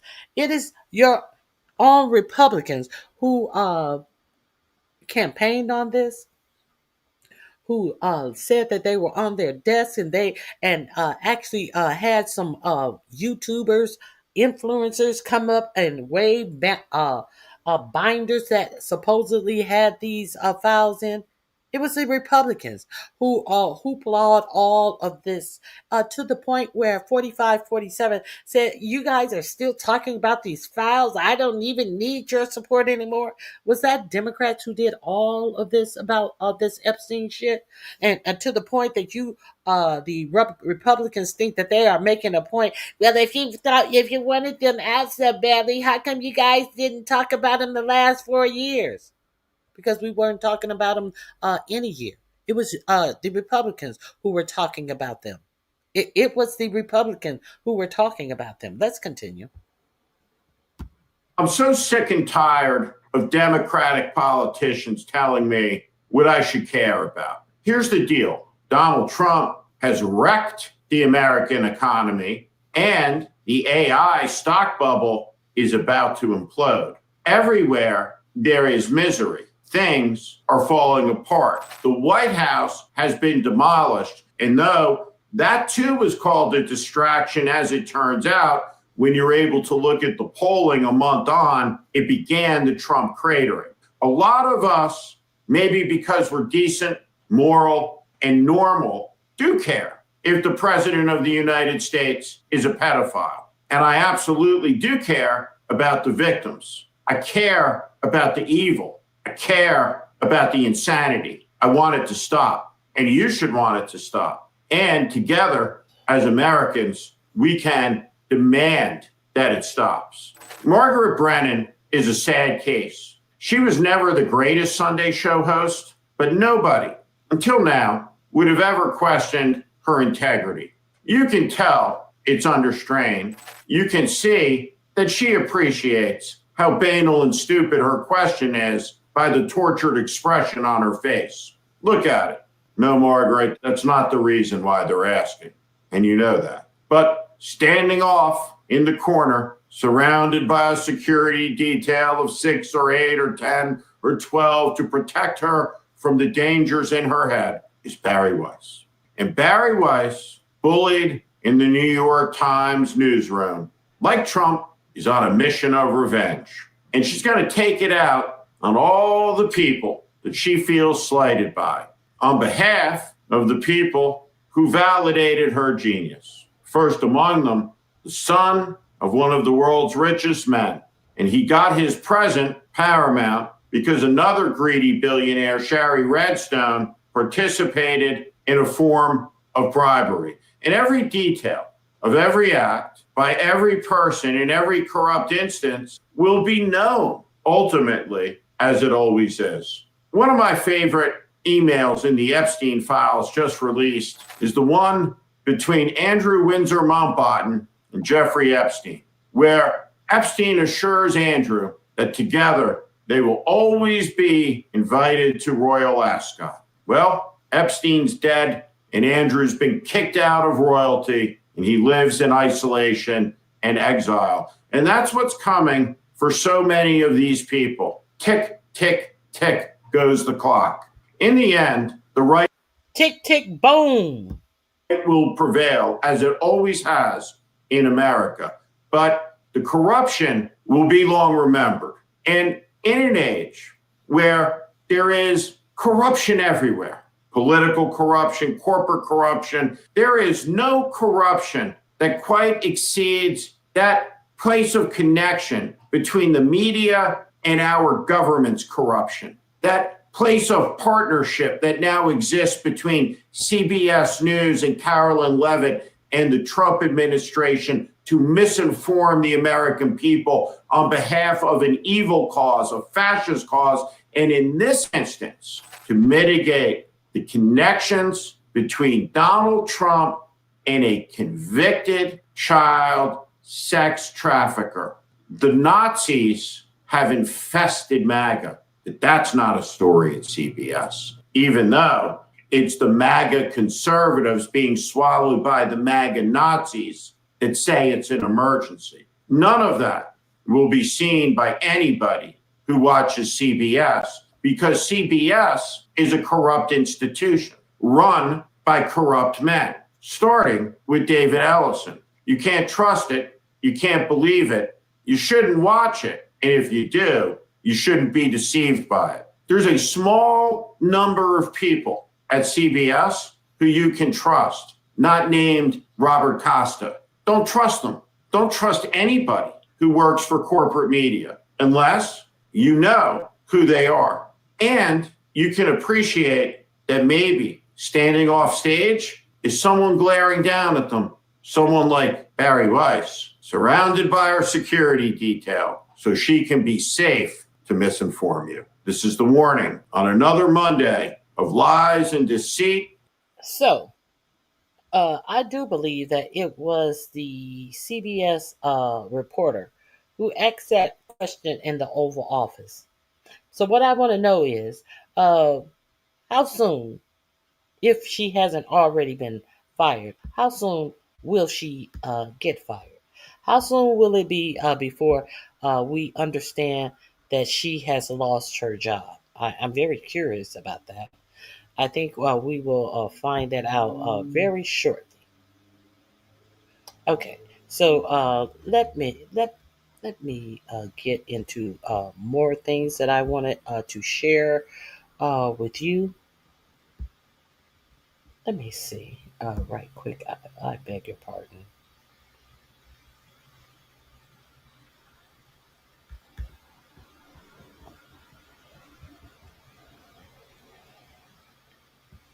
Let me see.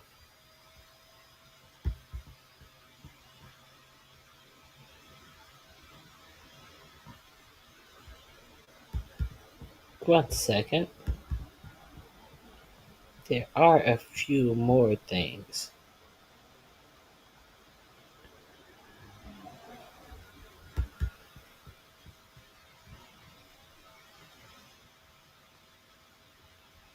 Uh, uh, let me.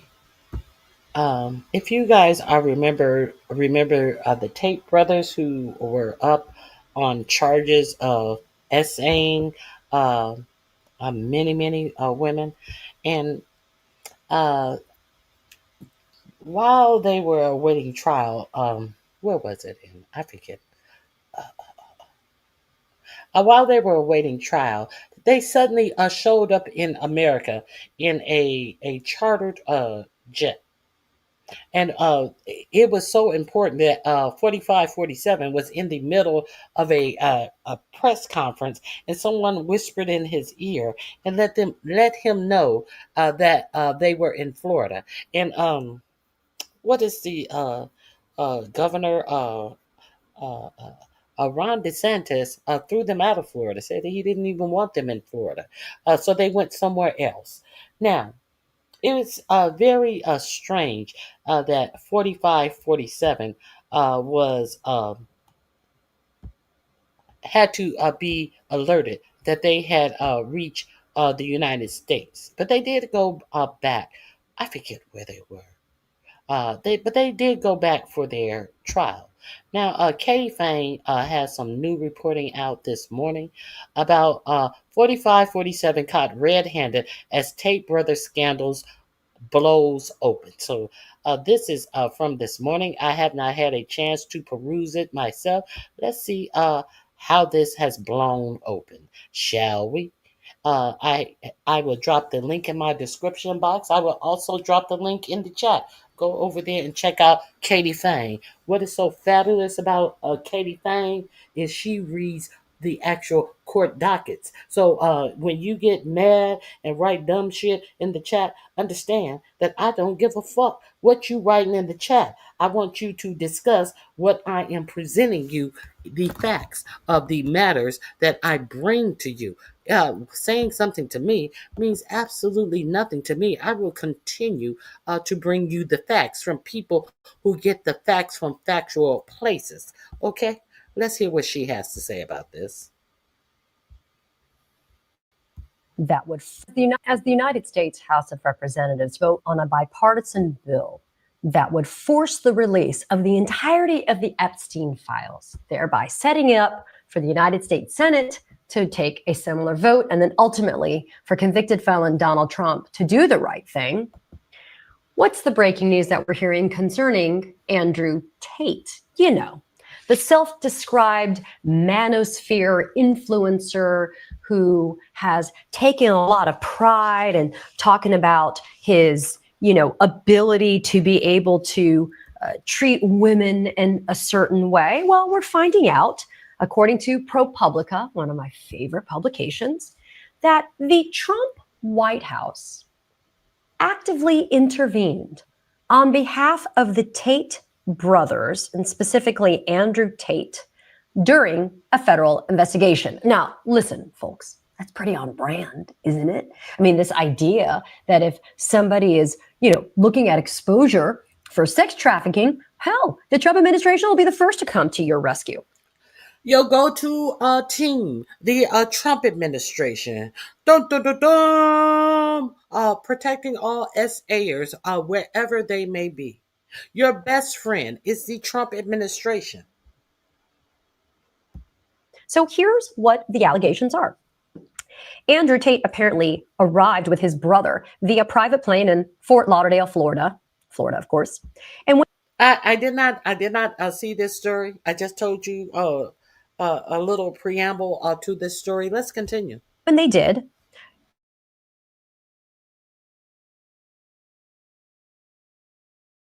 U.S. where the Trump administration intervened. According to interviews and records that were reviewed by ProPublica, a White House official by the name of Paul Ingrassia, and we're going to get into his Paul Ingracias, not the I love Nazi Paul Ingracias. Did I just report on Lord, the show that came full circle. But let's continue. Lack of bona fides in a second. Interviews and records that were reviewed by ProPublica, a White House official by the name of Paul Ingrassia, and we're going to get into his lack of bona fides in a second.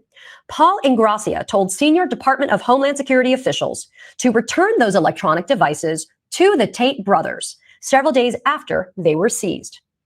Ingrassia previously represented the Tate brothers before Ingrassia joined the White House, where at the time he was working as the White House liaison to the Department of Homeland Security.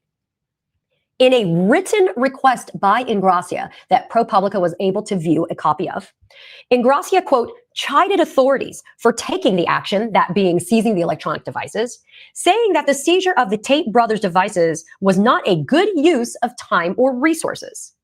The request to return the electronic devices to the Tate brothers, according to Ingrassia, was coming from the White House.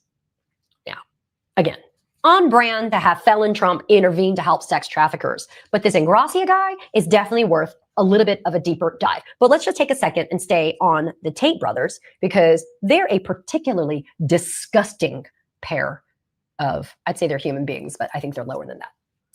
So apparently, Paul Ingrassia's intervention caused a lot of red flags to go off amongst DHS officials, because they had a concern that they were interfering in a federal investigation if they followed through with the instruction of returning those electronic devices to the brothers. One official who spoke on the condition of anonymity said that they were disgusted by Ingrassia's requests because of its brazenness and the high-handed expectation of complicity. Now, whether there is a pending federal investigation is unconfirmed. There is some litigation that's going on wherein the Tate brothers are involved, and there is some suggestion that perhaps there is a SDNY investigation, but again, nothing has been confirmed. Law enforcement experts like John Tobin, a retired assistant director for Homeland Security investigations, said, quote, I have never heard of anything like that in my 30 years working. For anyone to say this request is from the White House, it feels like an intimidation tactic. The Tate brothers, their lawyer, this guy named Joe McBride, said he doesn't know what happened to the electronic devices, but according to McBride, the Tate brothers still have not had them returned. So what's Ingrassia's connection? I just said that he used to represent the Tate brothers as their lawyer. Well, it's because Ingrassia used to work at this guy, Joseph McBride's law firm, before Ingrassia joined the White House. And of course, the White House has declined comment to ProPublica about what's going on. And in a brief statement to ProPublica, this is what Ingrassia denied, that he tried to help the Tate brothers, and he claims that there was no intervention, nothing happened, there was nothing. CBP did confirm that it conducted a 100% search and examination of the Tate brothers' baggage and detained all of their electronic media devices when they entered the United States. According to CBP, electronic media devices were detained and turned over to HSI for inspection purposes. Ingrassia, having worked for the Tate brothers, has praised Andrew Tate's, quote, physical prowess, as well as Tate's willpower and spirit, calling him the embodiment of the ancient ideal of excellence. But excuse me? Now, excuse me? Excuse me? This sounds like some gay shit. This sounds like some gay shit. I'm telling you, this sounds like some gay shit. Now, these are these red pill guys who say that they have no use for women. With this comment, I can kind of see how they have no use for women. They have no respect for women, because this sounds like some woman hater shit. This sounds like some gay woman hater shit. I'm not saying all gays hate women, but this sounds like some gay woman hater shit. What did they pay you in? Did they pay you in dick, ingratious? Did they pay you in peen? This sounds okay, homoerotic. Is it about the Tate brothers that Paul Ingrassia finds to be so, I don't know, inspiring? Well, here we go. Although no criminal charges have been filed against the Tate brothers in the United States, they are no strangers to criminal charges internationally. In Romania, the Tate brothers have been accused in 2023 of operating a Romania. That's where it is. Romania. You know, the place where Erica Kirk was allegedly helping the orphans, the poor of Romanian country, and they said that they disallowed her or the company she was working for disappearing all of these Romanian children. I think this is the same country, Romania. Let's continue. criminal group that trafficked women. Trafficking of victims? Does that sound familiar? Trafficking women, including some who alleged trafficking in Romania. Children coming up missing in Romania. To the extent that certain agencies are no longer allowed to work with children. Trafficking. Trafficking women. Missing children. Let's continue. that the Tate brothers led them to believe they were interested in relationships, but instead forced them into film that trafficked women. Trafficking of victims? Does that sound familiar? Brothers led them to believe they were interested in relationships, but instead forced them into filming online pornography. Romanian prosecutors also said they're investigating allegations that the Andrew Tate and his brother Tristan trafficked minors. Again, does that sound familiar? The White House intervening for people that have been alleged of trafficking in children? Andrew Tate was also charged with rape in Romania. Now with Pam Bimbo coming up there talking about they have done more to stop trafficking than any other administration, but cannot have not cited one case of this, to the extent that the people who are in charge of investigating this type of stuff via the FBI have been put on what type of duty? On border patrol duties, on ICE duties. But you have this bimbo coming out telling you that they have done the most amount to stop trafficking of people in any administration. Of course, they tell you this lie. Let's finish this report though. Romania. The Tate brothers have denied all. Andrew Tate was also charged with rape in Romania. The Tate brothers have denied all allegations. The initial charges were sent back to prosecutors by a court because of some procedural issues. Now let's fast forward to another country, Britain. Authorities in Britain have filed charges against the Tate brothers, including rape and human trafficking, based on allegations from 3 women. In 2024, arrest warrants were issued for the Tate brothers. They have denied all wrongdoing, and at this time, they are not being extradited to Britain until the charges in Romania have been resolved. Now, this year in 2025, Andrew Tate had the audacity to compare himself to Donald Trump on X, the cesspool social media platform. This is what he posted. Quote, Romania, no case UK, no case USA, no case. Lawfare, I'm one of the most mistreated men in history beside President Trump himself. So if you're like me, your skin needs a little extra care this time of the year. I mean, between the colder weather. Wow. Cry me a river. Cry me a river. Let me get back to out of this commercial. Okay.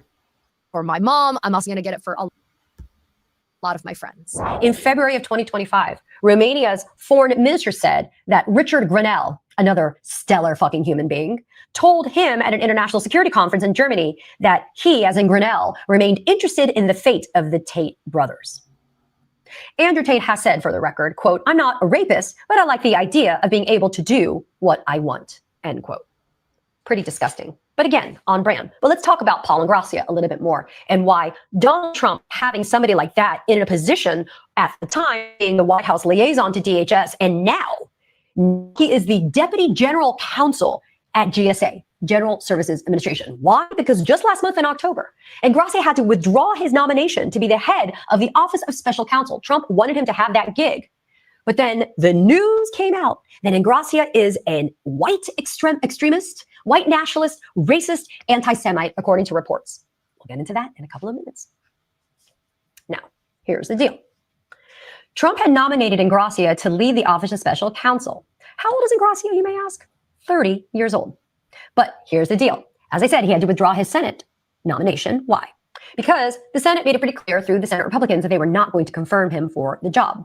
Politico and CNN actually published reports that Ingracia had sent a string of racist text messages to fellow Republicans, and he described himself as having a, quote, Nazi streak. Now, what kind of text messages? I'm going to share them with you because I think it's worth you knowing the quality of the people that Donald Trump wants to be leading our country. So just an example of text messages that Paul Ingracia sent. Check these out. He said, quote, MLK Jr. was the 1960s George Floyd, and his, quote, holiday should be ended and tossed into the seventh circle of hell where it belongs. That's in January of 2024. So don't tell me they're just kids when they send these things. Kids. Using an Italian slur for black people, Paul Ingracia wrote a month earlier in a group chat to Republicans, no Mullignon holidays. From Kwanzaa to MLK Jr. Day to Black History Month to Juneteenth, every single one needs to be eviscerated. Now, Politico covered this news because they were able to look. And I covered this news as well. I definitely covered this news. I showed you the string of chat. These are the people that J.D. Vance said, oh, who's going to worry about some kids? That's good. An interview with people who were. No. That was the young Republican. Was he in? No, that was the young Republicans he described as kids. Part of this Republican chat. So, according to Ingracia, yes, this is the same chat. Ingracia's lawyer, he questioned the authenticity, but said, but look, even if they are real and authentic, they're self-deprecating and satirical humor, making fun of liberals. Oh. Self-deprecating means that you're making fun of yourself. You're not a liberal. This was just straight up racism. And this was the answer that they gave. They were self-deprecating. And, truly, you couldn't take this to be serious. If you're deprecating yourself and you're a Republican, you're not self-deprecating. Get the fuck out of my face. This was the response. Poo-poo. Well, there's nothing to see here. As your whole GOP party turned into a whole Hitler regime. Let's be clear. Just like they tried to pretend like that wasn't a sick hail sign that Elon Musk set up there on Inauguration Day and did twice. But we're pretending like we don't see any of these things. Okay, here's another one. Somebody in the group chat said that Paul, as in Ingracia, belongs in the Hitler Youth with Ubergruppenführer Steve Bannon. To which Paul Ingracia says, quote, I do have a Nazi streak in me from time to time. I will admit it. Here's another statement that was made. Never trust a Chinaman or Indian. Never, in all caps. Here's another thing Ingracia texted. Blacks behave that way, as in Democrats making black people into victims, because that's their natural state. You can't change them. Proof. All of Africa is a shithole and will always be that way. So Donald Trump only wants the very best. All of Africa is a shithole. You can't change them. It would always be that way. And since Africa is such a shithole, why is 47 in his feelings? Because South Africa will not give them their rare earth minerals. These shitholes that they speak of have everything that they need to sustain billionaires and their rare earth minerals. Huh? If they're such shitholes, why did they go over there, rape and pillage Africa if they're such shitholes? Huh? And to this day, still trying to pillage from Africa. Africa is the source of everything that they want and need, including our melanated skin. Let's be clear. For Americans, right? Let's talk about Ingracia's experience. He graduated from Cornell Law School in 2022, became a registered attorney less than a year ago in July of 2024. He only caught the eye of Donald Trump because he did pro-Trump blog posts during the 2024 presidential campaign. And then he joined the administration in January of 2025, courtesy of his ass-kissing of felon Trump. Until recently, Ingracia's Instagram account featured a pinned photo of him posing with Andrew Tate. In June of 2024, Ingracia appeared at an impromptu rally for who? Holocaust denier and white nationalist Nick Fuentes. Ingracia has attended events supporting the insurrectionists that stormed our U.S. Capitol on January 6, 2021. Also, Ingracia wrote a No, you got it wrong. Katie Fang, you got it wrong. They said that even though you saw him walking on the mall through the crowd of rioters on January 6th wearing red, white, and blue clothing like a motherfucking desecrating our flag, wearing red, white, and blue clothing like the rest of them numbskulls out there that were rioting on January 6th. You got it mistaken, Katie. He was just on the mall because he had an interview. He's an attorney that had an interview.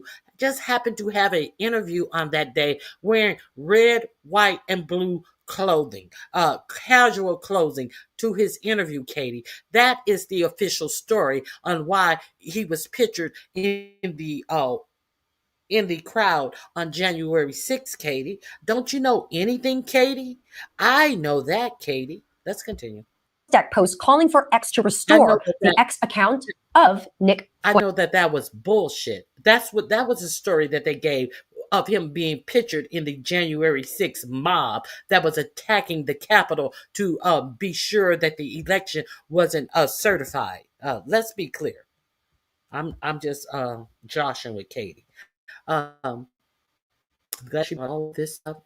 I just happened to talk about him today. This link is going to be in the description box. Fuentes. Ingracia claims that he inadvertently and accidentally attended that rally on behalf of Nick Fuentes.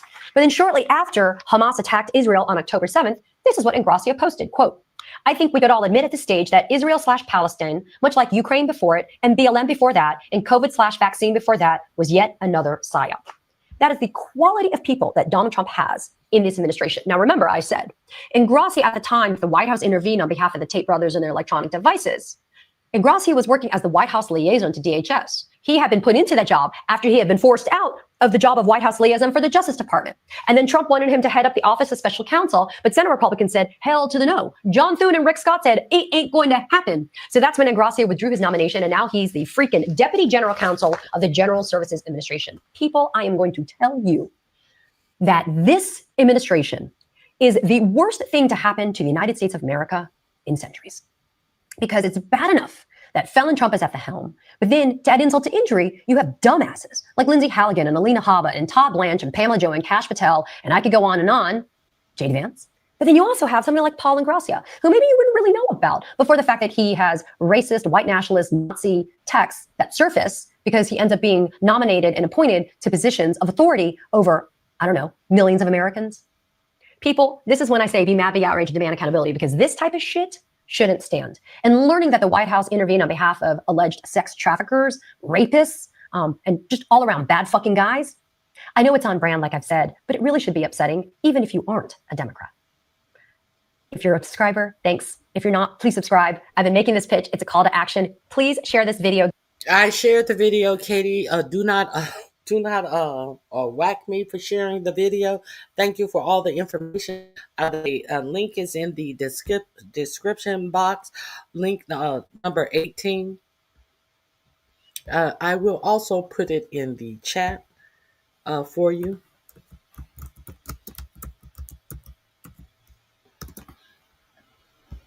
So this is the best of the best. Given 3 different jobs in this administration and still currently in this administration. These are the people who are in your administration. Now, while they are arresting college students for actually being against the genocide that was happening in Palestine, while they are actually revoking visas of anyone who stood with the Palestinian people as the United States were financing their genocide. Make any of this make sense? So let's continue. I have some more things I wanted to share with you, and that wasn't one of them. So let me get back to my playlist. Let me see. What are we gonna? What, I've, I've already shared that.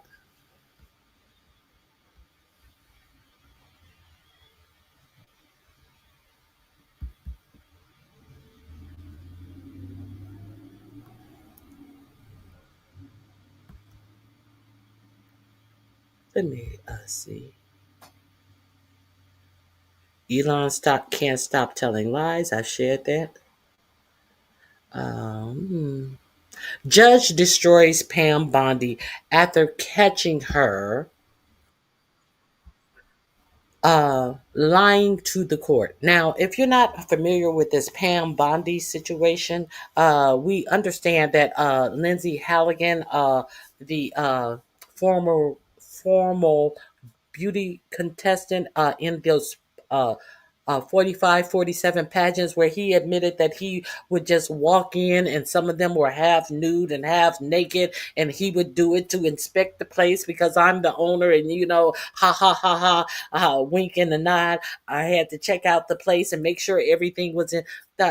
Lindsay Halligan, who brought charges up against Letitia James, and and oh God, I can't believe his name is right on the tip of my nose. Uh, the former director of the FBI, James Comey, brought charges up on them, and she is. They are fighting to determine if her being put in that seat was against the rules because of the person that they had put in that seat. They were only supposed to be there and as an interim U.S. attorney in the seat of I think it was Northern Virginia, some part of Virginia. He was only supposed to have that seat for 130 days. And they were coming up on the statute of limitations to charge Comey with anything. We saw that 45, 47 made a mistake and did a whole open tweet that Pam Bondi needed to prosecute Letitia James, Adam Schiff, Comey, and there was I think it was one more person, and both. And all of a sudden, right before the statute of limitations were up on Comey, she filed charges on Comey. And she also filed charges on Letitia James. Now, I'm going to tell you many ways where this is problematic because don't forget that Bill Pulte, of the Pulte home builders family, Bill Pulte is the one who has allegedly brought the information forward that allegedly Letitia James and Lisa, I forget her name, Lisa, who is in the feds, who was also brought up. She's a governor at the Fed Department.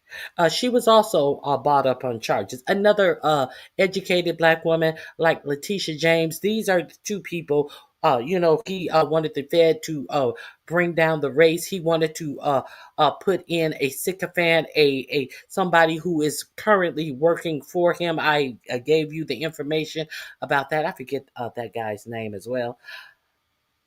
He wanted to put him in Lisa Cook's spot at the Feds as the governor of the Feds to do at the Feds what he wanted to be done, to get interest rates cuts, to try to prop up this dying economy that he has. So now Letitia James and James Comey have petitioned the court that Lindsay Halligan, who brought them up on charges, is not even qualified to be in her job position, and they want the cases dropped. And there are other reasons why, with bringing these motions, there are some other things that have come to light in these chargings by Lindsay Halligan of the state attorney of the Northern District of New York.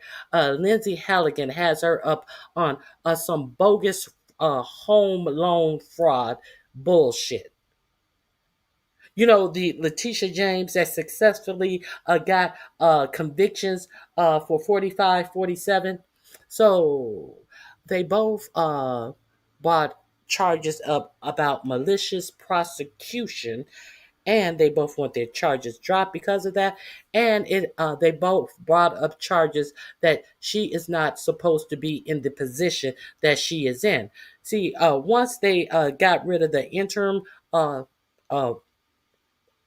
person, U.S. attorney, they were supposed to let some judges determine who would be the next person. But oh no, 45, 47, he went in and he got a bimbo to go do the charges. Half-cocked charges. The judge couldn't understand what the charging documents were. Now come to find out that a judge is going over the paperwork, but because it appears that Lindsay Halligan lied to the grand jury to secure a grand jury indictment. Additionally, she brought forth some paperwork that the judge requested. He wanted all of her filing documents that she gave to the grand jury, and all of the end of the documents were missing. He was like, "Where are the rest? I told you I wanted all of the documents." There was no information about what she presented to the jury as law, what were the jury instructions. All of that was missing from what she turned in to the judge who requested it. And she said, "Well, Your Honor, we didn't have a court reporter." There's no court going on. There's no active case being held without a court reporter. So she actually said that they didn't have a court reporter, so you're just going to have to take my word. But the judge is not taking her word. And so she was put in this position. So Pam Bimbo comes back and retrofits it to say that she has made her some type of special counsel or something. And so therefore, even if you find that she is illegitimately in her seat, I have made her a special counsel for these cases.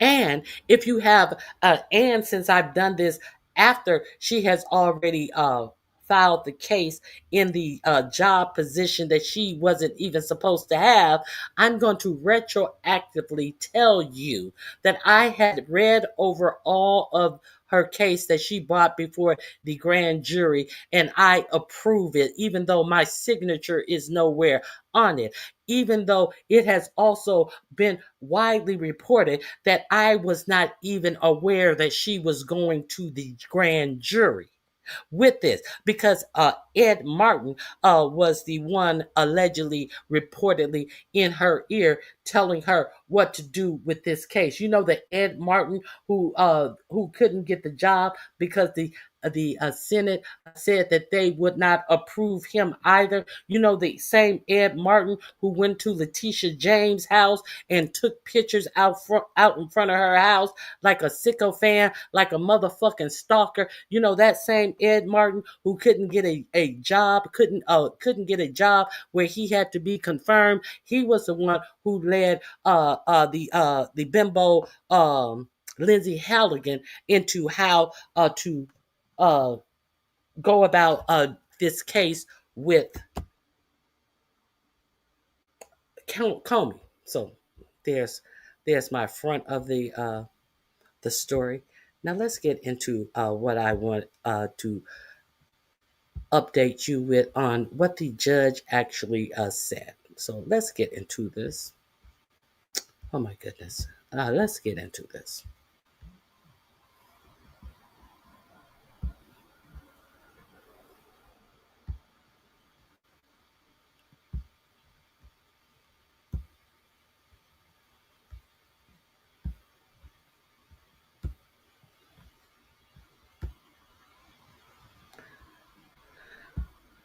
torched Pam Bondi for lying on court documents and various other files.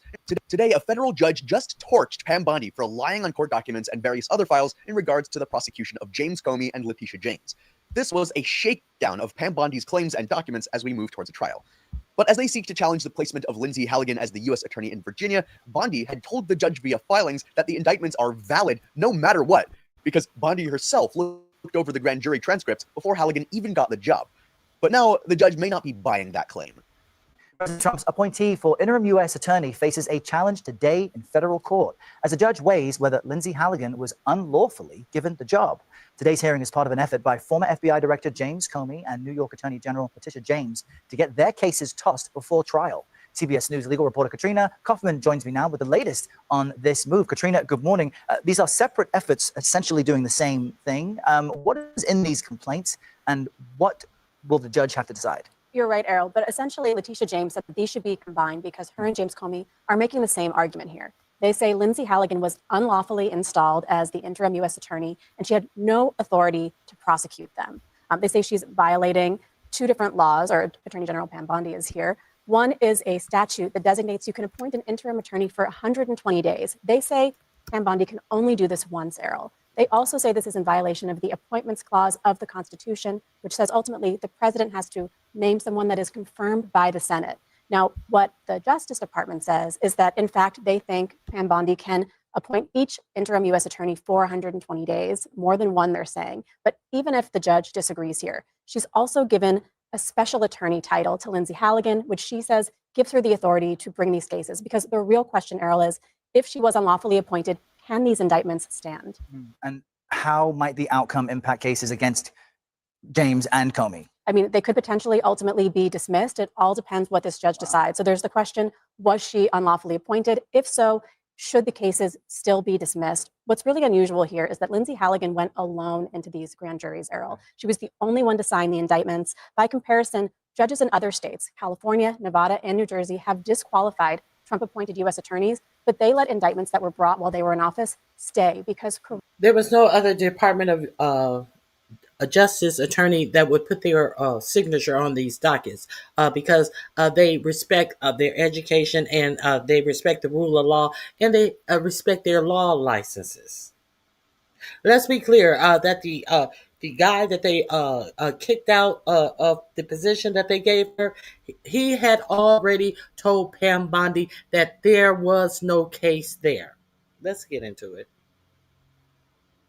Career prosecutors were deeply involved in those. These U.S. attorneys had minimal involvement. We have a very different situation here with Lindsay Halligan, who played a key role, really the only role in bringing these cases to the grand jury. See what happens next. Really interesting story. Katrina, thank you very much. Thank you. A federal courtroom erupted in shock today as a judge publicly torched Attorney General Pam Bondi for what was described as clear misrepresentations on official documents connected to the prosecutions of James Comey and Letitia James. What was supposed to be a routine procedural hearing turned into a full-blown dismantling of Bondi's credibility as the judge aggressively pressed her legal team on inconsistencies, omissions, and what appeared to be outright falsehoods in her filings. The tension had been building for weeks. Bondi, one of the central public faces in the effort to push the politically explosive cases against Comey and James, had insisted that every step of the indictment process was airtight. However, today's hearing revealed just how shaky her narrative might actually be. She really does not have a clue what she's doing here, and she's taking the time to prove it. The judge openly questioned whether Bondi had inflated her own role in the grand jury proceedings, calling several of her claims suspect and not supported by any verifiable record. The flashpoint came when Bondi's filings claimed that the indictments would remain valid regardless of who served as U.S. Attorney in Virginia because she personally reviewed the grand jury transcripts before Lindsay Halligan was appointed to the position. Bondi framed herself as someone who ensured that everything was legitimate long before Halligan's role even entered the picture. But Pam Bondi's claims seem to be under major scrutiny here, and the judges appear to be skeptical when all things are considered, which is a good thing at the very least. Welcome back. A federal judge is taking the Department of Justice to task in its handling of the Comey case. James Comey, former FBI director. Judge has ordered the Department of Justice to turn over all grand jury materials to lawyers for Comey. That is highly unusual. Judge William Fitzpatrick criticized Trump-appointed prosecutor Lindsay Halligan for making, quote, fundamental misstatements of the law in her paperwork against Comey. Comey has pleaded not guilty to lying to Congress and obstruction. The current scheduled trial date, January 5th, but recent events makes that a bit murky. Here now, CBS News Justice correspondent Scott McFarland. Pick it up from there, Scott. The judge not only acknowledged this is rare, the judge even said this is extraordinary, that he has ordered the handover of grand jury materials, including an audio recording from the grand jury, to the defense. That type of material is supposed to be secret, but the judge said he has so many concerns this case might have been tainted and Comey's rights might have been violated that he feels it's necessary to ensure Comey gets a fair deal here. Let me make sure my mic's on. There's also a discrepancy about what she instructed the jury, because a juror came back and had possible questions about how would it appear if James Comey didn't take the stand, and there is questions of whether she also told them that he would have to take the stand and answer these questions and that they are putting forward for him. And we all know that you have the right to not take the stand, and the jury instructions are supposed to tell you that they are not supposed to look at it one way or the other if you do not take the stand in your own defense. So there's questions if she kind of alluded to that if he did not take the stand in his own defense, should they infer something in that? There's also questions of whether she, well, I don't think there's questions about that. It's also stated that she allegedly told the grand jury that she has so much more evidence that proves this case, but she didn't present this evidence. She just lets them know, and there's so much more. There's so much more you don't know about. So please give me the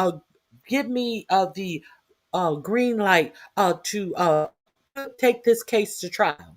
That's what she did. Let's continue.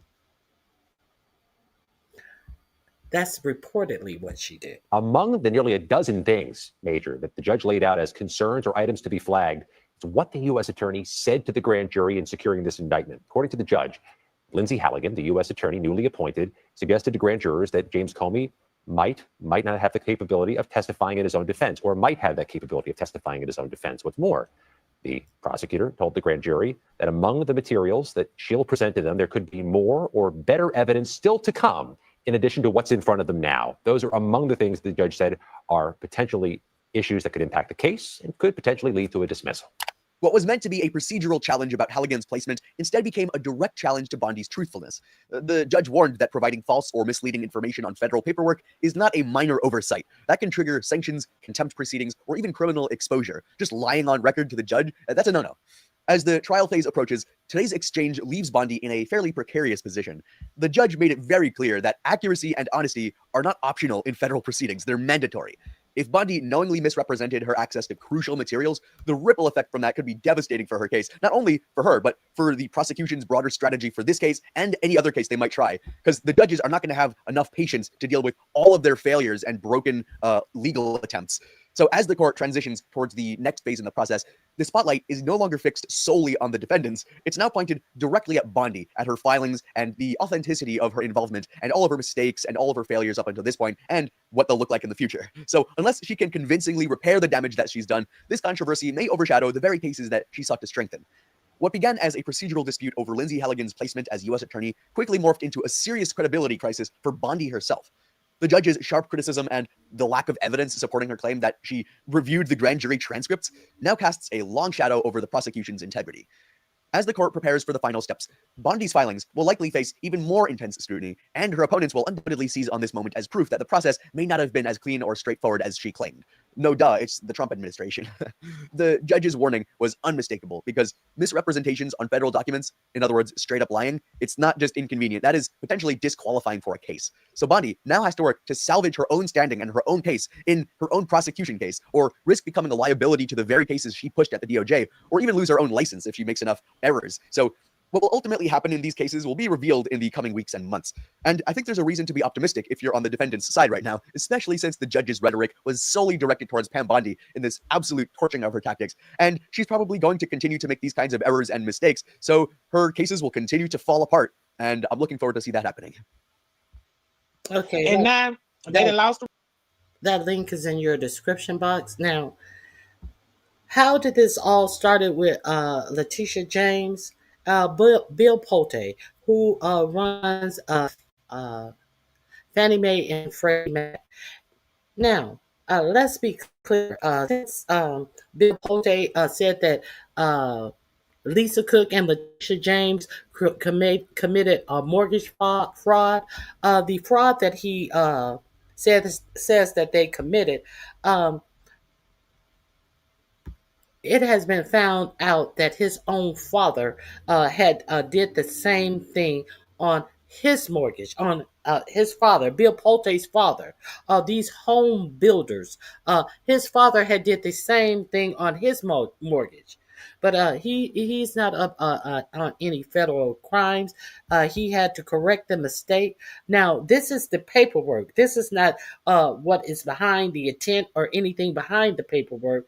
But his own father actually did this and had to pay back taxes on a property he owned. Let's be clear on that. Let's be clear on Duffy, the transportation secretary. Not Christine Nome. The other chick. What is her name? Tulsi Gabbard, and I believe 2 or 3 other Trump officials have the same type of markings on their mortgage paperwork, but they're not being investigated. So, with this knowledge and with this knowledge coming out, you would also need to know that Bill Pulte, who is over Fannie Mae and Freddie Mac, who bought this investigation, who bought this information, is now under investigation himself. Fannie Mae watchdog probed how Pulte obtained mortgage records of key Democrats. So this is the. Let me drop this link in my description box as well. Okay, I copied it. Now, let's see what this investigation is trying to determine. Okay, there's Bill Pulte, 37 years old, look a whole 67 years old. That is Bill Pulte, a Nepo baby. Fannie Mae, a watchdog. Fannie Mae watchdog who were removed from their jobs have been probing if 4547 appointee Bill Pulte had improperly obtained mortgage records of key Democratic officials, including New York Attorney General Letitia James, according to people familiar with the matter. Fannie's Ethics and Investigations Group had received internal complaints alleging senior officials had improperly directed staff to access the mortgage documents of James and others, according to the people who were speaking under the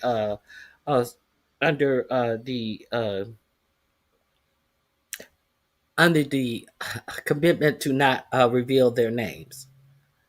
The Fannie investigators were probing to find out who had made the orders, whether Pulte had the authority to seek the documents or whether or not they had followed proper procedure, the people said. The group elevated the probe about the James documents to the more senior Office of Inspector General for the Federal Housing Financing Agency, the agency that oversees Fannie Mae and Freddie Mac and the Pulte heads. The people said the acting inspector general then passed the report to the U.S. Attorney's Office in Eastern Virginia, some of the people said. That office, under the leadership of 4547 appointed intern U.S. Attorney Lindsay Halligan, had brought a criminal case alleging mortgage fraud against James. A spokesperson for the U.S. Attorney's Office hasn't responded to a request for comment. James has called the charges baseless and rooted in 4547 desire for revenge. She pled not guilty last month during a brief court proceeding in Norfolk, Virginia. The FHFA acting inspector general sent the office the report office wait a minute. The FHFA acting inspector general sent the office the report at least in part, because it could be considered material information for James' defense in the case. One of the people said. Let me see. In the wake of the probes, the other investigations inside Fannie, about a dozen members of the Ethics and Internal Investigation Unit of Fannie were fired. The Wall Street Journal, so they were investigating this, and because they were investigating this, they got fired. The Wall Street Journal has reported Susie Libby, Fannie Mae's chief ethics officer, was removed, and Danielle McCoy, who served as general counsel, also stepped down after being pressured by leadership, the journal reported. The FHFA acting inspector general Joe Allen, who sent the internal investigation to prosecutors, was asked to step down from his role shortly after, the people said. Pote has pointed to diversity, equity, and inclusion as a reason for layoff at the company. Around the time of the departure, Pote and Fannie leaders had grown tired of investigations they viewed as being too tailored toward allegations related to DEI, the journal reported. In response to a request for comment, a spokesman for the FHFA said the anonymous sources in this story are attempting to obstruct the criminal justice system by completely fabricating false and defamatory claims. The spokesperson declined to elaborate which claims the statement referred to. Libby and McCoy didn't return requests for comment. A spokesperson for FHFA Office of Inspector Generals did not respond to a request for comment. Since being installed at the top of the FHFA, normally a sleepy administration post out of the spotlight, Pote has been investigating alleged mortgage fraud, including against some of Trump's political opponents. He is also the chairman of the board for Fannie Mae and Freddie Mac, which backstops a huge chunk of the nation's mortgages. Pote said in a Bloomberg interview earlier this year that he's used tips and public records in the mortgage investigation. Tips from where? Tips and public records. Pote has also made criminal referrals against Senator Adam Schiff, Democrat of California, and Federal Reserve Governor Lisa Cook. Neither has been charged with a crime. Pari Bahara, a lawyer representing Schiff, has called the mortgage fraud allegations transparently false, stale, and long debunked. In court filings defending her job at the Fed, Cook has denied committing mortgage fraud. Remember that they 4547 called himself firing her, and it went to the Supreme Court, and they said that she could not be fired, and this is supposed to be taken up again in January. So stay tuned if he's going to be able to fire her from a 13-year. She has 13 years in this position, and put in one of his sycophants to be able to control the Fed, the Fed board, and also he will be able to appoint a new Fed chair. He always talk about Jerome Powell as being incompetent when he was the one who appointed Jerome Powell to the Fed chair in his first term, but that's neither here nor there. Okay. The Trump administration is considering an initial public offering for Fannie Mae and Freddie Mac, one of the biggest IPOs in history. They are thinking about privatizing Fannie Mae and Freddie Mac, one of the biggest IPOs in history, at a crucial moment for the mortgage market. That process will require convincing potential investors and the broader mortgage board market the management of the companies is stable. So he's also talking about privatizing Fannie Mae and Freddie Mac. So now there is a little more I do want to share with you on this. Now, the Democrats are demanding a GAO investigation into Pulte. Where is that? Let me see. Where is that? Here we are.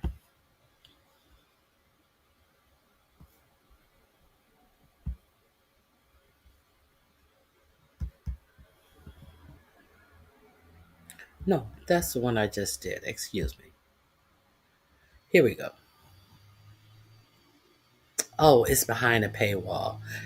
Democratic senators request a GAO probe of Trump. I don't think I'm subscribed to this. Of Trump official conduct in criminal referrals. Let me see if I can find that somewhere else. I think I may be able to find that.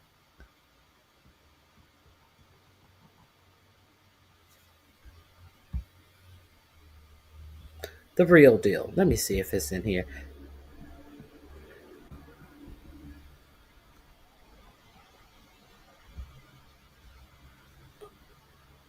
Hold on 1 second. 1 second.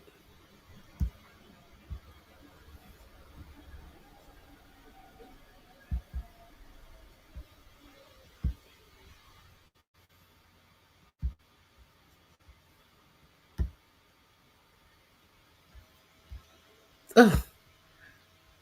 I can't sign up. Let me see. Maybe I already have a. Let me see. Nope, I don't have a subscription to this page either. There is an investigation. Let me see if I can find it on YouTube. Let me see if I can find it on YouTube. Because he is now being investigated. How he got this information.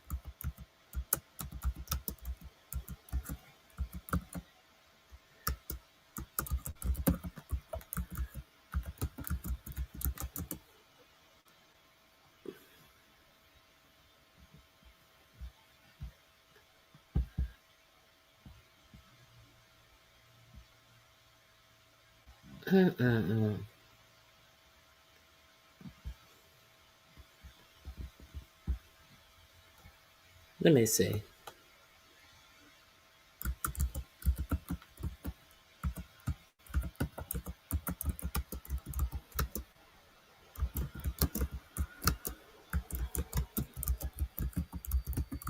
Let me see if I can find it. No, I cannot find it.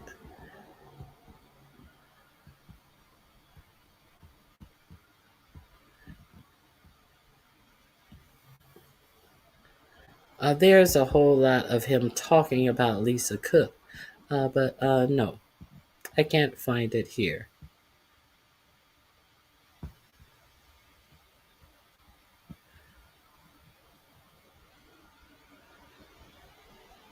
Oh, now you heard me say that he got the information from tips.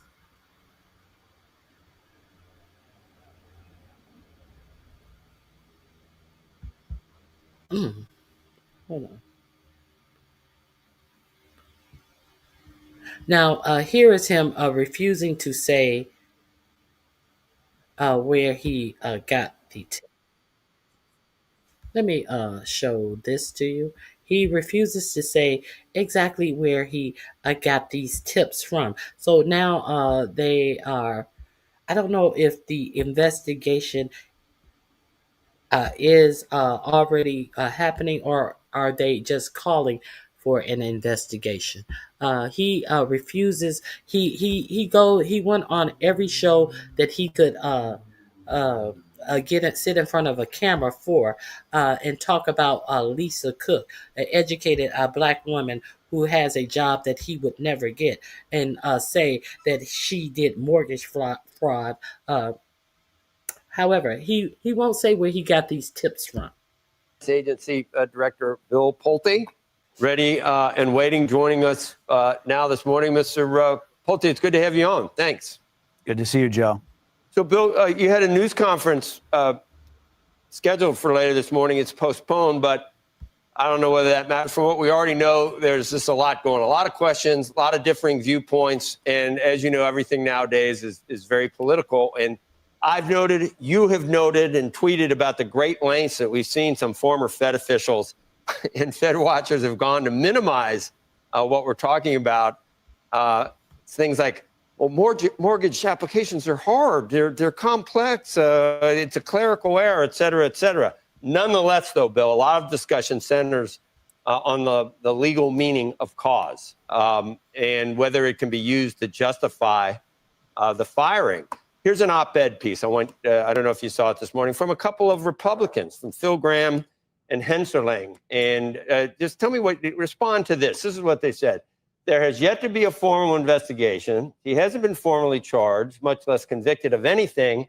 And her for-cause firing appears to be another assault on the monetary policy independence. So even Republicans it's raising an eyebrow. How do you respond to that? Well, first, let me say this, and I'll get into your question in a second. I've never seen people support crime like this. This is insane. Alleged crime, let's call it that. What she did was wrong. The fact that she hasn't come out and said, hey, these aren't my documents, or some rational explanation for this alleged crime, why is she not doing it? It doesn't make any sense. So I think most Americans, and you see this, Joe, on Twitter and otherwise, unless you're really well connected with the Fed or part of the elite class or, frankly, a news reporter, you look at this and you say, what the hell is going on at the Fed? To get to your point around independence, I don't believe for the last 4 years that the Fed has been independent. You see that even right now. You got Lisa Cook, who's being represented by Norm Eisen. Norm Eisen is like the guy who tried to take down Trump, failed at it, but led the first impeachment. He's the lawyer for Lisa Cook. This is a raging Democrat. Then on top of it, you've got Jerome Powell, who's sitting silent. So it's against the law for her to have a Democrat lawyer? It's against the law for her to have a good lawyer? Is that what you're saying? What are you saying? Okay, nothing. You're saying absolutely nothing. None of this had been investigated, but Trump tried to take her job. Okay. Right. Bill, I think what they're saying, it seems unusual. You're not, I don't think your primary role at what you're doing now is to seek out and find mortgage fraud. That's completely false. That's completely false, Joe. That's completely false. My job, and I swore an oath before the Senate and otherwise, that I would root out mortgage fraud and that I would ensure that there's safety and soundness in the mortgage market. Well, then your answer to his question would be yes. That is your job. That what you're doing is seeking out mortgage fraud. And it just happened to be a coincidence that is against Democrats and people that 45, 47 obviously told you to go after. To try to get some power over the Fed and over Letitia James, who tried him, and he was convicted for the thing she tried him for. And Adam Schiff, who was on the January 6th committee. Let's be clear. It might be one-sided. Joe, I got to finish. Okay. All right, I got to finish. That I would root out mortgage fraud and that I would ensure that there's safety and soundness in the mortgage market. The idea that it might be one-sided. Joe, I got the idea that it may be one-sided when up to 3 or 4 people who have cabinet positions in 45, 47 administration, of course, is one-sided. Have the same thing going on that he's trying to have black women lose their jobs for and go to jail for. Yes, it's one-sided. You know it's one-sided. If you're sitting up getting paid all of this money and you're so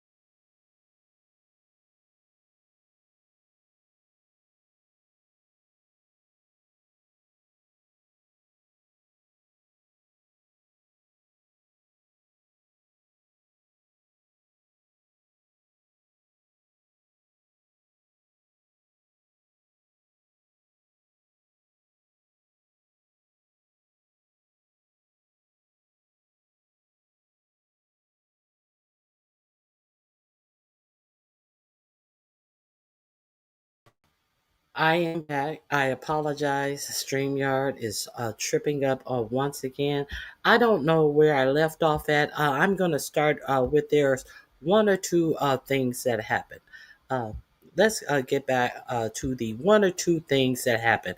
Either she made a mistake or something else.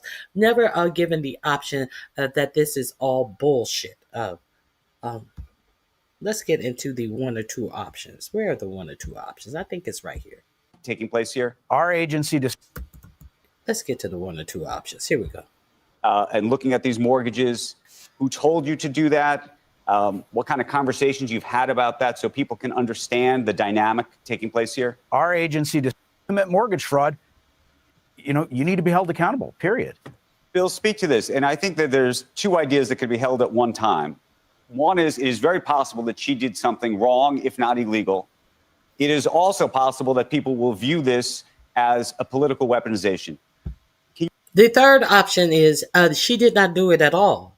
She has said she has not done this. Why are there only two options? That she did it and it's a fraud and people may look at it a certain way. Either of those options do not vindicate him coming out here saying she did something that she said that is false. Let's continue. You speak directly to how this came about in terms of going and looking at her work and looking at these mortgages. Who told you to do that? What kind of conversations you've had about that so people can understand the dynamic taking place here? Our agency discovered it, Andrew, independent of anyone else. That's what we do day in and day out. As I said, we received a tip. We only use public documents in our referrals. We only use public documents in order to determine the fraud. And frankly, people need to stop being so lazy and say, you know what, maybe we should do some hard work and figure out how we root out mortgage fraud because we can't have another 08 again. But just to put a fine point on it, this tip came from where? Well, you have to understand, of course, as part of a federal investigation, I'm not going to explain our sources and methods, where we get tips from, who are whistleblowers. I'm not going to explain that 4547 told me to target this overweight black woman. I'm not going to explain educated overweight black woman. The black women that we love to hate.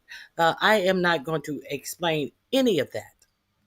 I'm not going to explain the obvious when the obvious is obvious. That I was told to attack these black women. That's my opinion, and I'm sticking with it. Okay, the link, I dropped it in the chat. I dropped that link in the chat.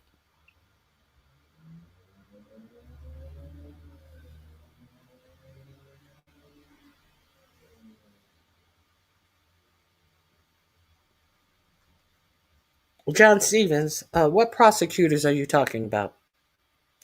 John Stevens, everyone does it. The prosecutors overlook it until it's Trump. Everyone does what? What is it that everyone does? And what prosecutors are overlooking anything? Because his own father has done the same thing that he has blamed Letitia James and Lisa Cook for doing. So is Trump overlooking it too? Is Trump overlooking the people who are in his administration, who has cabinet position in his administration, who are doing the same thing as well? So is Trump are prosecutors overlooking these people in his administration who are doing it? Is that what you're saying, John? No, you're saying bullshit.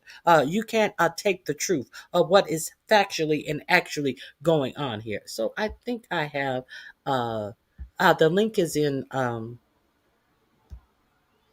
the chat. I think I have something about this investigation that he is under. This is from Mother Jones. November 14th, 2025. Yes, I think this is what I'm looking for. Okay. If you have never heard of the Federal Housing Finance Agency, a small niche of government that oversees much of the mortgage industry, this might be the week that the FHFA,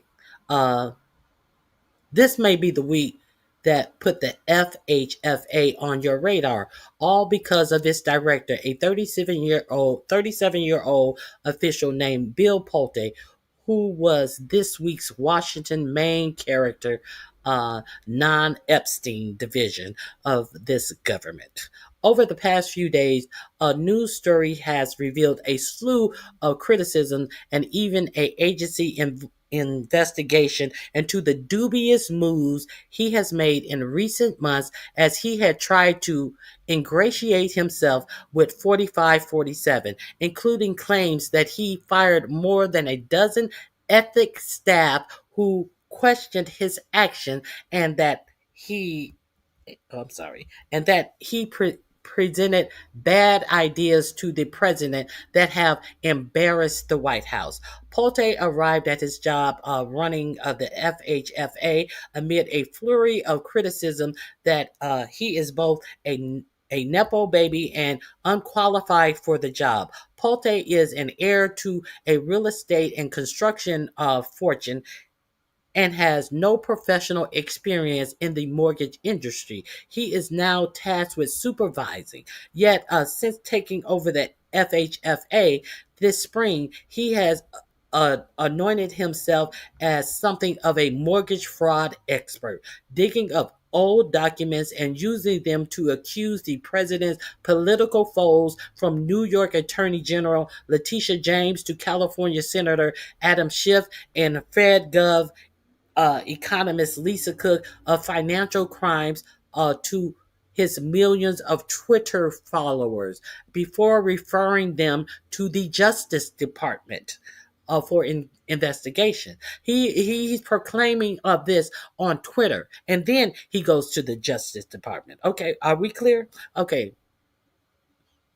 All of the people he accused of such crimes are prominent Democrats, even as journalists reveal that the mortgage data points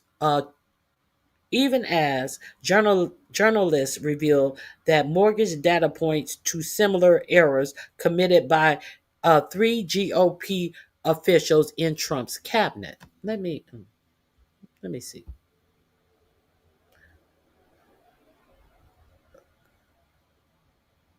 Trump is accusing foes with multiple mortgage fraud records, so 3 of his cabinet members have them. The White House has targeted opponents, including a FedGov, for having more than one primary residence on their loan papers. ProPublica found that in one case, a Trump cabinet secretary got 2 such mortgages in quick succession.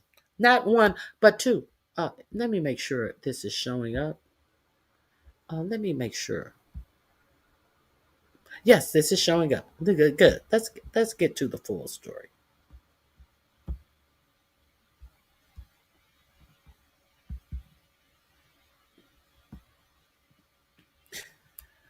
The Trump administration has vowed to go after anyone who got lower mortgage rates by claiming more than one primary residency on their loan paper. President 4547 has used it as justification to target political foes, including a governor on the Federal Reserve Board, a Democratic U.S. senator, and a state attorney general. Real estate experts say claiming primary residence on different mortgages at the same time is often illegal and rarely prosecuted. Who was that? Who was this in the chat saying John Stevenson? It is reported that it's rarely prosecuted. So who is ignoring it? Who is ignoring it? Who is ignoring it?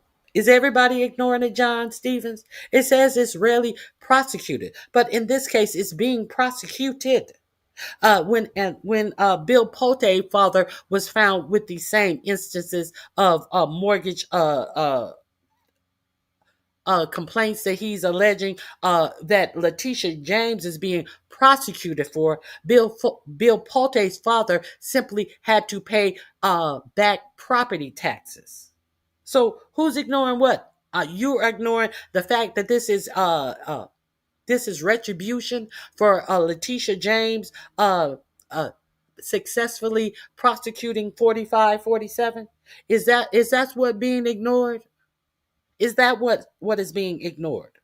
She's being prosecuted for something that his own daddy wasn't prosecuted for. Let's be clear. The fuck you thinking you talking to? Some simple motherfucker? Okay. Is rarely prosecuted. But if administration officials continue the campaign, mortgage records show there are other places they could look. Trump's own cabinet, underscoring how common the practice is. ProPublica found that at least 3 of Trump cabinet members call multiple homes their primary residence on mortgages. Okay, are we clear on that? We discovered the loans while examining financial disclosure forms, county real estate records, and publicly available mortgage data provided by Hunter Book Media. See how they disclose where they got their tips for? No, they went looking for it. They went and looked for it, and they told you exactly where they found it. Unlike Pulte, I can't tell you my source. I cannot tell you my source. Labor Secretary Lori Chavez DeRemer entered into 2 primary residence mortgages in quick succession, including for a second home near a country club in Arizona, where she's known to vacation. Transportation Secretary Sean Duffy has primary resident mortgages in New Jersey and Washington, D.C. Lee Zeldin, the Environmental Protection Agency administration, has one primary resident mortgage in Long Island and another in Washington, D.C., according to what? Loan records. Okay. So let me drop this in the chat right here. I want to get back to why this is becoming a headache for Bill Pulte, who is pretending as if someone is doing something illegal. The link is right here in the chat. I have no more time to be bothered with this bullshit. Let's see why he is in trouble, though. Okay. Where are we? Democrats, all of the people he accused of such crimes are prominent Democrats, even as journalists revealed that the mortgage data points to similar errors committed by 3 GOP officials in Trump's cabinet. Pulte claims made news. Trump even used the accusations against Cook to fire her from her job at the Federal Reserve, a move she is now contesting before the U.S. Supreme Court. Still, though, none of Pulte's allegations became criminal charges. Letitia James is now facing a claim unrelated to what Pulte dug up. They beg the question of how Pulte was accessing the private data behind his accusations. Now, this is the question that he would not answer. This is the question he got tips. But how did you assess the information that you got? See, that's the question. How you got the tips? No, how you got this information. Okay. During the recent government shutdown, Pulte flew down to Trump's Palm Beach golf course to present his idea for the president's demand of a 50-year mortgage. This week, the Wall Street Journal revealed that an ethics team at the Fannie Mae, one of the mortgage giants Pulte oversees, had begun to investigate exactly this question. Not about the mortgage thing, about the how he got access. They begged the question of how Pulte was accessing the private data behind his accusations. This week, the Wall Street Journal revealed that an ethics team at Fannie Mae, one of the mortgage giants Pulte oversees, had begun to investigate exactly this question. They started because some of their internal staff had expressed concerns that Senior leaders at the FHFA were pushing them to improperly access mortgage loan paperwork. The ethics watchdog then escalated their inquiry to the Internal Oversight Office at the FHFA, who passed it to federal prosecutors.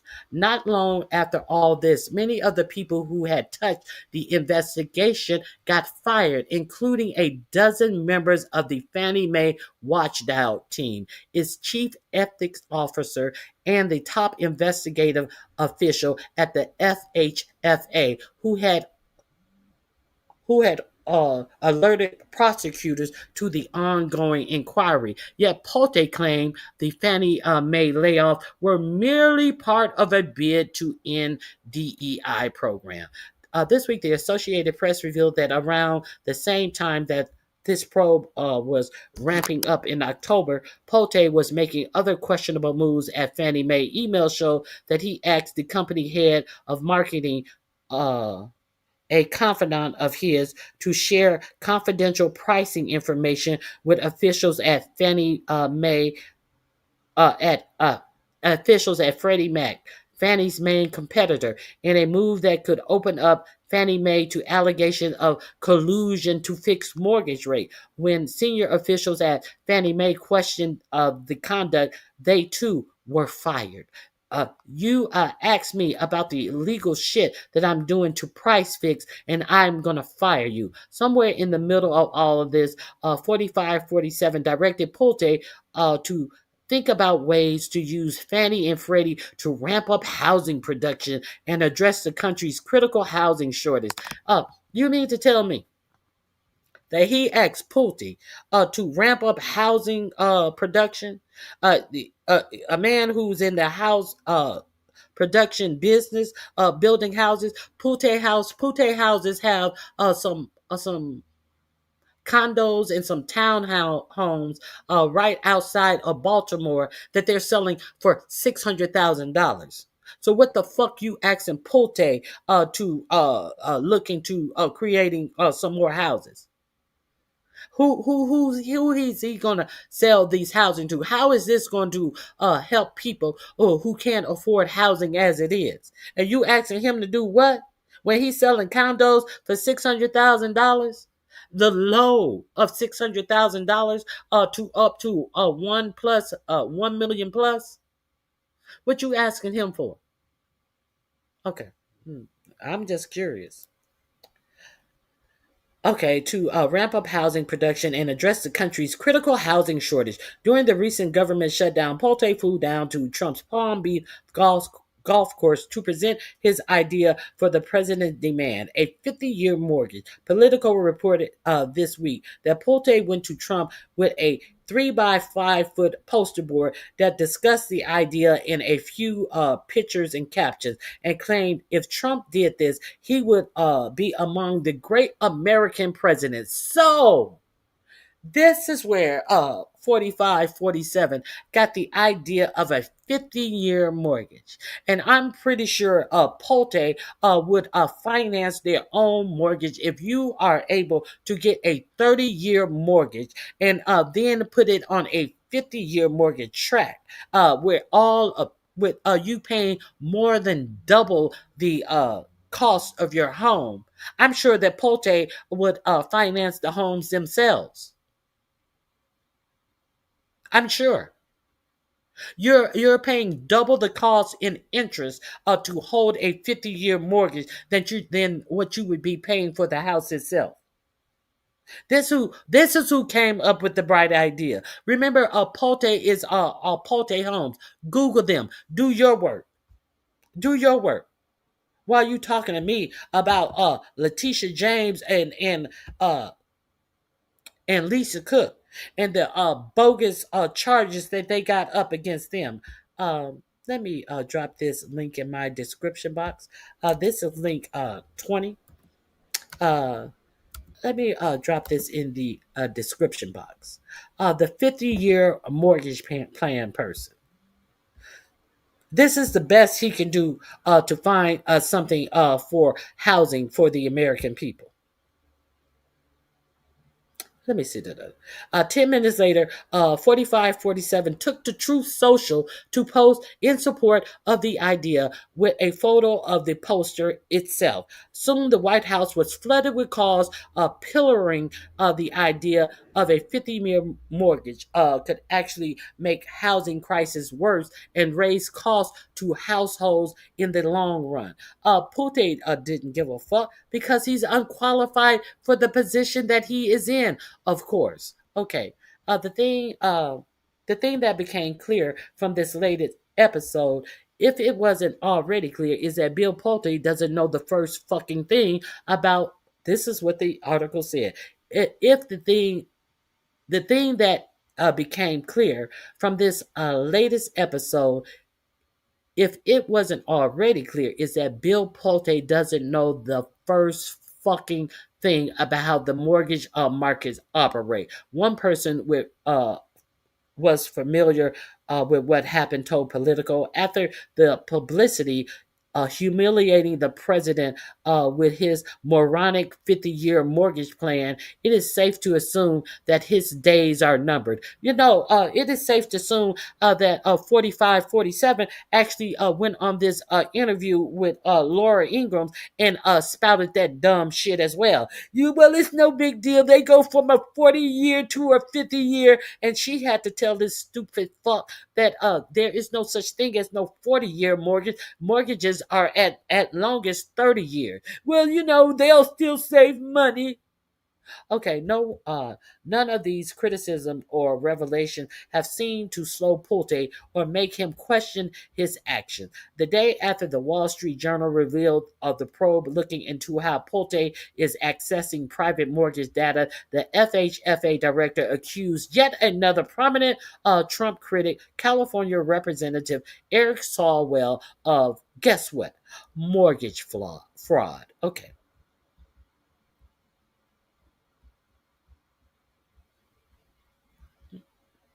So there's the story. I dropped the link in my description box. I will also drop the link in the chat.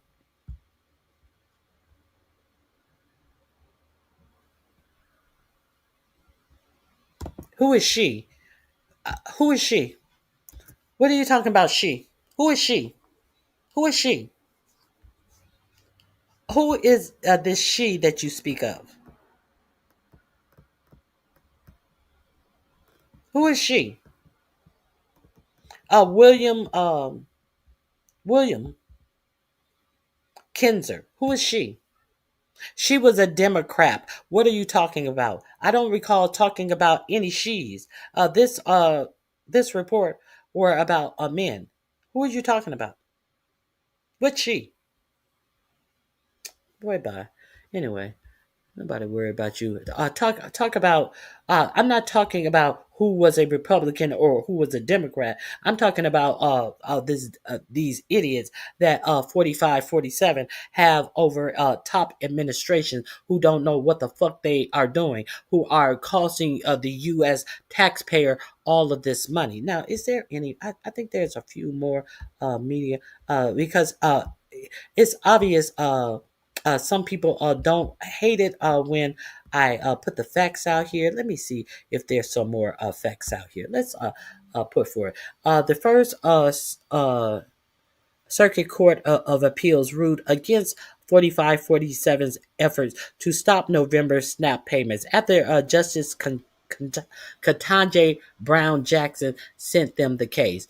She knew the 6-3 Supreme Court vote would screw us. So she sent it back down to the lower courts to decide.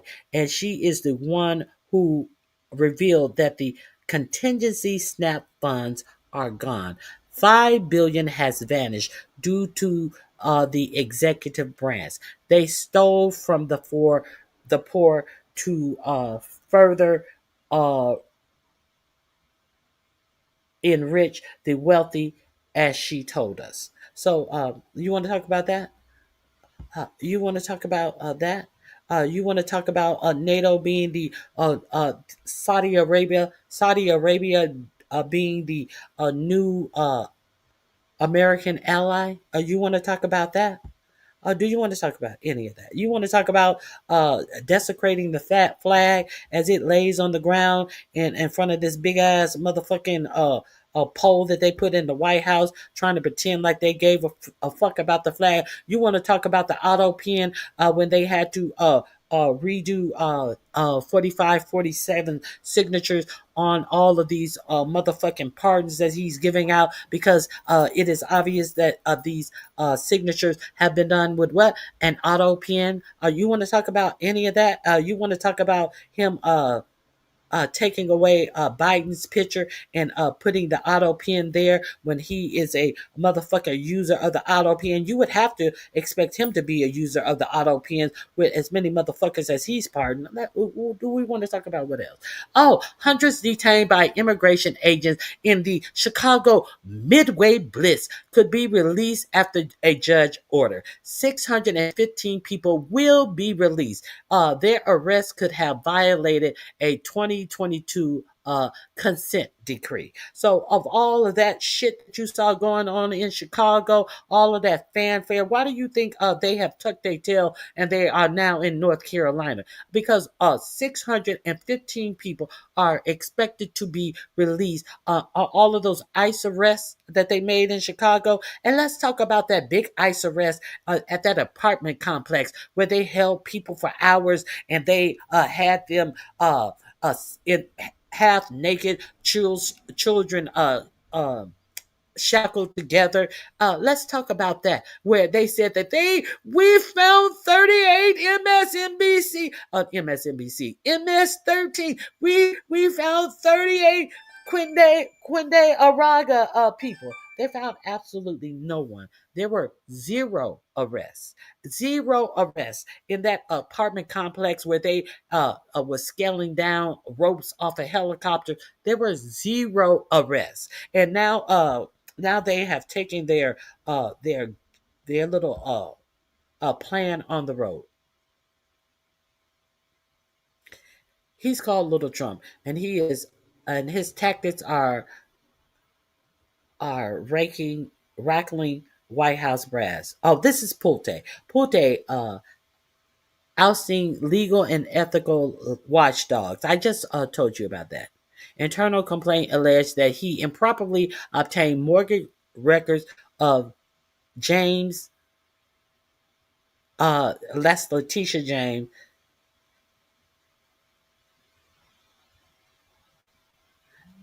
Okay. Oh, the person who was asked to access records of Letitia James was asked to step down shortly thereafter. Let me do this story for you. I believe that is. Let me see. I think that is Rachel Maddow. I think that is Rachel Maddow. Let me get that story for you.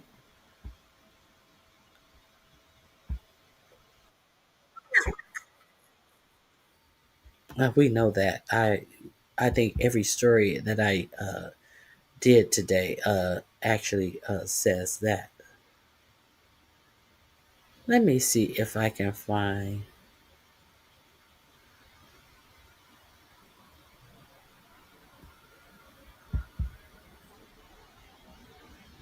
Let me see. Hold on 1 second.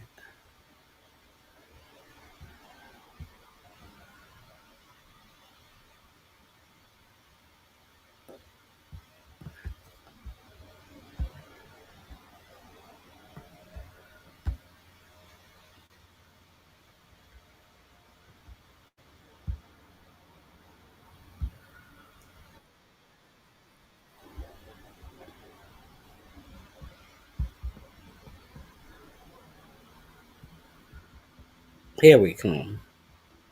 Oh,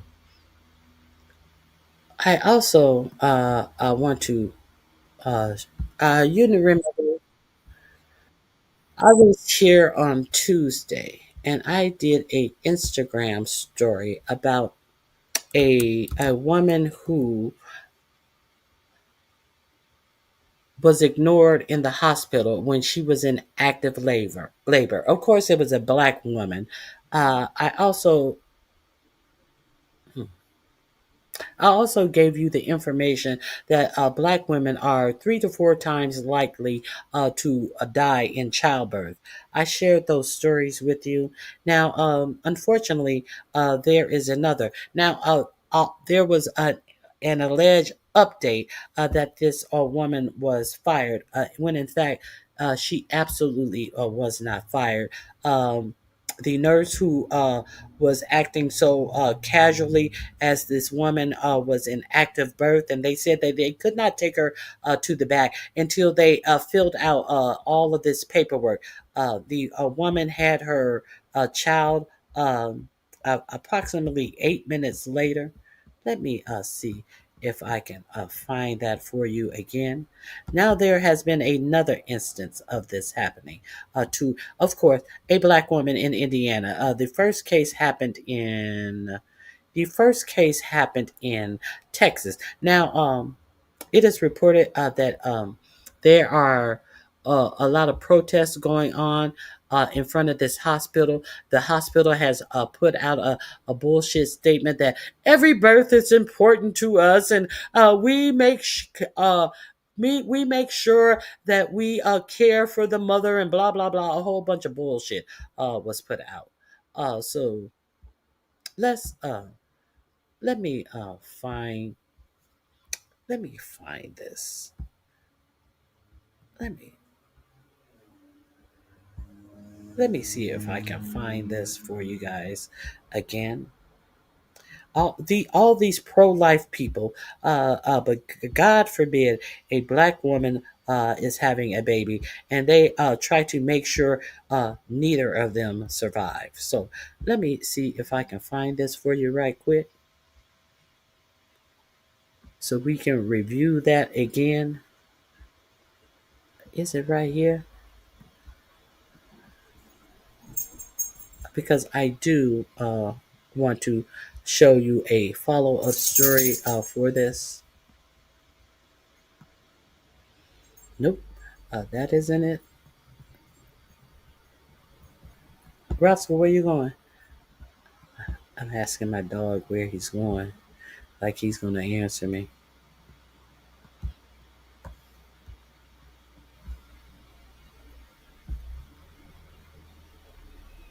Still trying to find it. Give me one more second, please. I think this is very important to know that in 2025, this type of stuff is still going on.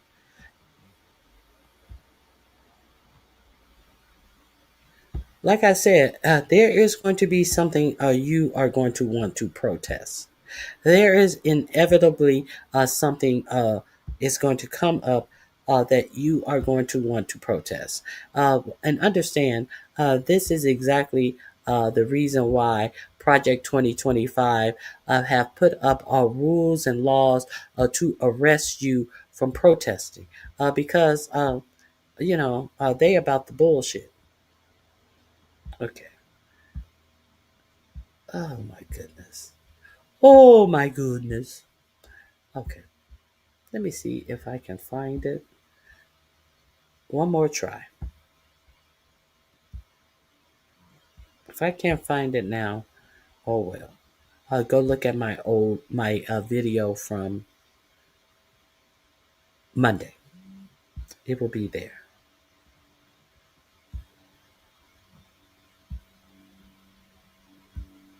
Okay, let me see if it's here.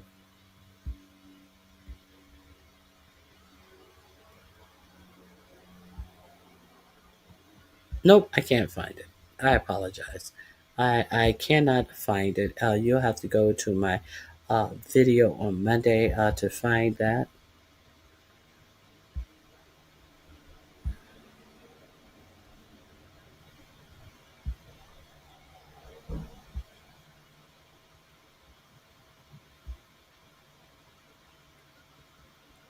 Okay. Let me see.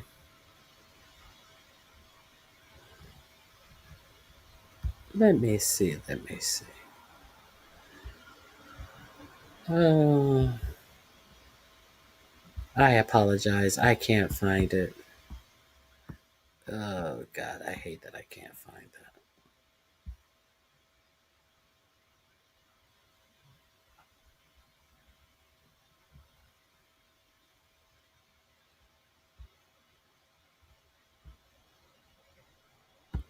Let me see if I can find it on YouTube.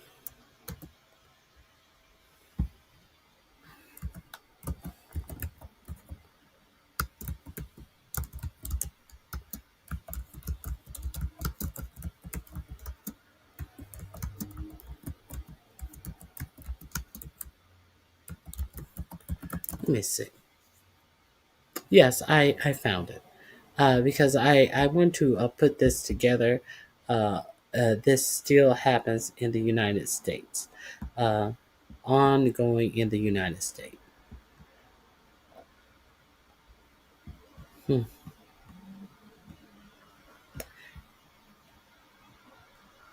Cerebral talks. Let me share this with you. You know it's bad. You know it must be bad. Even a white woman is posting about it. Let me share this with you.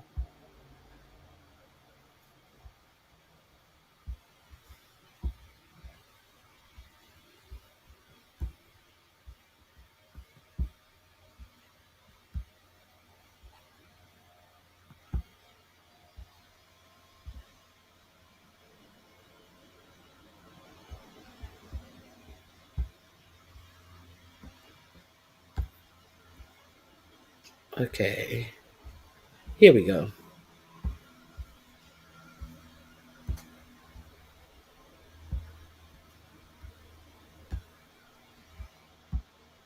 Welcome to my channel. I definitely had to share this with you. This video is circulating.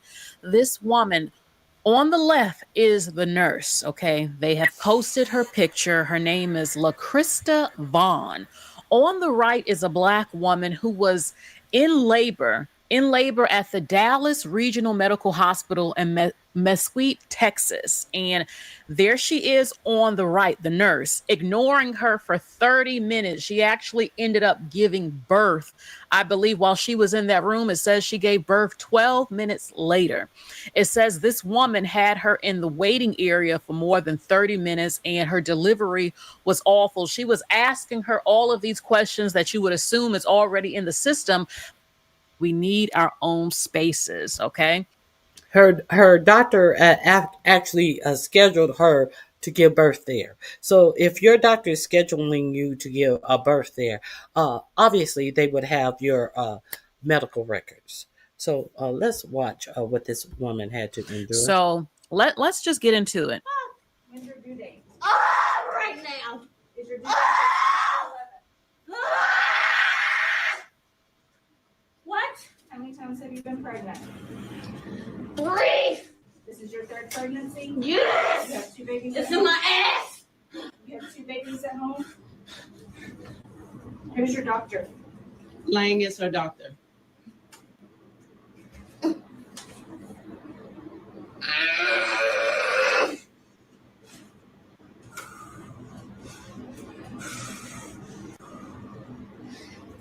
Y'all treat all your patients like this or just the black ones? Everyone's the first time patient for you. Her due date is the 10th. It was the 10th.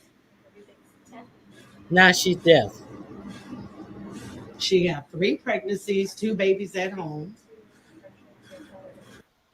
And I'm like, why does it?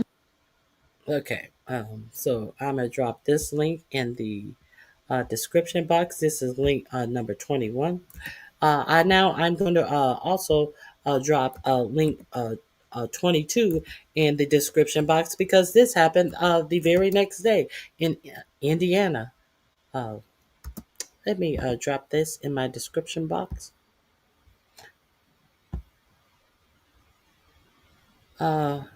This could be a reason why black women die twice as often as white women in just giving life. So unfortunately, Nothing has changed. Actually, it has even gotten worse. So if you are unaware and you think that, oh, well, this had just happened in rare occasions. No, this has gotten worse in the United States of America. This is what's going on when Black women have to give life. So let's view this Indiana case, please. Bear with me. I just want to share you.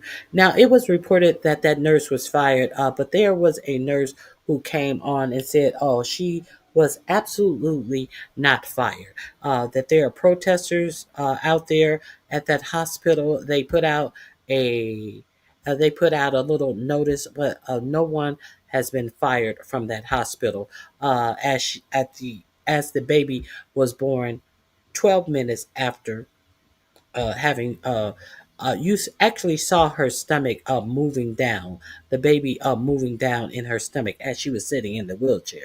So let's check out what happened in India. In the medical profession ignore. We've talked about how some in the medical profession ignore Black women in particular, and it leads to medical complications and even death.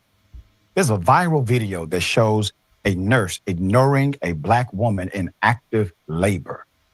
Here it is. When's your due date? Right now. Is your due date 11? What? How many times have you been pregnant? 3. This is your third pregnancy? Yes. You have 2 babies. It's in my ass. You have 2 babies. Now, I thought that this was the new one. Let me see what he. I thought that this was okay. We'll do the commentary. Doubled over in pain in a wheelchair while a nurse conducted an admissions interview. According to Cash, staff kept her daughter in the waiting room for more than 30 minutes before moving her to a delivery room where she gave birth 12 minutes later. In the viral footage, Cash asked the nurse, quote, "Y'all treat all your patients like this or just the Black ones?" End quote. Carrie said in a subsequent post that she called the hospital before arriving to inform them that she was in labor. She alleged that staff dismissed them and insisted on completing paperwork before taking her into the delivery room, despite her visible pain. Quote, "We push her into the door. I say, can we get her into labor and delivery?" Cash said in a video. The nurse said, "No. We have to fill out all this paperwork. I do have to do this paperwork and get her a band before we see her upstairs." As staff only showed an ounce of sympathy, reached the labor and delivery department. Quote, "Before then, they could care less. She did not care if she birthed in that wheelchair," she added. Put it up. In a separate video, Cash Jones said her daughter and the newborn were undergoing medical tests. All right, there they go right there. Baby comes out. She has a delivery 12 minutes after getting into the standard room for delivery. And they said they got ongoing medical tests claiming. Why is her amniotic fluid green? So this baby is going to have to go through some tests to make sure, there's problems in birth. There are absolute problems in birth. Now, I also would like to share this with you. Let me share this with you. This woman was actually kicked out of the emergency room in Indiana. She was kicked out of the emergency room, told she couldn't have the baby there. And then her partner, he had to deliver her baby on the side of the road. The baby came 8 minutes after she was kicked out of the emergency facility.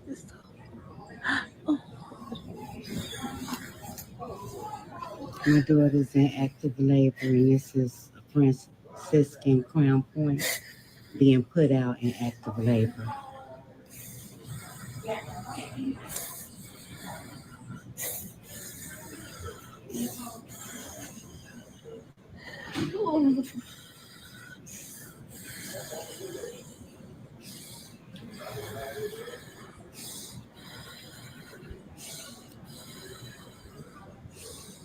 So we got to transfer her to a different hospital.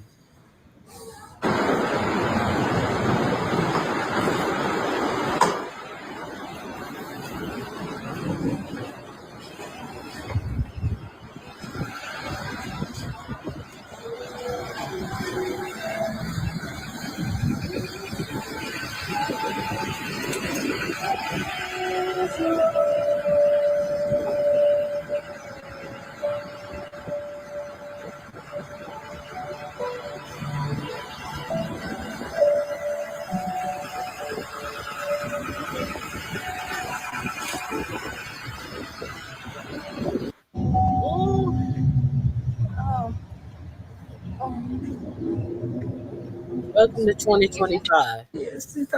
Welcome to 2025 America. The I love children. We love all the children. Line 2025 America. So that's all I got to share with you. Uh, Black children are more likely to die before the age, twice as more likely to die than any other children before the age of 1 as well. If you are unaware of these statistics, get aware with these statistics as your government is concentrating on how to pump money into AI and these billionaires. People are being thrown now. When all of these people lose their health insurance and have to go to these emergency rooms, and the emergency rooms are by law supposed to help them, do you think with over 17 million people losing their health care insurance, and with a lot of health facilities being closed down, do you think that these people are going to get any help when they get to the point where they can no longer bear it and go to the emergency room? And do you think that they're going to offer these people help? Or will your help received at these medical facilities be based on your color or your ability to pay? You're not going to have an ability to pay. Who can pay these bills? Okay, so I just wanted to give you that last bit of information. I hope you guys have a great remainder of your day. Thank you for coming by. If you want to support the channel, Cash App $ Ronnie Q. And that's it. Oh, no, that's not it. That is not it. Do not forget, on December 6th, that is a Saturday, December 6th of 2025, I will be having my 4th annual Secret Santa. Secret Santa is when I give back to those who have supported me. I also invite content creators to join me. We exchange names. Join me on my link. We exchange names. We gift each other anywhere between $30 and $50. After we gift each other, we cannot keep the gift that we've received. We must then turn around and give that gift to someone who is in the chat who is dropping their Cash App. We Cash App whoever name that we pull, we Cash App our gift to them, and then they Cash App that same gift to someone who's in the chat, dropping their Cash App. I also exchange names. Whoever gifts me, I then gift that my gift to someone who is in the chat dropping their Cash App. The reason that I do this is because our subscribers, look at us, do membership, give us a click interview, give us Cash Apps all year long. This is Christmas for you as well. This is Christmas for everyone. So this is my way of, since I've had my channel, I started my channel in November actually, and since I've had my channel, I've always wanted to make sure that I gave back to people who freely gave to me. So meet me here Saturday, December 6th at 3:00 p.m. Eastern Standard Time. And if there are content creators who meet me here as well, we will exchange names and we will exchange our Cash App gift between $30 and $50. And then once we receive our gift, we will gift it out to the people who are actively in the chat and putting their Cash App in the chat so we can gift you. You must be here to win. They can't get their gifts and say, "Oh, I'm gonna give it away on my channel." No, if you want to participate, this is the rule. These are the rules. You must participate and give it to someone who is in the chat. And so I hope to see you guys on the 6th. And I am going to be giving out a gift to someone who is in the chat and who's putting their Cash Up in. My flyer is already on my wall, Jill. Thank you, Jill. All right, guys. I hope you guys have a fabulous day. And as Jill say, what you say, Jill? Stay sucker free. Stay sucker free. Go on my community wall. The flyers on my community wall. I appreciate you all. I hope you have a great remainder of your day. And I will be back on mañana. This America. You got to speak English. This is America. This is America.